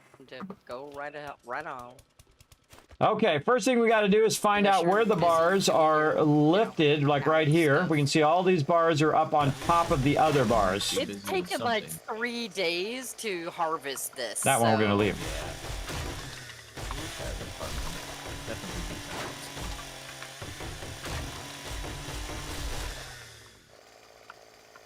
Yeah, these are all lifted. tell me where Again, it what I goes, want I'll to do fill is it up change with it stuff. so when I flip it like this, and I put the dew collector on there, the dew collector's not floating. Because if I try to put a block down now, you can see that it's just going to keep float on up there top in of the air, which the I don't like. ammo is the most important thing. So And I don't mind renovating my base here. we're not exactly hurting for super corn, so we'll get to it.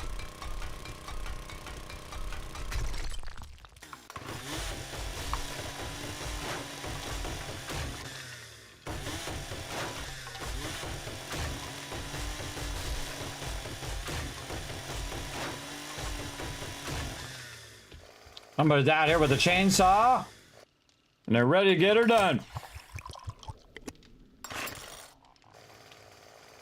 Console actually has come up to date with the PC version. I'm just gonna mute that sound, everybody. It's come up to date with the PC version now. So again, 1.0 on the console is pretty much 1.0 on the PC. Now there, you might have like a couple features that they're still working on, and you know, it takes forever to run anything out to Sony or to Microsoft because they got this whole long approval process, and they're probably problem solving some of the stuff for console. But you are like, I don't know how many versions ahead you are now. You're like, I don't know, 6 or 7 versions forward versus the one they had before they came out with 1.0. So you got a much more modern version of 7 Days to Die. I don't know if they finally went in and updated it. Let me know, chat. Did they go in and update it to B336? I know they said they were working on it, so you let me know. You let me know, everybody. But yeah, you got the nice modern version of it. Now remember, there's like an old version by some other company that they licensed it out to, and they went out of business and lost their licensing for their own game. It sucks. Yeah, It sucks so bad, everybody. I think I hear somebody trapped in the wires. That so sucks, but you know, they fought to get their licensing back, so don't blame them for that old version that never got updated, everybody. Again, that wasn't their fault. That was that other company that royally screwed them over. So again, don't get mad at the fun pimps because of that. Wasn't their fault. Wasn't their fault those peeps done go out of business. But they did get it back, and then they, of course, updated the console version now for Xbox Series X and PlayStation 5, and I highly recommend it. Again, everybody, I'm just gonna cut this down. This chainsaw sound gets annoying after a while, so I'm just going to undo a lot of my work. But now, again, that's why I left it as wood, everybody. You see, this is way easier than taking out concrete right now. If you're that forward thinking like me, everybody, you know, you're going to save yourself a lot of time later on. If you say, you know what, I'm going to revamp that later. I'm not going to put down cement there because that would be bad. And again, I had that perfectly balanced. So all of those were downstairs and they get to them. But we're going to do a cool water tower just for funsies, everybody. We don't really need it. But it is something fun to do in the base. It's kind of like the finishing touches of this particular base is to do the sky garden and the water tower. And I think it's going to make it look awesome in the end. And it's more of like embellishment and making it look cool than really needing that functionality right now.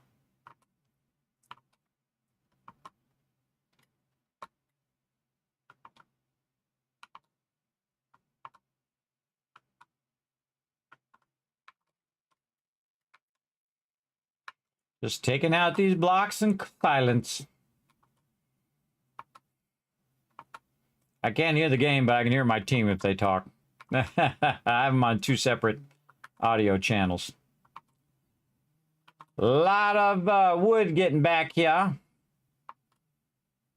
This way we can set these on here nice and flat. I don't have to float up in the air. And also they're going to be way more sturdy because we're going to go in and...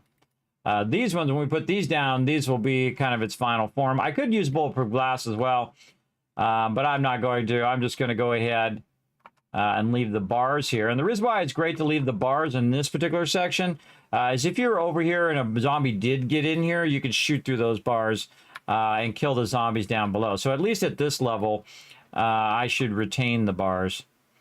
as well. So you'll see me put those down here in just a moment. I'm taking out all these other ones, which are inversely stacked. It doesn't cascade. It does have supporting blocks. It does have supporting blocks on the sides because it's overlapping these side supports. And then all of these blocks here are also supporting it down below. And you can see that's why we got that going. And we'll see what happens, everybody. We'll see if it falls down. If it does fall down, you know what we'll do? We'll just make it better next time. That's what I do anyway. Okay, now we know we can just go right to it here, everybody. We're just going to go ahead and just use straight cement block bars. Just put in all of these cement bars. Now, here's one of the smart things you want to do. Is you want to go from one support to the other support like this. So you've got your cross supports this way. And then I'm going to go ahead. I'm just going to run these all the same way. And then cross supports there. And again, that's a 5 span. That's a 5 span. Then over here, we'll go ahead and run these. And I like to do all of my support running first. And then I'll go in and I will... I'll run all the in-between bars. You'll see me do this also on, you know, other projects that I do. And then we can run across here because these are support lines there. We've got that generator in the way. I kind of feel like I need to move that generator now. Pick up this candle. This generator, what is this generator? This generator is doing the doors. Yep. Let me turn that off for a second. And picky that up. Turn the sounds back on. Now what that's going to do is lock these doors down now because it's not connected. I got the front door off for right now. I'm reworking the generator. Just a heads up, everybody. Now what I want to do is just move that generator over here right above the switch. And that should be fine. And then all of this in here. Turn that on, refuel that. And then I need my little thingy. I need my thingy. Ooh, look at all that dynamite in there. Ooh, mama, we're gonna have some fun with that. That's probably gonna be some tomorrow fun, everybody. We'll get into it. All right, now all I gotta do is to take the generator here, and I've got to run it to that thing in there, except for I can't open the door right now. So what I'm gonna do is just go ahead and run that directly to the door. Probably help if I turn the generator on. There we go. Then what I'm gonna do is just right-click this, and then I'm gonna run that directly to that sensor. There we go. Then I'm gonna run this down here. Where's this other switch going? I think this one is going to the inside door. So now watch what happens. It switches the power. So it switched the power, so it's going down and across that way now, right? So now I can also go here to here, and then from here, and then back to the way I had it before over there. So you can see that it reroutes the power. You can only have it going one way. You can't have it doing multiple connections and going in circles and all of that. It has to flow in a natural forward direction. So there we go. Oh, 99. I got 3 skill points to spend. Ooh, look at me go. All right, so that reworked out a bit better. And then what I can do now is take out this corner one, which was incorrect. And do this. And pick up this one. That in there nicely. Okay, and there we go. And we need another support line across here. And let's upgrade that one. Ooh, okay, or I can upgrade it to steel too. Okay, didn't mean to, but I did anyway. Now this one over here, these are already connected by solid blocks. So I don't really necessarily need it there. But I do need a nice solid surface for me to put all of my stuff on. I should put this steel away in case I'm upgrading again. I don't want to waste that sweet steel. There we go. We actually need to use that for our exterior of our base.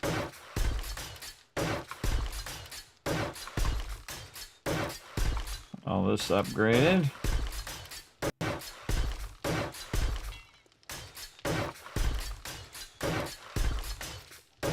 Now, I could change the direction of that to match it, but I'm not going to.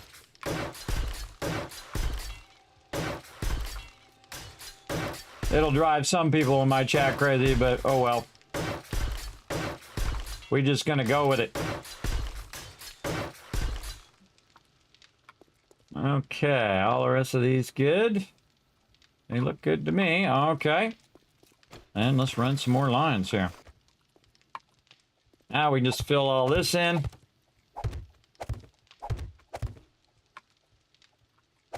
I always find putting these in here are so much easier from underneath, everybody. They're just so much easier.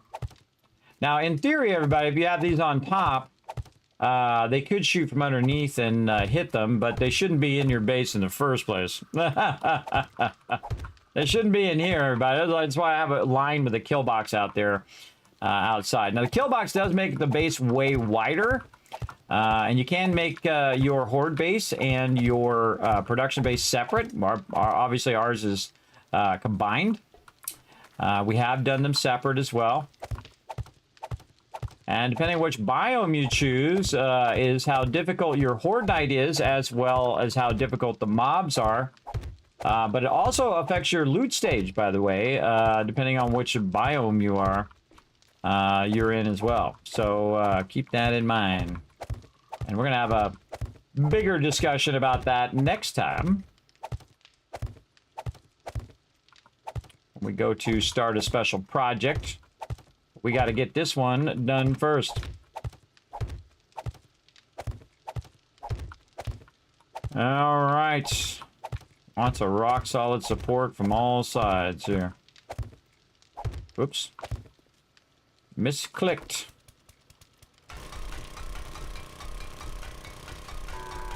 Trader Rick is now open. I got a hangover, so keep it down. Dude's got a hangover. What time is it? Oh, almost time for another break. We're coming up on Horde Day, too. What time is it? Oh, day 82. Probably just keep going to this Horde Day and then take a break during the mid of Horde Day. Okay, we got all of our bars in. That's all looking good. Now what we need to do is figure out the heights of dew collectors. So we're going to go in here. We're going to grab one of these dew collectors out of here. Or really just going to grab a... Trader Rex, I heard him say something different than what he said on Kismet's stream. Yeah, I think it randomizes for each person. Okay, now let's go check this bulletproof glass.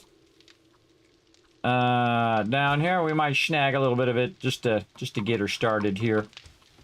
Let's see. We'll grab a stack of 200. See if that's good enough. Now, what I want to do is protect it since someone's going to be standing right here. What's going to happen? Some cops going to shoot right through here and bam, hit that or birds or whatever. And so I want to protect it against it getting damaged. Now, one of the things that I did with my chart over here, and you're going to see it off to the side here, is figure out the optimum amount of dew collectors I can put and still have all of my supports around it.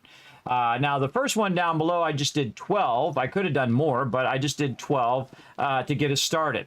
But up here, you can see that I'm going to do 6 more because this is 6 here and the other one up there is 6. And then I'm going to add more to optimize it. Now, I can put the ones that are kind of offset there on one side or the other side or middle side. And I tried a bunch of different combinations. And I felt comfortable with about 19's good enough because we have 12 and then of course we have 6 more. So that's 6, 7, 8, 9. So that's 19 per level. And we're going to have 3 levels. So that's 19 times 3. So let's just round it up to 20, about 60 dew collectors. That's a lot of dew collectors, everybody, in theory. So what we want to do is just test out our layout here and see if this is going to work. Now, the first thing we want to do is we see that this is way off over here in the corner. And so we're going to, and I'm also going to offset it a little bit this way so it's not encroaching on this outside edge. So I'm going to go ahead and take it and I'm going to put it right there.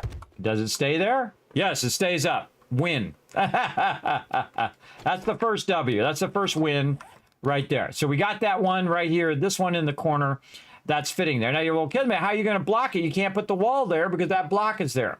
Well, that's when we're doing an outside wall, which is what I was talking with Alan earlier, is outside wall means that you're going to basically protect it by rotating it out here. And it's going to be like that.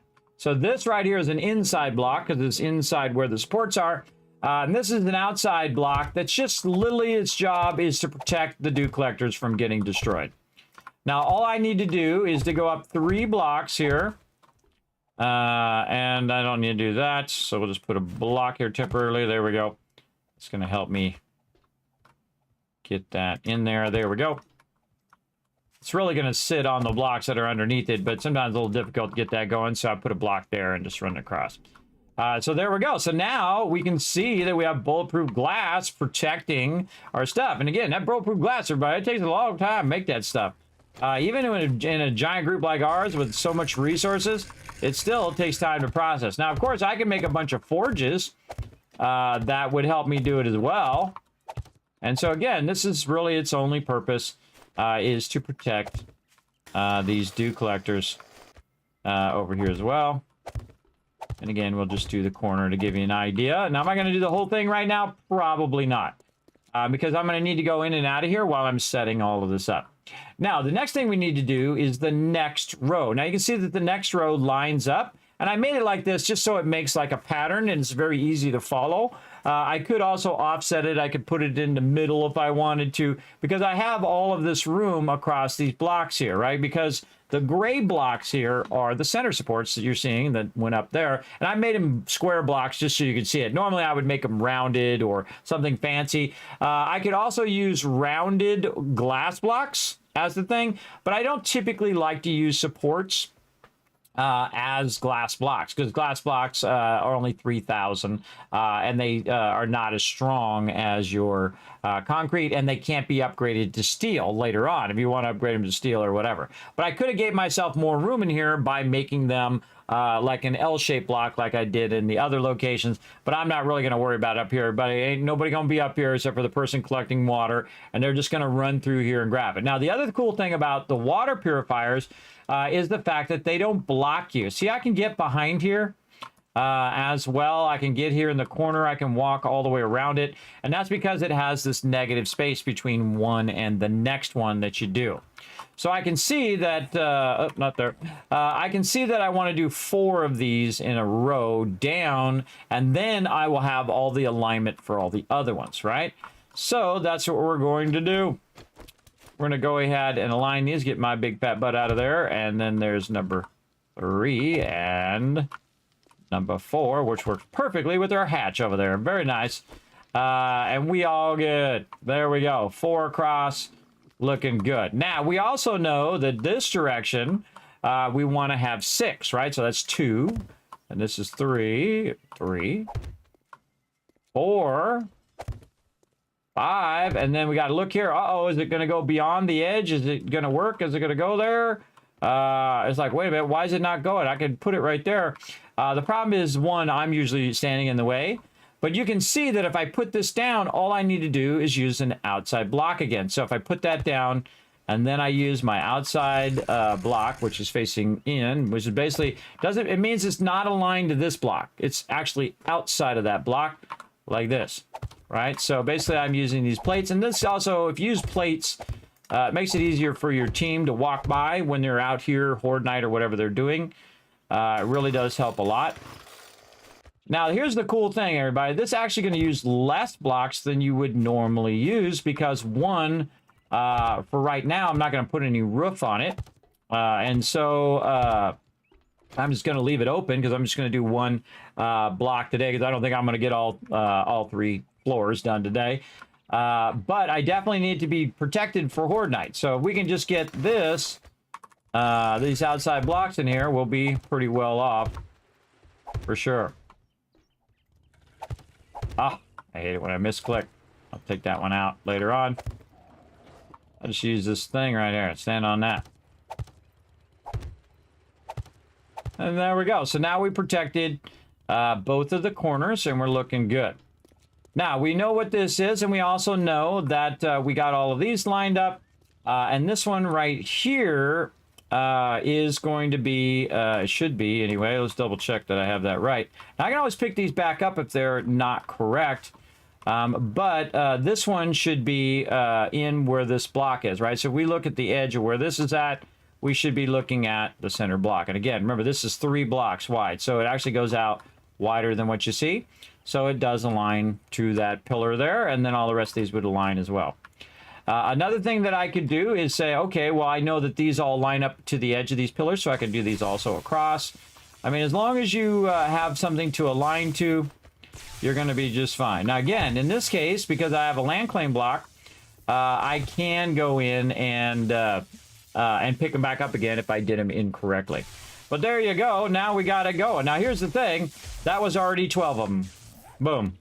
And I still got another whole row of 6 to run over here, as you can see. And that should leave me in the inside of these outside blocks, as opposed to this one, which is kind of tucked back on the block itself. This one's tucked this way, so when people are coming by, they won't hit it. Plus, I can also put some bulletproof glass in there and keep them from doing it. Now, they're going to need to get up here, but we have an entrance on this side, and we have an entrance on this side. So we're able to get up there and get around. Now, you shouldn't be coming out of there on Horde night or any other night. You should be going back down in there. Now, do I need to fix the inside edge? See, again, you're trying to, not only you're trying to reduce stuff, but you're trying to eliminate the need for blocks. That's really the ultimate in design, everybody, is when you eliminate the need for something. So if I say, hey, wait a minute, do I really need to do bulletproof glass in the interior here? Is there any zombies that are going to hit this interior part and hit our dew collectors? The only ones that would be birds. So, yes. But do I need to do really stuff here? No, I could also just go in and put concrete in. Or I could put bars in at least to reduce some of the damage. Because they still do spill damage through bars, but bars do stop the damage a lot of times. And so that could protect it as well. But what I want to make sure is on this Horde night coming up, and I can actually grab the rotation from this one. This Horde night coming up, that at least the sides of the base are protected, because those are the ones that have the highest chance of damaging those dew collectors. Okay, or I can just go down the ladder, whatever you feel like doing there, bro. 182, is that right? Yep, coming up. I think it was actually, yeah, 182. I wrote it down. Yep, I wrote it down. 182. All right. Remember, we're dropping at 12 noon, and I'll restart server. We'll take a break, all that kind of fun stuff. Okay, where do we need to think? Oh, I gotta take this one out. Now, this is really a tragedy, everybody, because you know how long it took to get to this point where you have this bulletproof glass? You gotta think you gotta collect your iron, you gotta collect your lead, you gotta collect your sand, you gotta collect your clay, and you gotta collect your other thing that just went out of my head. Just so you can make this one piece of bulletproof glass, which is a lot of time, everybody. It's a lot of time, a lot of effort, a lot of resources to make that one bulletproof glass. So it always bums me out every time I do that. But you got to do what you got to do. So there we go. So that's good. Now there's one spot here in the back that we haven't done. And again, this doesn't take too much.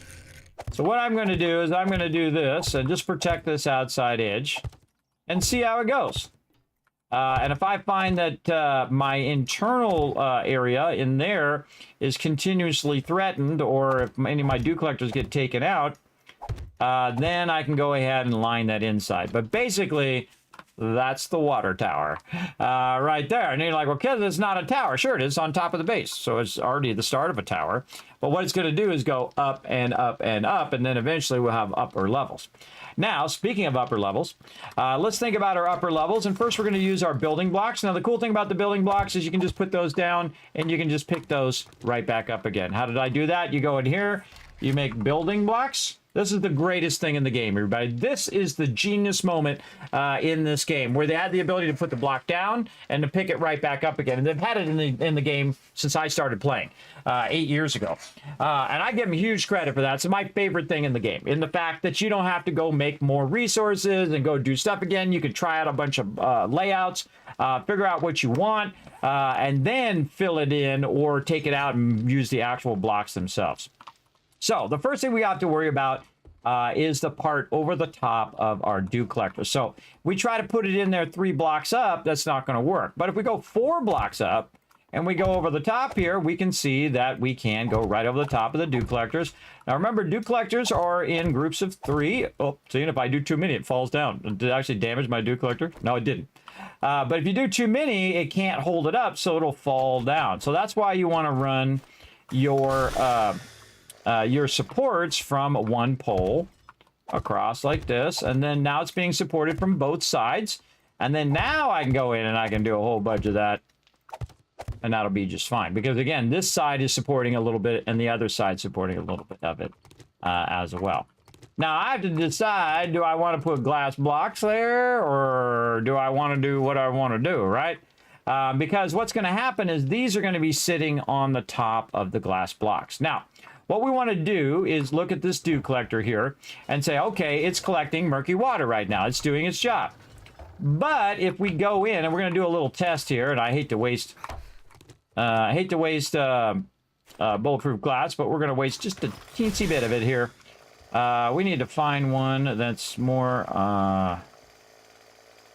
this one over here in the corner is good enough. Okay, so what we're going to do is we're going to actually use the square blocks. Now, look how many blocks you can use. Oh, take this out. Look how many blocks you can use. That's it. That's all you can use. You got like 15, 16 pages of, or 20 pages of blocks for the other type of blocks. For this one, for some reason, just has a couple. I think that's kind of weird. Okay, now in the very center of this block, I'm going to put another glass block over the top, and then I'm going to go in and look and see if it's red. So the answer is, hey, Trader Wreck, shut the heck up. I'm trying to talk here. You can see that turned red. So that means that glass blocks cannot be placed above your dew collectors, everybody. And now we know. But watch the difference. I'm going to take this glass block out, which is very hard to see from down here.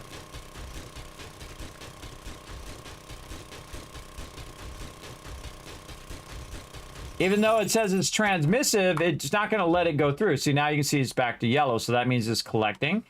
Now, if I go in and, say, put a bar over the top, and this is how you check this stuff. You just try it out. Let me grab up that bar there. And I put bars above it. Again, it's got to be right in the center. You can see that it's still working. Also, if I put one down below, it still will work all the way down as well.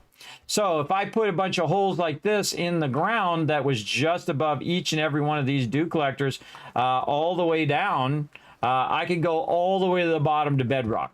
Because the dew, in theory, I just RP in my own stuff, everybody, when they don't actually have an explanation in game. So the dew comes in here, it fills this one up, and then it cascades off the side and it goes down to the next one, or drips down to the next one, right? Just say the bottom of the barrel just drips down to the next one, and that one drips down to the next one, and so on and so forth.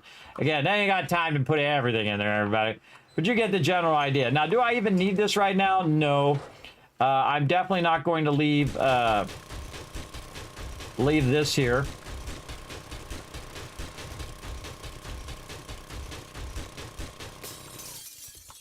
All right, and then there's another block there that we can barely see. Did it go away? It did go away. Okay, so the smarter thing for me to do is yet again use my blocks like this up here, and then just run these blocks across and just do more of our bars, right? So our bars will just transmit that all the way through, and then I'm just embellishing the walls. Instead of just using concrete walls, I'm just making it glass walls. Does the glass walls make any difference? No, it just makes it look cool. That's it. And that's their purpose, make it look cool. Because you know what? That looks cool. Gonna look even more cool when we get the Sky Garden and the and the water tower going at the same time. So now you get the general gist. So what do I need now? More water purifiers. In fact, I need a lot more dew collectors, actually, not water purifiers. They do the same purpose, but you know, you play a lot of different games, everybody, and they're called different things in different games, so I just default to whatever I remember the name of stuff is. All right, let's have some food in here, because my thing is telling me I need some spaghetti. Let's go. Let's go. I'm just saying, imagine. If you had a blue printer, oh, I'd love a blue printer in here. I bet you they have a mod for that. Who's the water boy? It's me. We've been doing another night on stream tonight. Oh, I don't know. I forgot that's my team. Are we going to go third horde night? Be thinking about it. You don't have to tell me now. We'll do horde night and we'll make a choice. Let's say refresh. That's exactly right. So yeah, just refresh the stream and it should not be as laggy. If you have lag problems or starts to stutter, I would do that first. To check and see if it's on your end or my end. My end's looking good right now. I'm running 6,000 kbps to 5 different platforms. I think most people are just struggling to put 1080p out there on one platform, everybody. I'm doing it to 5 simultaneously all at the same time right now. I know, because I'm a crazy man. I'm a crazy person. I'm amazed it even works, everybody. I'm amazed that worked. It was a lot of hard work to make it work. Not like somebody did it for me. I had to go out and figure all that out. Okay, so we got that going. What are we doing now? We got our water up there. We're making dew collectors. That's what we're doing. Dew collectors. We're going to track those. Now, we have to put in all of our mods and stuff. We'll do that last. But right now, we need to get some miscellaneous crafting. We're going to take a big old stack of this. We're going to take a fat stack of that. And we're going to take a full stack of this. And we're going to run some dew collectors, everybody. We're going to run a whole lot of them. How we doing over here? Ooh, some of my brass in there. Ooh, farm plots. Put those over there for them. Oop, wait. Wrong thing. Give me that back. Give them farm plots. Okay, I'm going to let them use that one over there. This one's in the back. Ooh, lots of rockets. All right, this one's not being used. Dew collector. How about 10? Okay, that's good. And if we want to make more, what do we run out of? Really? That was scrap polymers. Oh, we're going to burn up some serious scrap polymers then. Let's go. It's not like we're hurting for them. Down here. By the way, I should be getting the overflow. Because guess what? We got a ton more in there, too. All right. So, again, we can figure out how many we need, by the way. We don't need... we didn't need 10,000 of them. So, it's 19 per level. So, we know we're going to at least need, like, 20 more. So I do 10 there to kind of finish this one out. And then we need 19 for the next level and 19 for the next level after that. So we're just going to say 20 more over here. And these go real fast, everybody. Oh, not 20 there. Dew collector. Let's see if we get 20 going. Yeah, it'll take about 7 minutes. Okay, now we're going to let those dew collectors run out. And we're going to check up on our forges here. First thing we're going to do is grab a bunch of iron. Because we're going to try to feed that in there. Yes, it is waiting for... Oh, wow, look at all that loot in there. Let's refeed that. Now, our clay soil is looking good. We're at 19,000 clay soil, so we'll double up on that. And 20,000 clay soil, so good there as well. Run out the forged steel here. Grab that forged steel. Again, our goal is just to make as much forged steel as we can right now. Not so we can upgrade later, and as much... of this as we can. Let's go ahead and do that all as one. That's an hour and a half. 127. We got 100 more in there. Let's refresh this.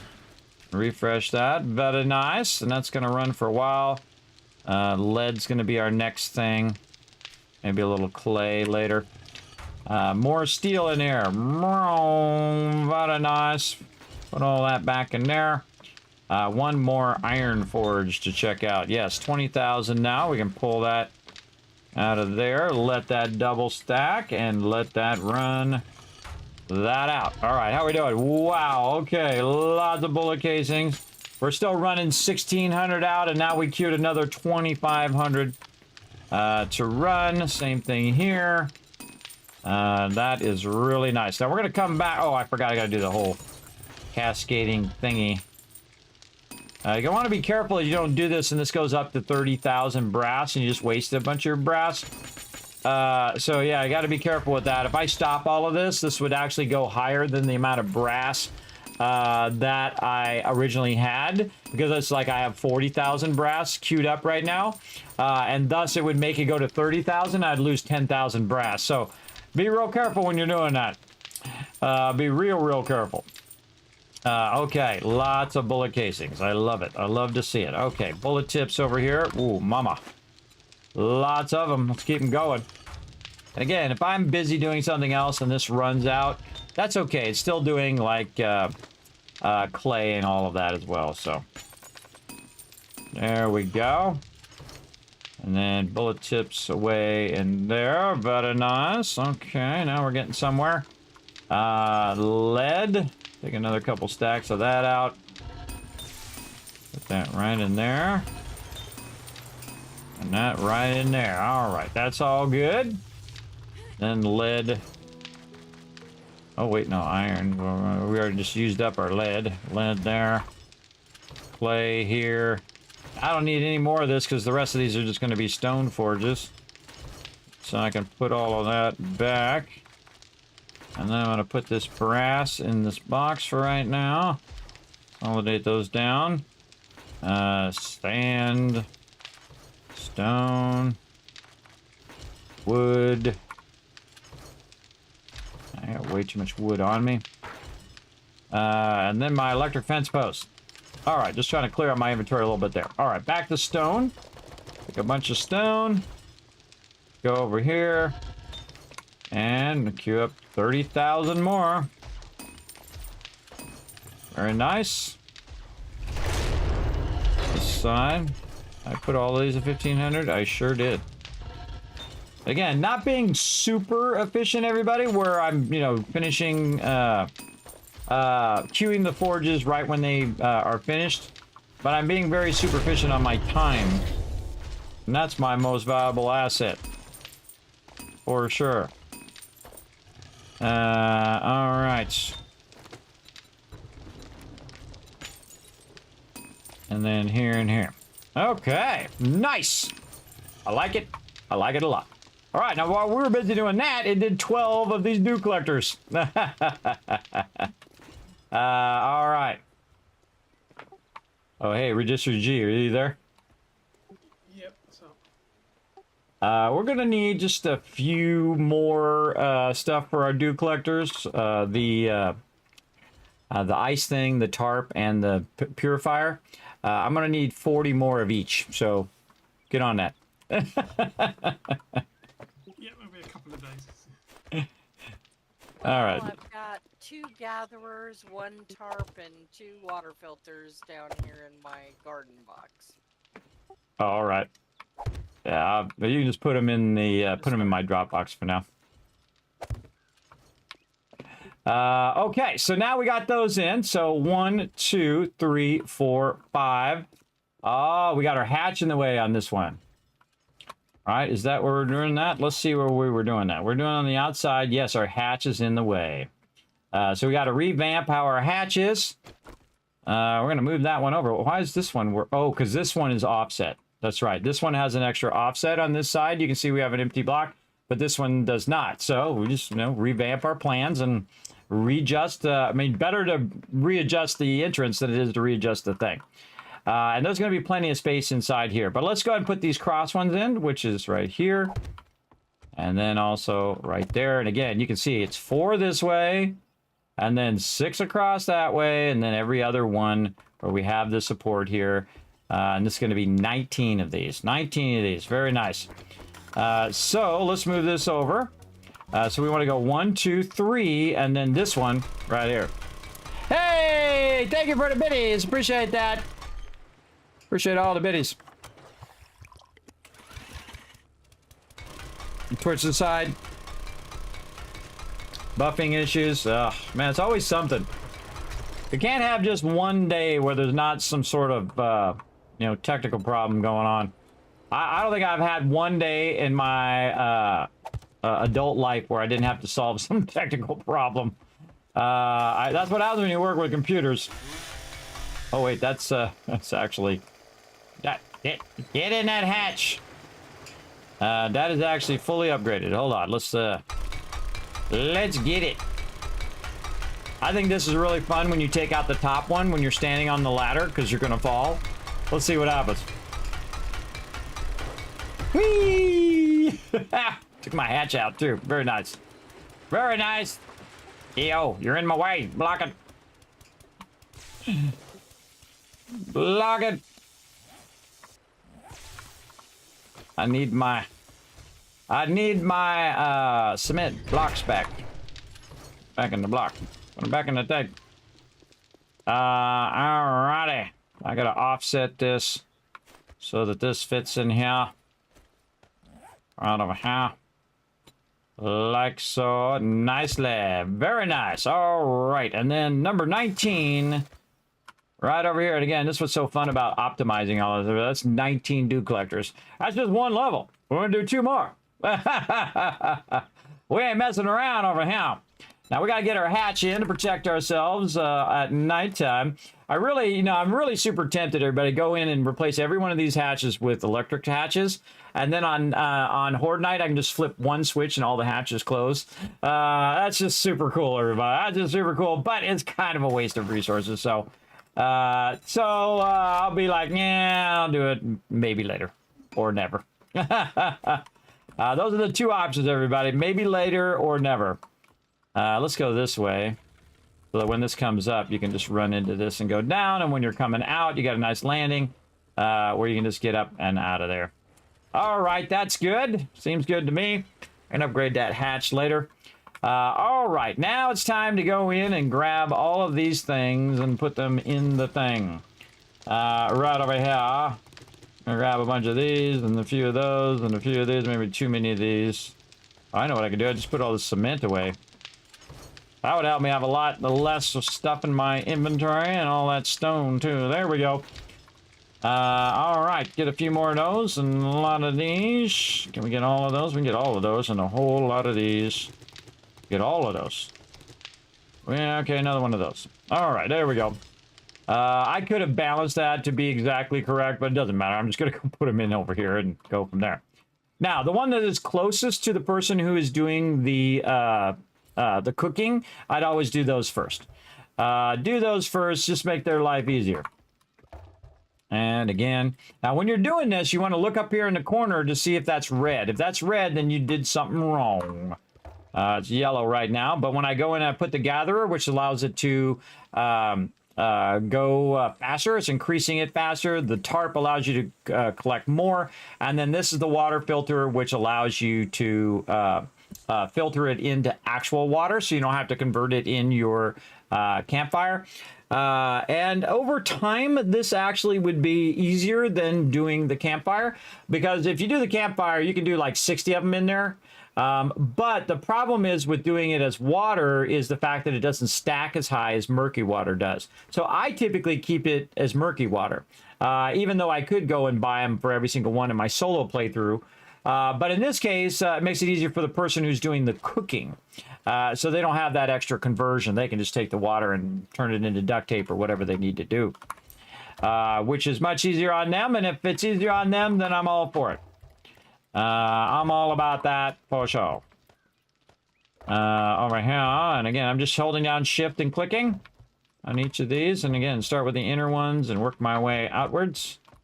And we're not going to have enough for all of these, everybody. I can tell you. I can tell you already. Not going to have enough. But just to make it easier, we go back and get all the rest of our stuff here. And, oh, time to replace my headphone. That means it's almost Horde Night.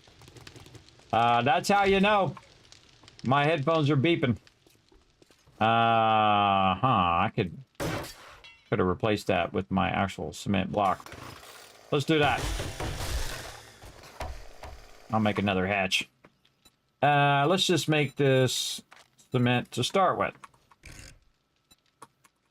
Oh, wait, I just need to be simple. There we go. That's why I always use wood hatches, everybody, because they do a lot of revamping. And wood hatches are awesome. Really great. Show me how you Uses. kind of look, Alan, or what I should be doing. Sky Garden. Yeah. Uh, Did it go up on those stilts exactly? Thinking maybe we should try and do something a little fancier. All right, out of tarps. All right. So there we go. All right, we went up to 19 dew collectors now, and eventually I'm going to go higher and higher and higher. Okay, now the next thing I need to think about is how do I get to the next level? And that's one of the things you want to kind of leave out here because there is a storage there and there's entrance here. So how do I get to that upper level? Now, the smartest thing to do is to have it where the ladder just goes all the way to the top, right? And then you can get off on each level. But the problem is this is a support line. So as I bring the support up, if I bring up the support here in the center, this would be running into the thing. You have to turn sideways and go out, which I don't like. I like where you come up. It's nice and flat. You've already got a landing there. You can move around. So what I'm going to do is put this eventually over here. And again, these will all be bars, just to make it easy. So let's go ahead and run these bars across our support. And then we can say, okay, right here is going to be our entrance to our level up above. And you need to think about, okay, how's this person going to get up here? How are they going to get to the next level and whatnot? Now, I can also run another way up right there, but I can't really do it because the hatch is in the way. But I can put this on the wall and just run that up and sync this up all the way up. Now I'm going to jump up here and then get up here. And then get over here, and then jump back down, and then get back up over here. Get on the ladder, all the way up the ladder. Get up there. Okay. Little touchy today. Get up there. Jump up there. There we go. Now jump up there. There we go. All right. There we go. So that's going to remind me where that goes. Right, and then the same thing here. We're going to go across like this. Now, that block actually counts as a support block, especially since it's cement. And then again, we just put a hatch on top of that if we want to, but I'll probably just leave that open, just like I left it open down below. The reason why this one has a hatch is to protect it in case any zombies got up there. But I don't even need the hatches anymore because this is going to be enclosed. And they should not be getting into the interior of the base. Yes, but if they do get up here, then that's going to be troublesome. Okay, and again, across here. Now, this actually has... Shut up, Trader Rick. This actually has, again, that headspace. I put one extra block because I knew it was going to be 3. Now, I could put blocks upside down, again, like I did before, but that's going to affect how I stack the blocks up above, because I'm going to stack the blocks on top of these blocks here. So you got to watch out for that, everybody, big time, that you don't kind of sabotage yourself on the block below when you're working yourself upwards. So the smart thing for me to do is just to keep these going just like this. And again, I'm picking up the building blocks and putting these down. Now, the cement blocks, I can't just pick those back up.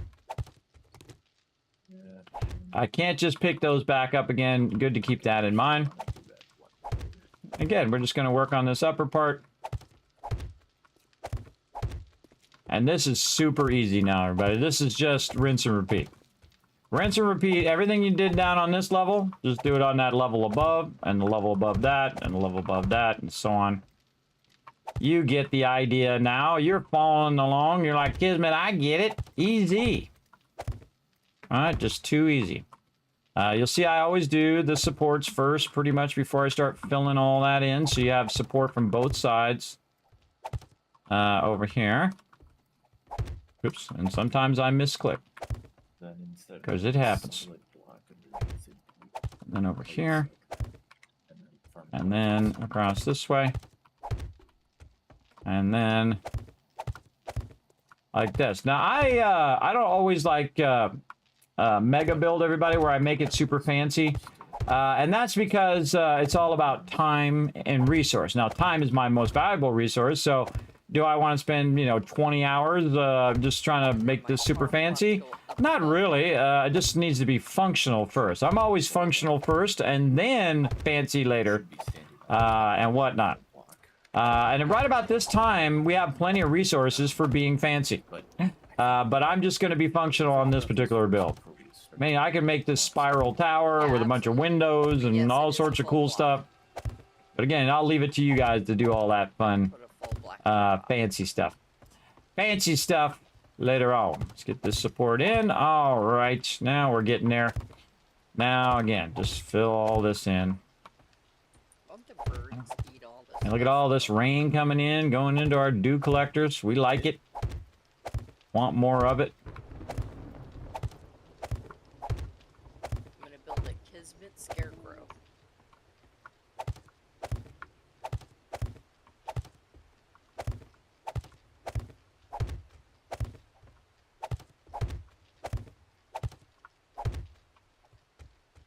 In the zone.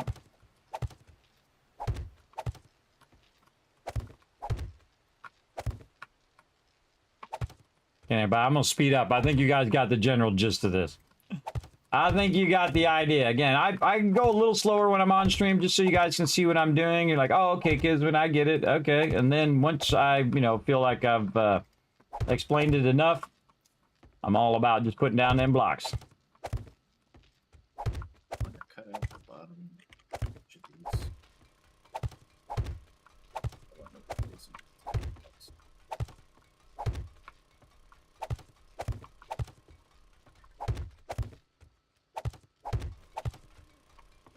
All right, looking good. Again, the great use of bars.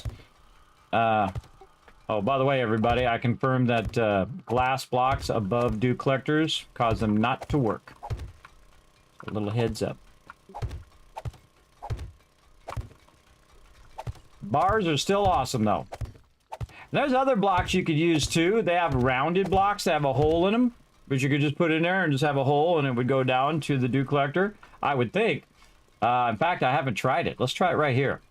Let's try it with this block, though, so we can take it out. Again, there's a lot of blocks in here. I'm just going to give you a little sample, everybody, if you've never seen this before. Here's page 1, and there's page 2, and 3, and so on and so forth. But this is not all of it, everybody. Watch this. We go to this one, we press this one twice. Let's go back to page 1. And you can see it's got a lot of pages, right? 1, 2, 3, 4, 5, 6, 7, 8, 9, 10, blah, blah, blah, blah, blah, blah, blah, blah. 23 pages of stuff that you could do. Of all different types of shapes and sizes and ones that fit together, and you can really do some unique building with them.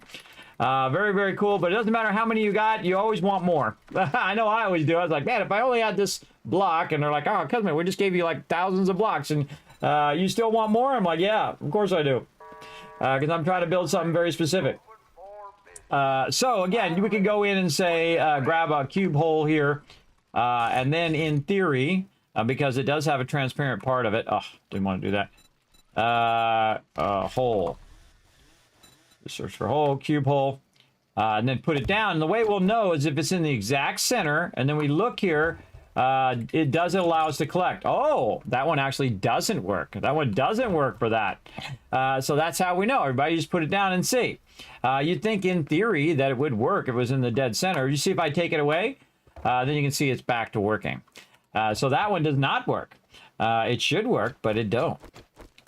Again, you also want to look at the transparency of that particular object, but I find this is usually doesn't say what it actually is, because if I go in and I make this one right here, the concrete one, and we look at that, it says its light transparency is 255, which is not true. Its light transparency is 0.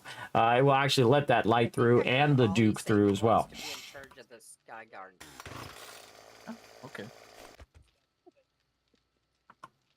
There we go. That's all. Delete D.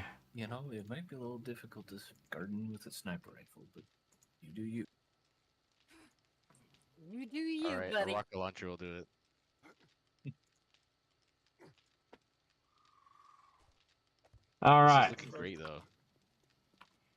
I'll grab some high explosive rockets for you then, so you don't have to worry about digging things up. All right. So we're going to go ahead and do that. And then we're doing this side over here. That's what we're doing. Keep on keeping on.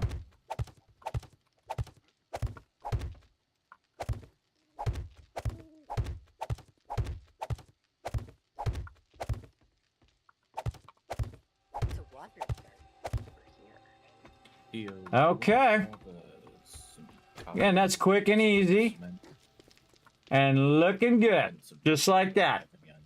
Okay, now we want to think about our entrance. So we're going to go ahead and go here. And go simple. Concrete, you said? And then Yeah, not the finished blocks. put in our main entrance. Yeah. And then we just rinse and repeat, everybody. Now, again, here's the cool thing. You ready? You ready for the cool thing? Well, first we got to take this block out. And again, I'm just building it very simply, everybody, just to give you an idea of how I'm going to do it.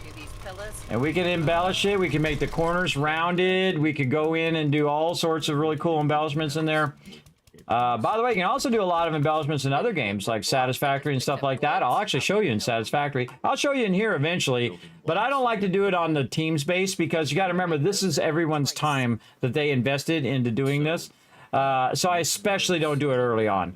When people are out grinding and collecting a ton of wood and stone and whatnot, and I'm in the early game, like in the first, say, 30 days, you definitely don't want to be doing fancy stuff because that means that it's just burning up their resources. But definitely a good time to do it now, though. Pretty fun. I'm just doing a little fancy with the bulletproof glass. All right, so here's 1, there's 2, 3, and 4. So now we have the rhythm, right? The rhythm of our tower. So now we'll go in and say 1, 2, 3. That's where our dew collector is going to be. And then we know that we can just go and run this corner out, right? So we can do the same thing over here. Now we can just pre-build all of this and get it done. But it's still. And I'm just going to do all the supports first because that's the easiest. 1, 2, 3, and 4. And 1, 2, 3, and 4. 1, 2, 3, and 4. So it's just these 3 spots. 4. Upgrade. And over here, 1. To concrete, and then put another one on. I think you guys got the gist of this. I'm just going to get her done. Another one. The bunny down there. Up until you're I hear a zombie. All right, let's see if I got this. So this one. Yep.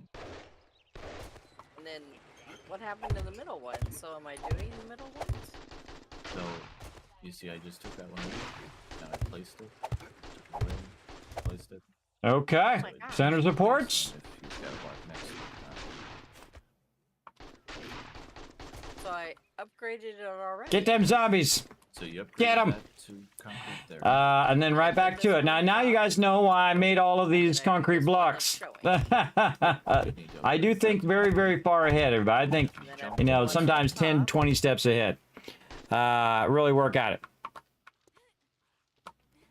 Glass was that are steel strength. Bingo. More mods to test. There you go. Test them all out. Again, I use mods when game goes early access. Like, you won't see me using any mods in Satisfactory, everybody. You will see me do something that's very unique in my playthrough, is I actually use alternative recipes. Not in the beginning. I will do that in the late game. Right here. It does help you in the beginning, by the way, if you do have alternate recipes in Satisfactory. But I'm not going to do it just so everything that I'm doing, you can do as well. So you don't have to have any mods, and you don't have to have any special mod manager or anything like that, or especially any paid mods. In some of these games, they got like paid mods. You don't need any of that. You can do everything that I'm doing. This game also, we only have 1 mod, and that's so we can have a larger party. But other than that, no mods. That's pretty much it. And there we go. And then across here, again, just putting in all of these like so. We get all these in. Wow, look at me go. Get these cross supports. Yep, it's Time to log out. Go do the thing. Critical errors shutting down. My last support in. Yay! There we go. tier 5 Desert Vulture good? Yeah. You know what's I good? found one. Quit the game. Running the timer. That's really good. System malfunction. Shutdown imminent. Run the timer, people. All right, quit out. I'm out. I'm sorry. All right, we gotta come back in and get prepped. All right, everybody, we're gonna take a little bit of a break while we restart the server and I restart my client That's a really good one. over here. So we got words on stream for you guys. Now again, remember you descramble the words. Hey, okay, everybody, I'm gonna mute you guys while we're taking a break. 10-minute break. We'll be back. All right. Hey, sorry, set a timer for 10 minutes. Okay, so what we're going to do is words on stream. Everybody, if you've never played this game before, what you do is you descramble the words. You're going to see a little lock. That lock means you got it right. Now, of course, you got to wait until that little bar hits the lock again to unlock you so you can try to get another one right. Of course, you can get as many wrong words as you want. But if you do get it right, it will lock you, and that means you have to wait before you can put another word in. So just keep that in mind. That's usually the thing that trips most people up. That's why I mention it each time for those who are new. Will the bottom collectors still work when there are other collectors above them? Yes, Stumpy, that's how it works. Now, I just put in my own RP that they go down in the bottom bucket, and the bottom bucket's got a little drip, and that drips down to the other thing down below and down below and down below. How do I know it works? Because I got it working right now underground, by the way, in my solo base as well. So that's the whole point of it, is that you can stack them on top of each other, and they will still continue. Now, the trick is make sure that underneath your dew collectors you have the bars. Otherwise, it won't work. If you just have a flat plane there, it's going to block that transmission. And you'll see. I'll come back and do it here in just a moment, as you'll see. I'll hook you guys up with some epicness as well. So let's go ahead and get this started. You guys go ahead and work on that. I'm going to be back in just a minute. I got to walk around because my doctor told me I have to take more breaks. So here we go.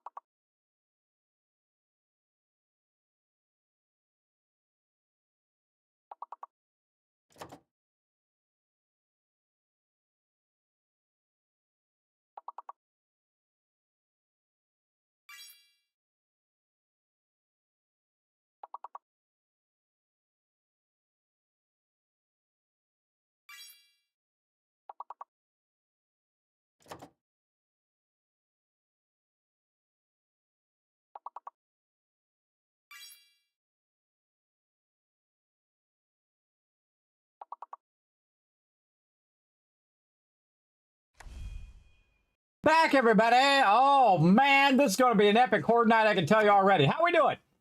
What do we got? Exclude, Deluxe, Exclude, Excel, Duel. Ooh, good one. Lure, L-U-R-E. I'm going to help you guys out. Come on. Let's earn you guys some kids caps here. Lure. Oh, no, the R is the fake letter. Oh, I forgot to look for the fake letter. Seed. No. It's got to be C-L. C-L-E-E? I don't know. I'm making up words. Clue.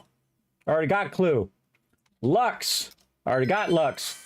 I tried, everybody. I tried. Good job, though. Good job. You guys still got it. That's okay. We crushed that. Sorry the thing didn't automatically go. I was walking around and I came back and I looked and it wasn't doing it, so I reset it for you guys. Because sometimes it doesn't do the thing. It doesn't do the thing. Okay, boom, back to it. All right, everybody, I'm back. Gonna jump on in. All right, back we go. Let's just jump right back in again and get it going on. Great job, chat. I'm gonna go ahead and shower you guys with a bunch of kids caps. There you go, for awesomely working together in the chat. For sure. And patiently waiting my return. Because now it's going to get crazy, because we're going to log in and basically do Horde Night right now. So we're going to do 2 Horde Nights. I'm going to, after Horde Night here, I'll ask my team if they're up for another one. And if, a bunch of people say, Kismet, I can't make it, I got things to do. Again, never feel obligated. Never feel obligated. This is what I do all day, every day. So, I have time to do it. Well, at least when my health lets me do it. All right. When my health lets me do it, like right now, I'm feeling pretty good, even though I didn't get much rest. But we're just going to go ahead and keep building this out because we got a little bit of time. I'm going to wait for that invite to show up here in a bit. Let's copy that rotation. And we're going to start filling in these corners. And again, I'm just going to do it super simple, everybody. You guys can get the gist. Oh, I think we have some more dew collectors. Yes, okay. So, let's talk about different levels of the dew collector. And again, I'm going to start in the same spot right over here where we started before. And then hopefully not screw this up. Now, again, if I do screw it up, I can just pick them right back up again. That's the important part. And right there, and then the other one here. Now, we go up here, we can see that this one is working. We can see the yellow. Now we're going to go down below. We're going to check all of these and look at those. And guess what? They're working also. Again, I already tried this before and tested this before I did this ahead of time. I tested in my solo playthrough. And again, it just needs to make sure that you have the bars underneath the middle of it. Now, around here, you can just make that bulletproof glass or whatever you want.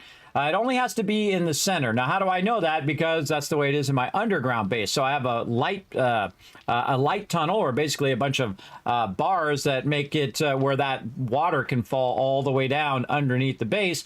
And then it goes down underneath, and there's only one block underneath my dew collector, and then it goes down to the lower level and goes to that dew collector as well. So it does work on multiple levels. I know, pretty cool, right? Pretty cool. That's cool stuff. And we also have a thing. We go back up here. Very nice. Oh, you know what? We forgot to leave a little bit of being able to go over there. Ah, it's okay. I'll just leave it over on that side for now. If I want to come back and change it later, I will. All right. Gotta relog. You think we're just a few people. You think it would work. Ugh. Gotta relog in again, everybody. Log in and log in again and log in again. Kind of feel like maybe I should invite the party and then set him to the lead. I don't know what's going on, but it's really annoying to have to do that every time.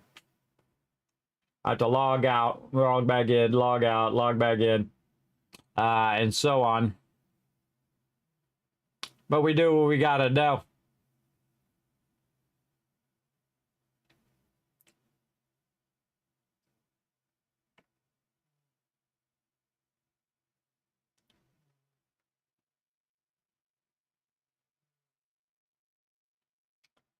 Initializing world. There we go. Spawn in. Terminating operations. That's pretty crazy, man. That's a lot of mods. Ah.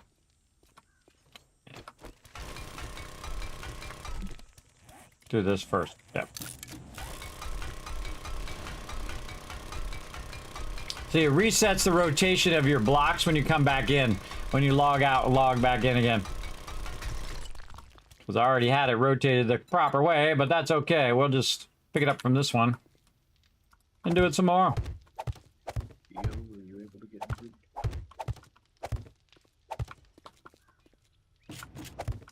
Yep. Yo.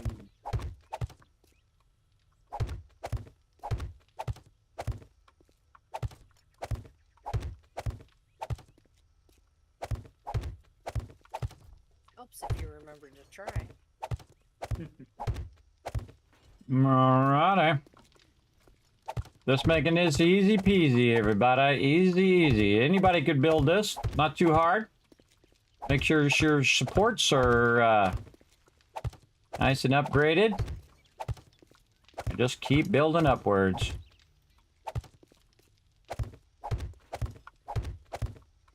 Da, da, da, da. Also, this kind of backpedaling works really well because I can just right-click in the same spot there and there, right? So 1, 2, 3, and then 4, 5. Easy, easy. 1, 2, 3, then 4, 5. So right-clicking, and it's kind of doing a little bit of the work for me because you just aim in the same spot. Now my dew collectors are in the way right now. Now it's actually smarter to make this without the dew collectors because it's easier to run the thing. So the dew collectors are not blocking your view when you're trying to put these in, like they're doing right now. Go from this side. Like 5 birds on the south side of the base, just a heads up. Oh, I'm gonna run out of blocks, really. I ran out of blocks. There goes getting them all. Couple of water filter bits and pieces in your Dropbox and some more power related goodies.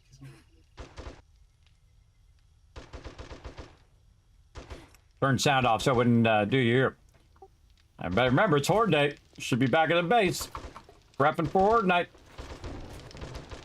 That's what you should be doing. Alright, put more blocks in there. Like so. Now while I'm down here, let's go ahead, speaking of drinks, let's double whammy some yucca smoothies. Then we don't have to worry about it. Also, let's get some Those up when I came up through the. I was trying to. and spaghetti and spaghetti. Double whammy that. I figured I'd upgrade them. Looking good. Yeah, I wouldn't upgrade those past wood. Yeah, no. Oh, that's actually in my way. Oh, look at that. You're right, I did. Oh, I should not be doing that. It should allow me to go all the way up. That's blocked. Yeah, don't go that way, call me Ollie. This is blocked. I'll have to fix that later. I'd use the other ones. Oh, alright. Might want to fix these dew collectors up here quickly before the night. Alright, gotta go up here. And then fix these, the defense of these dew collectors. They're up even higher, so they're even more susceptible to being hit from down below. So we definitely want to get some defenses in here. Like this. Because of the angle, I'm only going to go up 2 for right now. That'll get her going.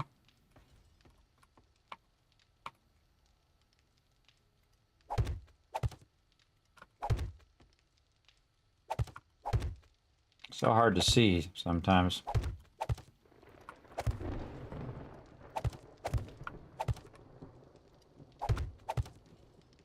Oh, down I went.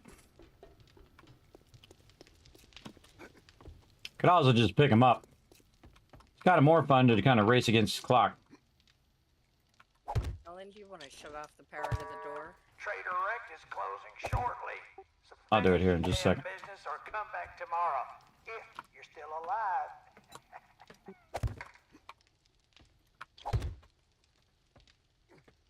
gonna block these dew collectors first.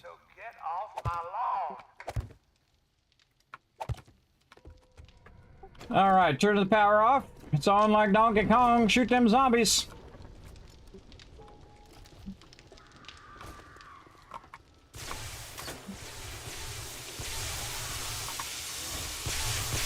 That keeps some doors from accidentally opening.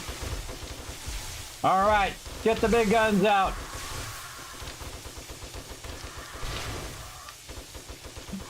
Gonna need a little bit of this.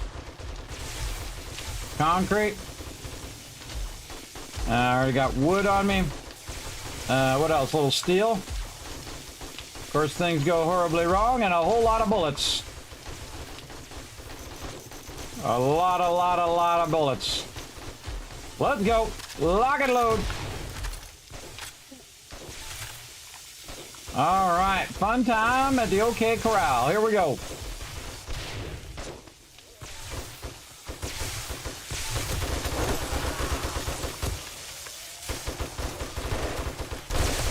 Oh, I still got these ladders back there. I forgot.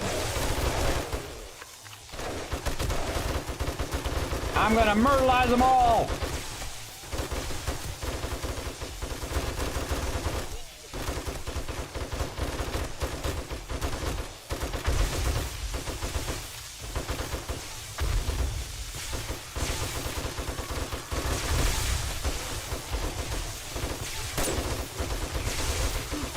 Now we're having fun. All right, time to go down in the Kismet kill box right down here. Time to have some fun. Get up! Kill them zombies.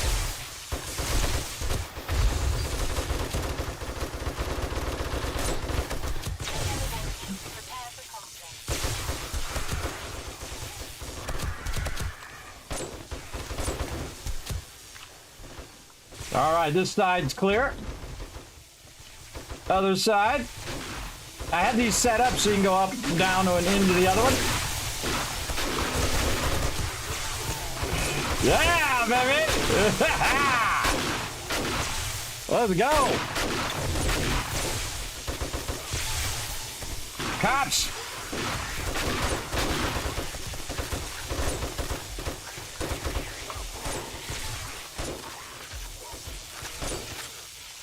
More cops!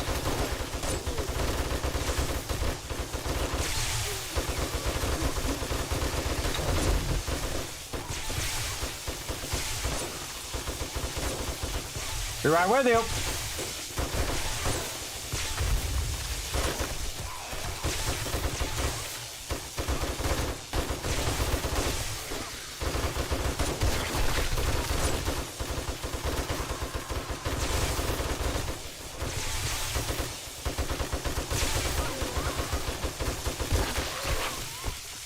There's somebody at the back door.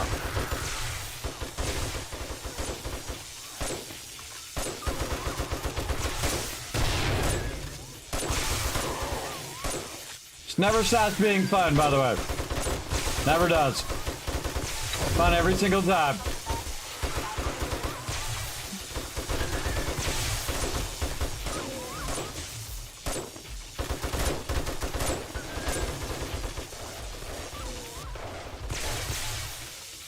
Moving toward the front of the base, northeast. A few of them.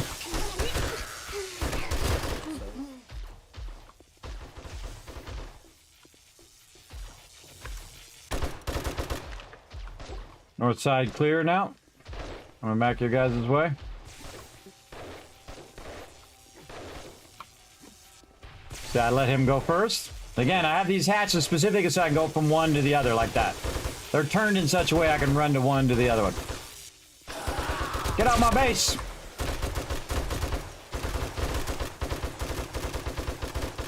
Stay down, big boy. And I have all these hatches. Now, it's like a big U shape on both sides, so that you can maneuver between the two. Now, you can also close the door should they breach. That's why it's there. Come on, Fred. Let's get some XP tonight. Let's go. Let's go all in. Let's get that XP. Big boy.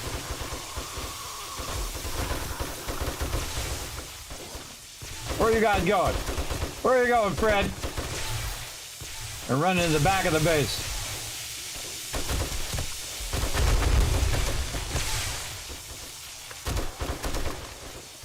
Where are you going?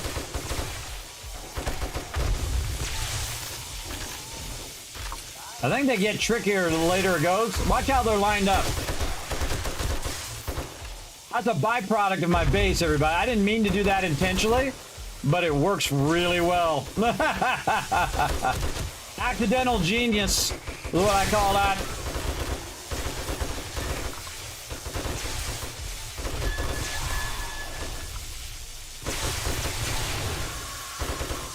Get that bird. Well, I just shot like 500 bullets at it and couldn't even hit it.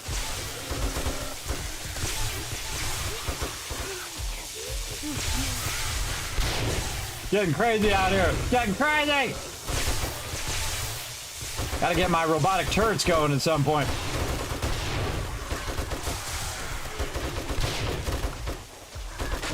You see that one go flying?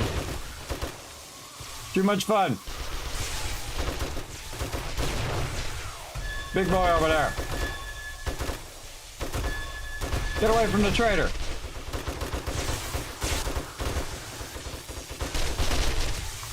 Trader Wreck owes me for that one.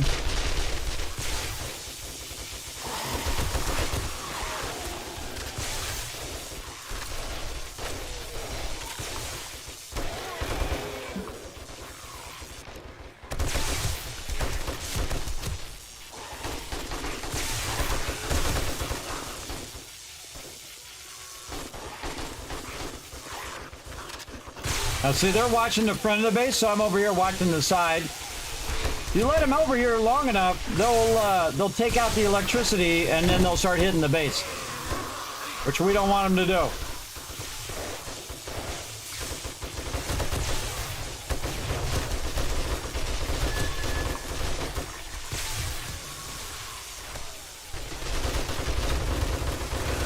Oh, almost 7 o'clock. Get ready. I suggest to repair your weapons. Oh, wait. Oh, lag. Got one more repair kit. All right, about to unlock the front door. Here we go.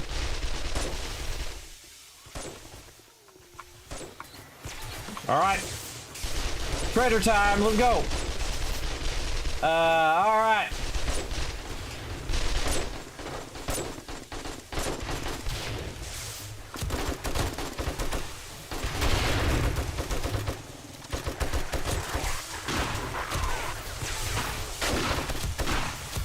So this is the part where we jump down like crazy people.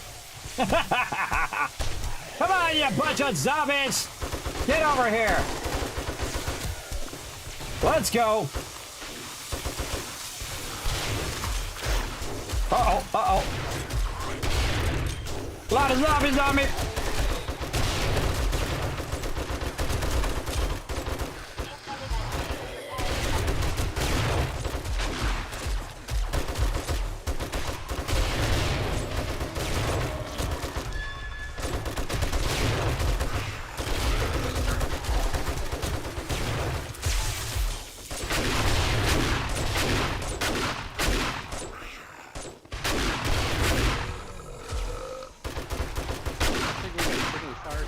With all these rockets.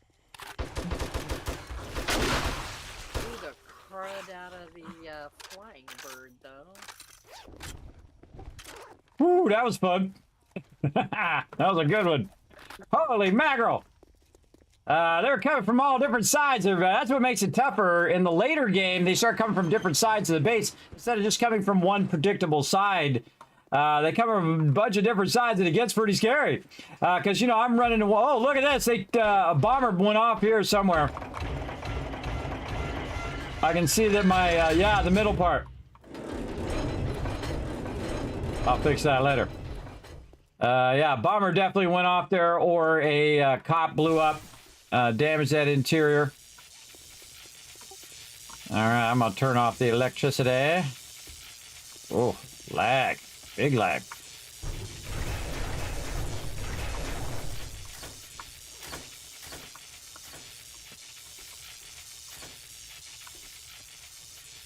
Ah.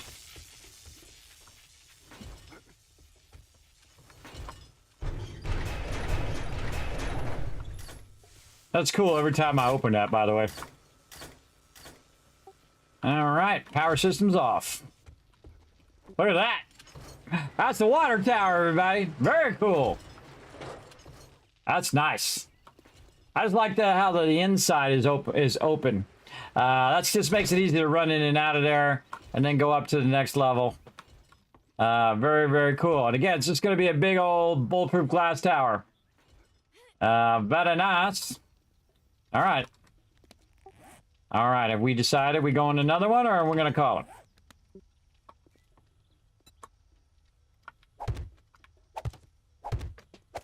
Yeah, I'm sort of either way, really, to be honest, tonight.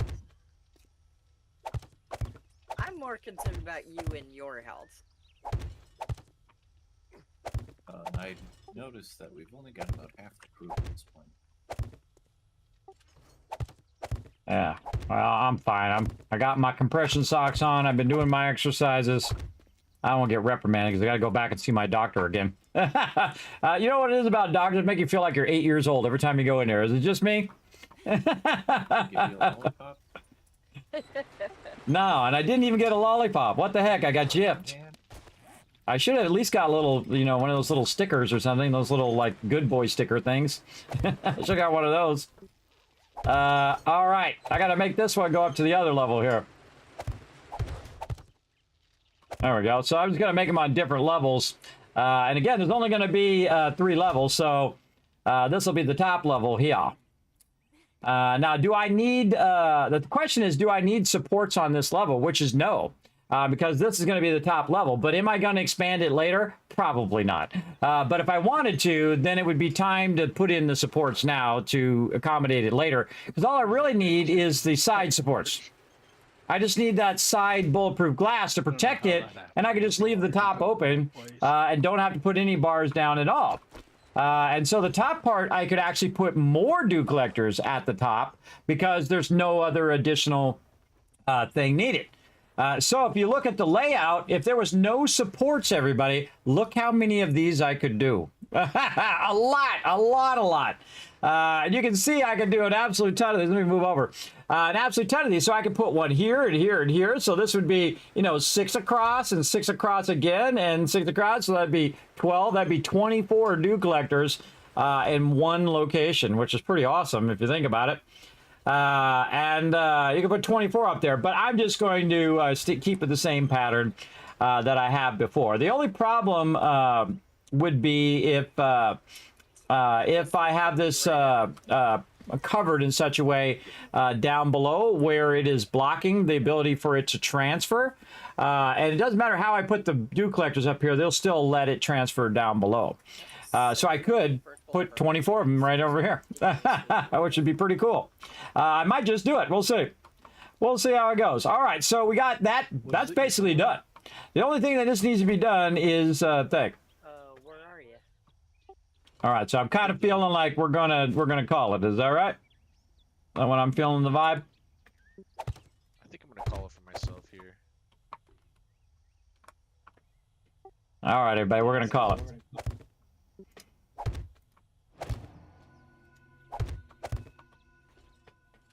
So do whatever you got to do to get ready for tomorrow, and then we'll come back and do it all over again. Are you downstairs? Yeah, I'm you're up the downstairs. drop boxes. Yeah, come upstairs for a second. I'll show you what we're doing here. Alrighty. Good night, everyone. See you tomorrow. Night. Night. Oh, that one's down too Upstairs, far. I mean, up to the Yep, right there. Down too far on that one. All right, so this whole side. Ow, you little. Bump my mouse. Bump my mouse right there against my water bottle. Out of the way, water bottle. I hate wasting bulletproof glass. There we go. Still there. So let's see some zombies. So, like, I can't put anything in that space. I could walk through it, but nothing goes there. I tried to jump on your head there, Deal, but then you moved at the last second. That was funny. All right, so there we go. So as you can see, this is the water tower. And so we're just making it super basic with just blocks and whatnot. You guys can embellish it and make it more exciting in your playthrough. But in mine, I'm just industrial strength building here. And you can see also I have it set in that I didn't put it over the kill box in case they do breach and start shooting upwards. I don't want them to do it, but I could, in theory, run that out even further and then just put a blocker way out here on this side. That would give me more dew collectors. But you could see we could go infinitely up, everybody, as high up as you wanted to go. I could do 1,000 water purifiers if I want. I could also go down and just make the floor all bars and then down and down, or just make the specific tunnels where each of those go. One of the tricks that I did in my solo playthrough is I found out where it was, and then I just drilled straight down, and then just drilled all those pilot holes so I knew exactly where my dew collectors lined up underneath. So, and again, you can see that it is working. We have our dew collector up there, and then down here, this one's working just fine. Again, I could put it down there and keep going down and down and down. But I want this area over here for parking now. So they have plenty of parking. That's for sure. Now, we have a special project that we're going to do tomorrow, because this is almost done here. All I really need to do is put the dew collectors down and let them do their thing. But we have another special project going on tomorrow night, Sunday night. So my team's going to kind of finish up what they're doing and then log out, because we're going to kind of go a little bit early this time. That we've got going on, where these three in the middle are solid columns, and then we've got columns all the way around. So the cool thing is Alan's showing all of them how to build, which is cool. Again, pass that knowledge on, everybody. Pass that knowledge on. I always feel the best thing you can do in life, everybody, is admit you don't know. Do I know every single thing? Absolutely not. Do I know a lot? Absolutely. But I don't know everything, and so I always keep myself open for learning new things. And that's what I like the most, is learning new stuff. And again, let's just keep putting these dew collectors in. And again, we're using that 19 dew collector pattern that we used before. The wood or the cement? And there we go. Very nice. And then over here, same thing. There's 2 and number 3, number 4, number 5. Come on, number 5. There you go. Then number 6. Oh, wait, that's not right. Nope, nope. What shape is that? That's offset wrong. Now here's the cool thing. Just pick it back up again. See, I can tell it's wrong because it doesn't equal the end there. I was probably standing in the way, as sometimes I do. There we go. Just pick these back up. This is what your land claim block allows you to do. Just pick that up. I have multiple land claim blocks, by the way. If you didn't know, you can use multiple of them. You don't have to just use one. You can keep expanding the size of your base by just using multiple. There we go. That lines up nicely now. And then we're going to go this way. So we're going to have one right there. And then we're going to have one right here. And again, I'm just lining them up to the ones underneath. I don't have to. I could offset them and do whatever I want. But it doesn't matter because it's going to transfer between there and go to the one underneath there anyway. Now, the one thing I haven't tried, by the way, everybody, is to have them 3 stacked. I've had them 2 stacked before, but we're going to try to see what happens if we 3 stack them. And that should be 4 there. 1, 2, 3. Huh. Why does that seem? Yeah, 2, 3, 1, 2, 3. Like yes. Catwalks that, 1, 2, 3. If you put a block down next to it, it takes out the side railing. 1, 2, 3. Yeah, that's right. Okay, just double checking my layup. All right, so that's going to collect a ton more water. I'm really tempted to go up here and just literally make this like 24. You know what? Let's do it, everybody. I'm definitely not going to make it any higher than this. This is a lot. So again, all I have to do is put it on the edge because that's all I need. But I need to bring. A smart thing to do is to bring up your bulletproof glass first. Right over here. I can't believe we still got a lot of bulletproof glass left. And then between each level, I have. And then we'll do this. So again, the smart thing to do is just to go up and do this and kind of nerd pull like that. So you got that 3 up and that's already set to go. You could just fall all the way down. And then over here, Same thing. Let's just pick up this You rotation. do that when you're mining. 1 and 2. There we go. I don't go. Now, see, the problem is the higher up this is, also, the more they can shoot from over here and go and hit the dew collectors from the side. So this whole second level down, I should probably cover, and the top level as well. So you just We should dig definitely down cover where you both of need to those. be and start digging everything out and let things fall when they fall. Yes, but that's only something I would do at endgame. You know, earlier on when you can't deal with a wandering horde so low so easily, I would definitely recommend capping your mind and putting supports. Okay. Yeah, I'm Ah, out of blocks. I want to know for my single player as much as anything, where you have to do everything. All Good right. night, Kismet. Good night. Good night. See you guys tomorrow. I'm out as well. I've also set a level 6 drone and robo turret going in miscellaneous workbench 3 for tomorrow if somebody wants to try them out. Oh, I do. You got some level 6s going? Yeah, one turret and one drone going in miscellaneous crafting 3. Just to get Okay. Cool. Yeah, I'm gonna go into electrocutioner here eventually. I can't remember if I'm already in there. Oh, I'm already in there. Yeah, so I'm gonna need 2 level 6s eventually. But next time. Okay. They're fairly expensive to make, relatively speaking. I mean, they burn through the steel and the duct tape. It's like, We got all that in spades, so don't even fret about it. In fact, we can start in a backlog now. But feel free to make them for whoever wants them, because we can always get more. All right. turrets mostly because they need like 240 forged steel, so it's just a case of queuing it all up. Well, I got 6 stacks and I got half a box of iron, so I can make literally 5,000 more, 10,000 more. So I'll keep it going. All right, so we'll see you guys next time. All right, let's go to Kismet Love Trade, everybody. Here we go.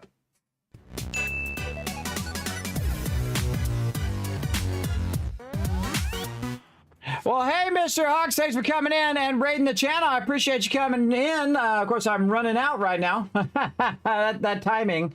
It does happen. So I'll hang around just a little bit extra while your awesome peeps come in and hang out on my stream. I appreciate you. Let's see if we catch them on the chat a little bit. There we go. Get off my lawn simulator 2024. Right, Kenny? Right, exactly. That Trader Wreck is always a ray of sunshine. King Lion, oh, did you miss that epic Horde Night? Holy mackerel. Well, you're going to come and join us tomorrow, so you're going to get to see it in real time. In real time, yeah, no worries. It's late, I get it. Yes, I've been going right now for about 5.5 hours. And I got 0 sleep today, so we're going to head on out. And again, I usually, if my team wants to go longer, I'll go longer. I feel okay for right now. But I have a feeling, oh, thanks for all the love right here, too. Scroll it up, everybody. Thanks for all that love tonight. Of course, all that sub love as well. Appreciate all of that. Yeah, you want to play? Well, hey, we'll be around tomorrow. Again, you can come and join us. Thanks to all my patrons down below there as well. And if you guys want to see my schedule, bam, it's right over here. We're going to be back later today, Sunday night, 10 p.m. Eastern Standard Time with some more of that. I'm going to finish out that Sky Garden, or not Sky Garden, the Water Tower. They're doing the Sky Garden. So we're going to finish out the Water Tower, and then what we're going to do is go and do another special project that my team has been doing some scouting for me for, and we're going to go do that. I'm not going to tell you what it is, so you got to be here. It's going to be awesome, though. It's going to be crazy. We're going to use a lot of dynamite and other fun things like that, and we're going to see if we can make the whole server crash. We got to test some things. We got to test some things. Wow, thanks for all the sub love just now. Thank you very much, King Lion. Also bringing in 5 more subs. I appreciate that. Just gave out some subs to Born Stellar, Pasteurized, Dark, Rob, and Architect. Thank you so much for that. I appreciate that, King Lion. Now, again, everybody, we'll be back 10 p.m. Eastern Standard Time. Now, you can do a huge favor to the stream. It costs no dollar bills to simply run over and pop over to youtube.com/KismetBP and hit that subscribe button, hit the like button, leave a comment of insanity down below or whatever you feel like doing over there on YouTube. You can also pop over to twitter.com, aka x.com/KismetBP, hit that follow button, interact over there. It does help the stream tremendously. You can also check out the Discord, check out the website, and if you do want to go above and beyond and support the stream, you can go over to patreon.com/Kismet. Of course, the more you guys do all of that, the more cool giveaways and other fun things I get to do here in stream. So I appreciate all of you who do go and take that extra minute to do that right now. So I appreciate that. All right. Thanks, everybody. Hey, Gia. Hey, King Lion. Thurbrick, thanks for the love. Jay, thanks for that love as well. All right. That's it for me, everybody. I will see you guys later today, potentially for a bonus stream. Maybe I'll move that to Monday. We got an action-packed bonus stream as well, too. You guys definitely want to watch for that. If you haven't already done so, hit the follow button, too, on your way out. All right. See you guys later. Bye, everybody.